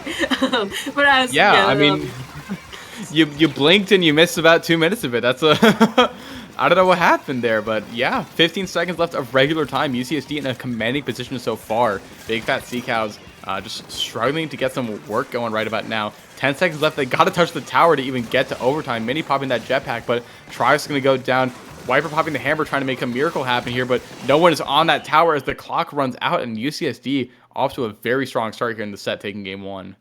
For sure. They are, they're the number 1 seed, correct? Or was it Seacows that were number 1 seed? UCSD is number 1 seed in this bracket. I'm not sure if that's, just they were expected to win or just they did really well in Swiss, but they are the number 1 seed. They're playing hot today, and they're continuing to do so. They've only dropped 1 game so far in this top cut bracket, and they're looking to keep it that way. Oh, and once again, I am lost in space yet, alone yet again. Where is my co-commentator, Weave? Where could they be? Oh, did their computer die again?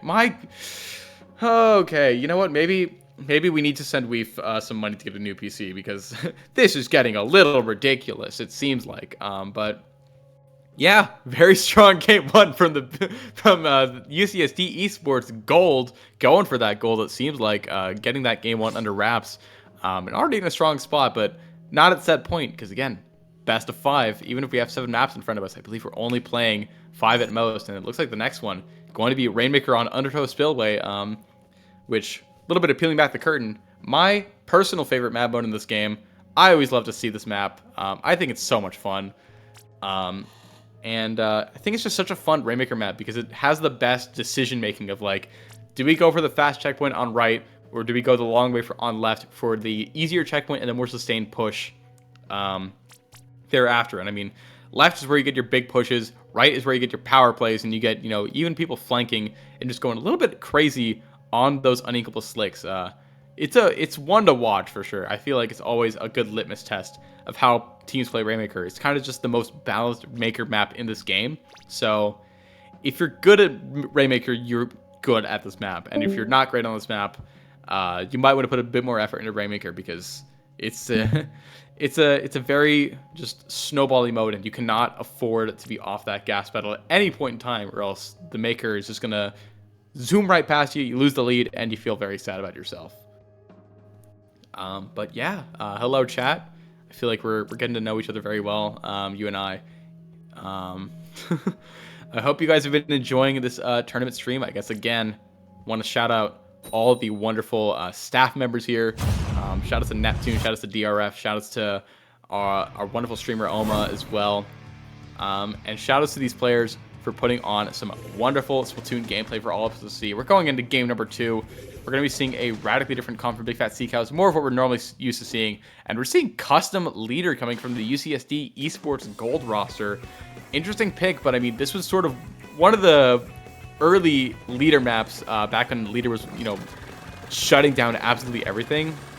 So I guess in hindsight, not that surprising to see leader, but just in this day and age where the meta is so fast, it's always interesting to see leader pop out, even though it might not be the most fun to fight against. And that crab tank, not going to be able to reach that leader at that point in time, and actually going to be taken down by some of the teammates on the side of UCSD. So solid start for them. They need to get some picks though if they want to get a solid push by this Maker, because they have a bit of control, but not quite having the picks to get a good push going here. So let's just see what's going to happen. Hammer being popped on this left side, going to be trading with that Slosher. And another Slosher being traded on, or being taken down on the side of Big Fat Sea Cows. UCSD in a pretty strong spot right now. They have that Maker in their hands, and they're starting to move it left over here. Adam on that newly buffed shot, definitely doing a good job patrolling the sort of left side area, and the leader with the Kraken clearing the way, but the Maker is going to go down behind them just by that checkpoint, but the teammates are there to get the pop and to get another chance at that checkpoint. So here we go, strikes coming out from the Big Fat Sea Cows. Pencil finding some chip damage, but not able to convert it into picks quite yet. Refreshing tacticalers are being drank up by the teammates on Big Fat Sea Cows, but even still, UCSD putting a ton of pressure, even as the Rainmaker resets, because they know the Maker is going to make its way back here very quickly, and once it does, they have to be ready to strike on that checkpoint. So here we go, Big Fat Sea Cows trying to move back into mid, but the bucket gets taken down by the Zap with the help of the leader, I believe, to go down on the Big Fat Sea Cows. And UCSD just in a commanding position. I mean, this set is looking pretty dominant, and Weef, you are just in time to see the Viper get a beautiful hammer throw. That is amazing. I'm still not viewing the stream. Hold on. There we go. Wow, that was really cool. I definitely saw all of that. Anyway, I am back once again. I am having no technical issues. You are dreaming and imagining that. We're gonna see that Crab there is gonna be able to get a pick on the leader, which seems really huge. But who is in the lead right now? What's going on? What's the game state? I mean, what's going on is, yet again, UCSD going for that gold. They have the lead in their hands, 67 to 99. But Big Fat Sea Cows has that Maker right about now, and they're pushing it toward this left side. They're going to get 2 picks, and now this lead is in jeopardy, as is this checkpoint, and both are going to go in the favor of the Big Fat Sea Cows here, as UCSD Gold struggling on this defense, and they have to get back fast, or else this Maker is going to move even further. Yeah, for sure. Kraken's going to be able to get a pick on there, and going to be able to chase out some of the other players as well, but not before. There's still one play. What do we call that? Macaroni. Oh, that's unfortunate for UCSD Esports Gold. However, that Hammer player does finally get picked off. It's only the Pencil who is retreating. The worst has passed of that push, and now it is up to them to just start painting, getting their specials, all that jazz. They do pop an early tri-strike, a little bit vulnerable there, and they do get picked off for their efforts with not a whole lot to show for that, unfortunately. So we're kind of still in the same state. It looks like Big Fat Sea Cows has the advantage over mid, which does mean that they might be able to catalyze a push somewhat soon. But some really good picks from Nerdy Adam do allow Esports Gold to move in a little bit further, start getting their feet back under them, and maybe start looking at a push. Who knows? Yeah, I mean, UCSD kind of have their backs against the walls here. They don't even have a checkpoint broken with a minute 26 left on the clock right about now. And I mean, that lead sitting at 9, that is staring them in the face. They might have to just give this game up, it feels like, because the cards are stacked against them, really, it feels like. And Big Fat Sea Cows already back on the offensive with this Maker. Kraken is going to be popped, trying to hunt for this Maker, and just trying to stop that forward progress that Big Fat Sea Cows has been making ever since they got their push started here. But I mean, you have to find some sort of picks to convert that 0 into a 1. And I mean, UCSD Esports Gold not finding that same magic that they found in that last game on tower control. And that Zuka pick on that Slosher is just demoralizing right now. For sure. But is it demoralizing, or is it going to actually have an impact on the game as a whole? We have yet to see. We're really wanting, Esports Gold is really wanting to just get their, get something going, get some wind in their sails, start getting some more picks and just more map control. But this is a super hard map to push on in terms of just getting mid, because mid is very wide. There's lots of vantage points. There's lots of places where players can be hiding. If you're standing in the middle, players are coming from all sides, and that's just kind of a chaos that we didn't really see on the last map. So just really difficult for them here. They still have 10 seconds to try to get that Rainmaker, but it does look very solidly under the control of Big Fat Sea Cows, especially with that crab take going on. It's gonna have to take a Miracle or a Slosher player or a Bomb, apparently, to get them to pick up that Rainmaker move. But even then, it is going to go very solidly to Big Fat Sea Cows. Game 2, which so far we are 1-1. This is a best of 5, so we're not on our final game yet, but we're steadily marching forward. Yeah, we are all tied up 1-1. So, I mean, we love to see our sets being tied up on 1-1 on the stream. We are 4 for 4 in Top Gun matches. So, I mean, hey, that's pretty sick. But you know what would be even sicker? Game 5. I was going to say if my PC stopped messing up the internet. It's perfectly fine on my phone. It's not the internet. My internet's fine. Cool. It's just cool. I don't know if it's my Wi-Fi adapter. I don't know if it's my RAM has been causing issues and making me blue screen lately. And like before it blue screens, the internet always goes out, which has been what's happening. So wait, I don't know. Why do you have a RAM in your computer? Isn't that like an animal? Well, it's because I'm a zookeeper. That doesn't seem very humane. I feel like it's very small. Like it's like nothing. Small, I feel like small Peter would RAM. like to have a word. He likes it in there. He likes it in there. Does he? Because it sounds like he's been giving up a lot tonight. Don't worry about that. You worry about you, and you go make you some money.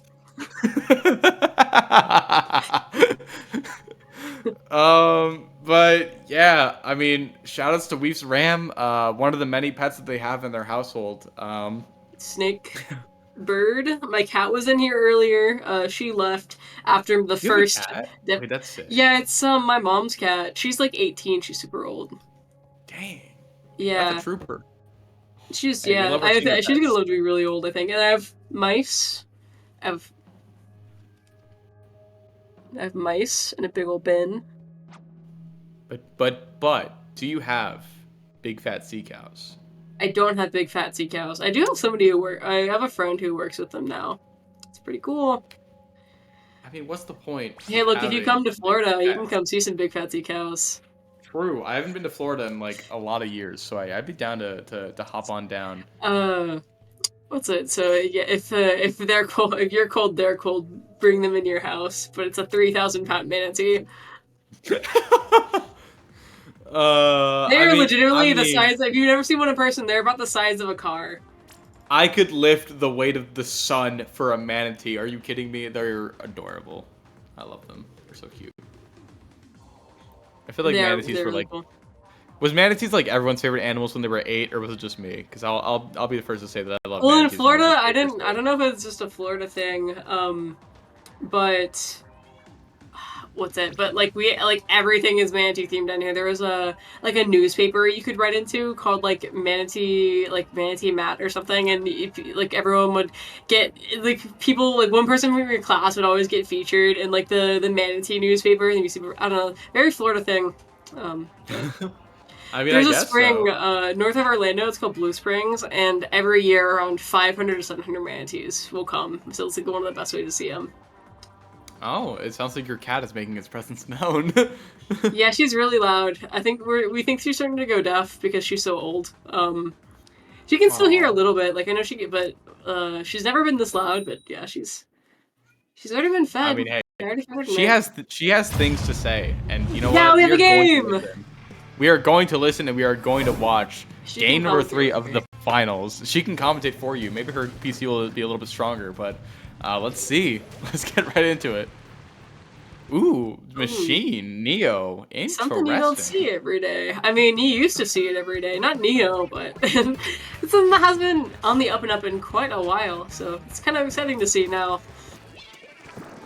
Yeah, I mean, I feel like we've all seen a lot of Machine in our lifetimes, in our collective lifetimes of existing in Splatoon 3. But Machine Neo has that sensor, has Zuka to pair with that shot. So UCSD definitely wants to press that just react button from across the map, especially on ship shape. Very strong Zuka map, but right now it's about getting those picks. Viper going to go down a bit early. Goat Child on this leader, trying to find the headshot on the crab tank. Not able to find it though. And that crab's going to be able to clear out this sort of frontal area, but the leader finds the backup shot on the edit. Picks left, right, and center, it seems. But UCSD has a slight numbers advantage, and they're trying to convert it into a tower push. Yeah, for sure. And yeah, that numbers advantage is going to unfortunately not be the case anymore, as both that wiper and that bucket get picked off. The machine's down in turn, but it looks like we're starting to get some specials on the board. Cooler is going to come and immediately get popped, and we have a Zuka on the board as well. Can we recreate the screenshot? The video here, Zuka on No! good snipe from Goat Child there on that leader.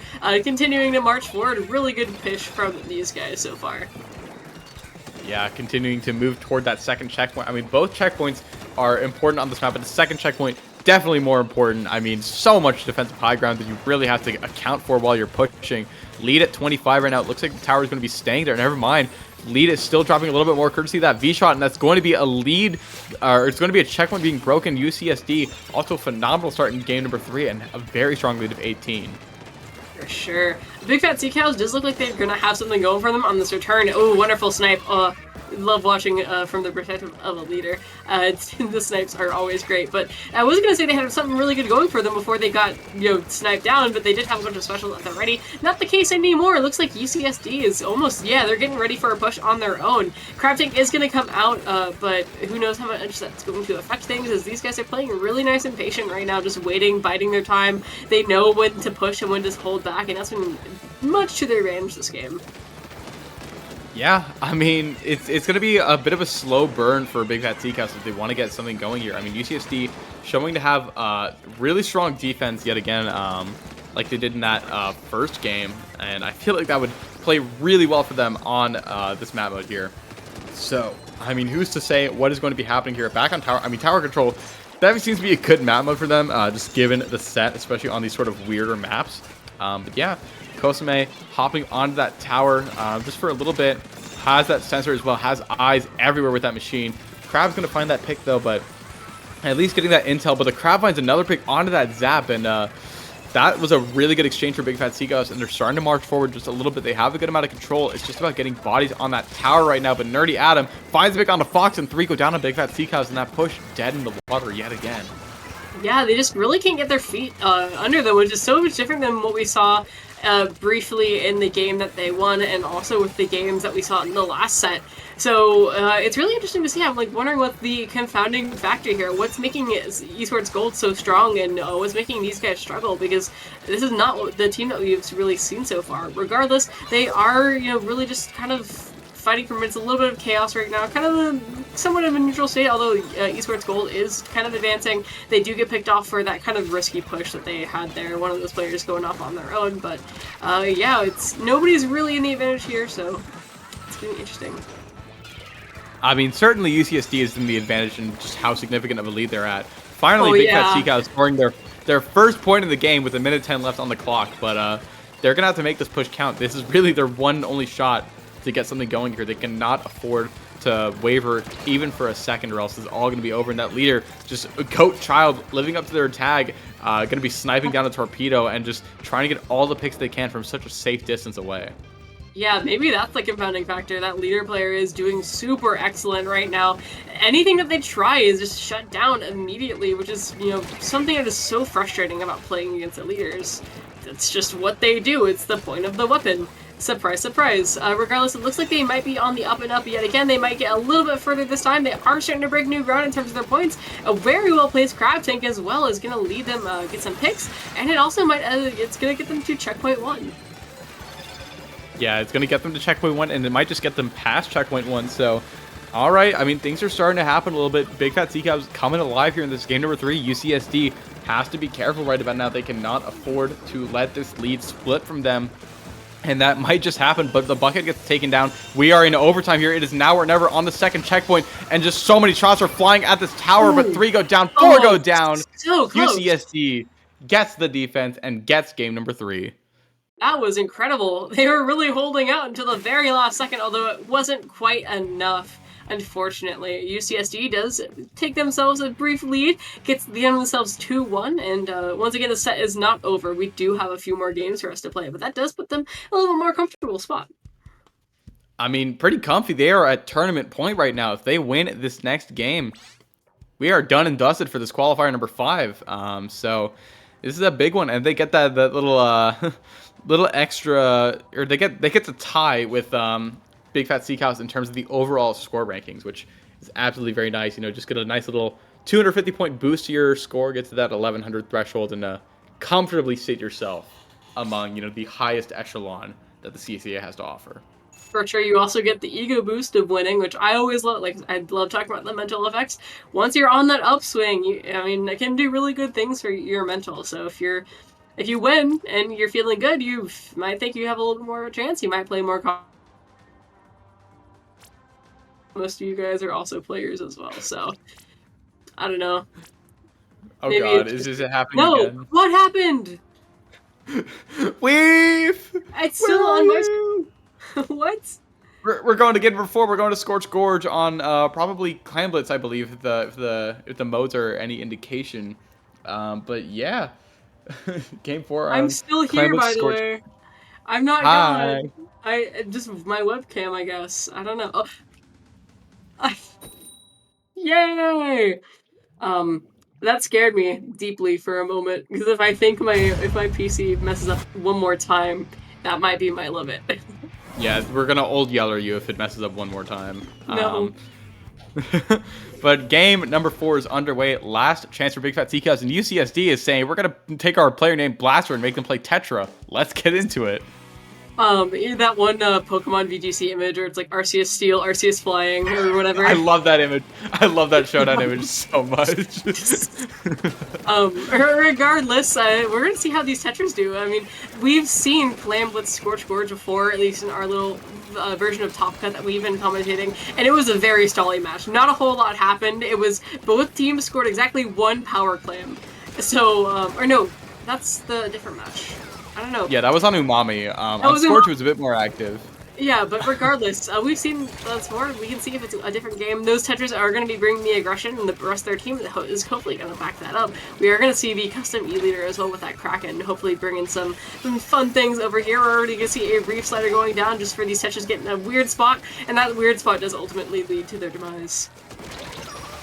Yeah, it's been very fun to watch Slider be on the up and up. I'm surprised to see no big bubbler weapons pretty much at all in this tournament just because of how strong of a special that is. But Slider is a good counter to bubble. And I mean, that's really why it's been rising up. But yeah, UCSD goes 3 down at a pretty crucial spot that lead to the last one alive. And now Crab Tank being set up on the sort of area, but that Kraken going to be piercing right through as the leader falls to their demise off the map, but a worthwhile trade to get that just little bit of extra defense on that important elbow area. Yeah, things are looking a little bit on the up and up for Big Fat Sea Cows right now as they're in that crucial choke point of this map.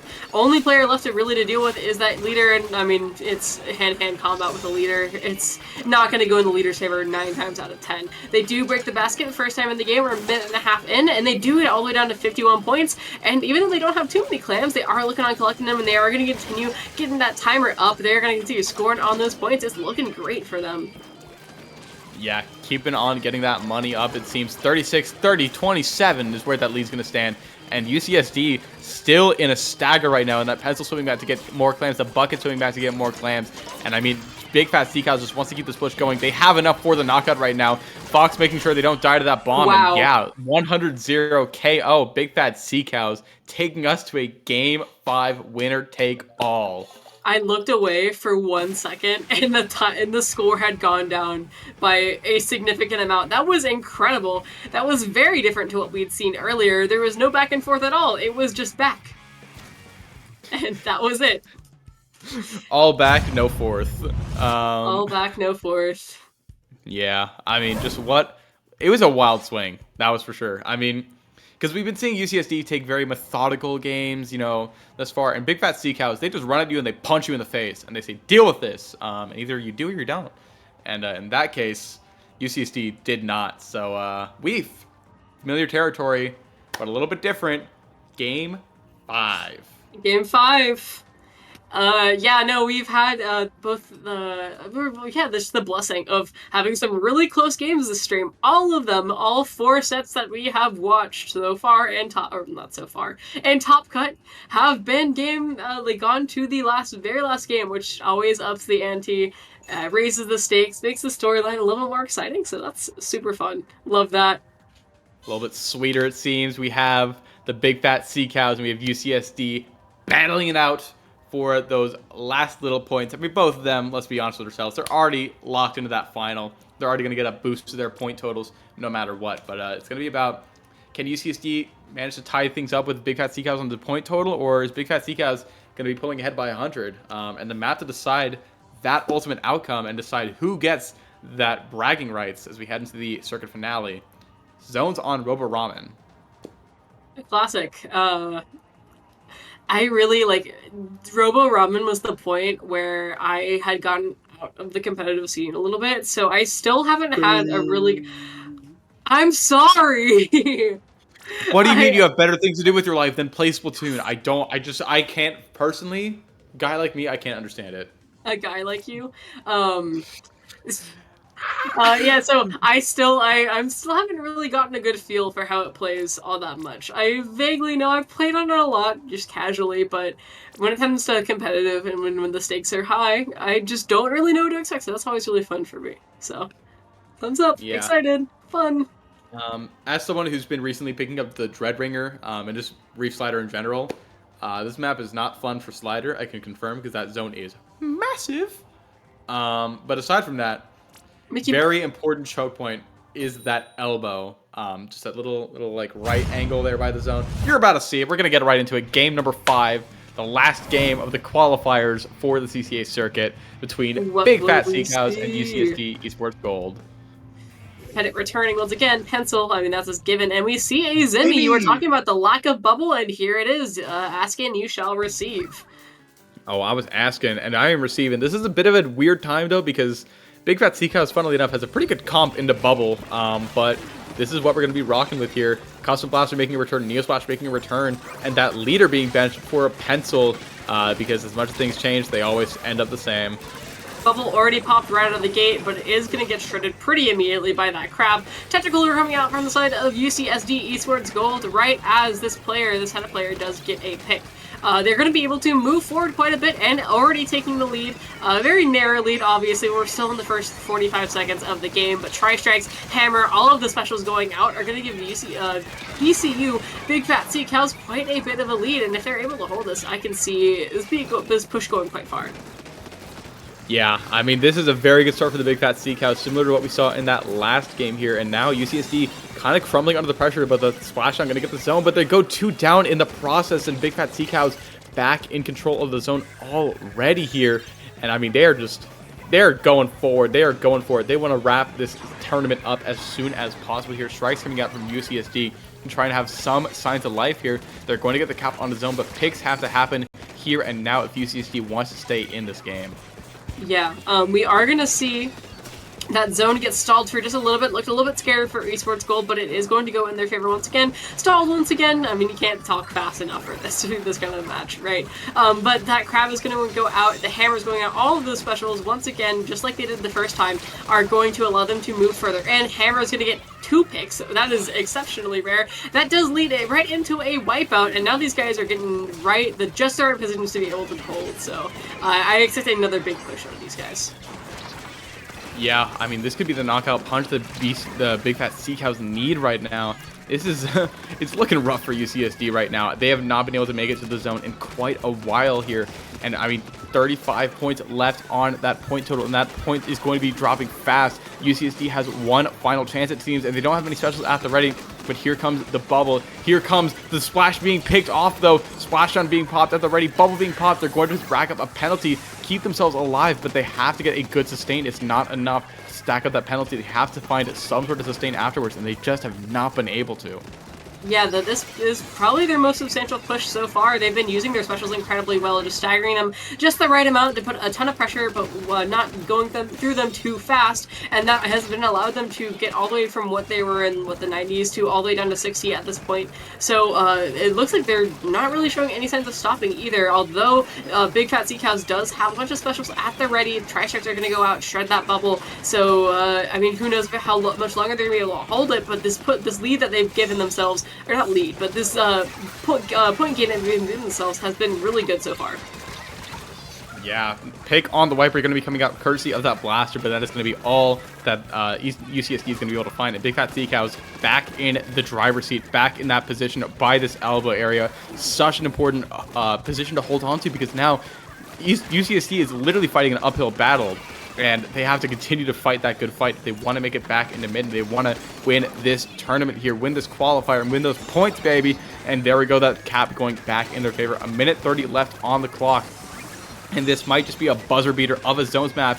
But here, 2 go down, 3 go down on Big Fat Sea Cows. This is the best chance that UCSD has gotten all game, and they have to make the most of it here. But that splash goes down a little bit too early. They have to keep players up, and they have to find picks. The bucket is going to go down from that blaster. The crab thing comes out. It is utter mayhem right now. What are they going to do with this flank? Are they going to be able to get a pick? They are going to get a pick, and that is a charger pick, which is the most valuable of all the picks. Keep that backline out of the equation, takes up so much of the pressure, and as these guys are going to the very narrow last 10 points of what they need to get the lead, it doesn't look like Sea Cows are going to be able to respond. They are going to get the lead, 50 seconds on the board, and they still are going down. The crab gets taken down from the blaster AoE. 12 points to go. They can't get the cap quite yet. They're trying to hold on. UCSD trying to pay for the strikes. They're going to be doing just that. 10, 9, 8, 7, 6. Points are going down. 3 go down. This is the knockout punch. And UCSD Esports Gold takes the 5th and final qualifier for the CCA Circuit. 3-2. That was an incredible last game of this tournament, because it really just showed, like, you gotta keep your head up. You gotta just wait for the opportunity to take it. These guys, it took them a second to get their feet under them. It took them a second for them to get a grip, but once they got it, they did not let go. That was an incredible push. Yeah, Big Fat Sea Cows came out swinging game 4, came out swinging game 5. It was looking real rough for UCSD. That comp was not looking like it was working out quite yet, but they got 3 down. They got the pieces together. That Zimmy set up the bubble in the right spot. The blaster got the right flank and got the right splashdowns. Beautiful sustain on the strikes and the paint from the splash and the pencil respectively. And that is UCSD Esports Gold taking the gold and getting themselves a great momentum boost going into the CCA finale.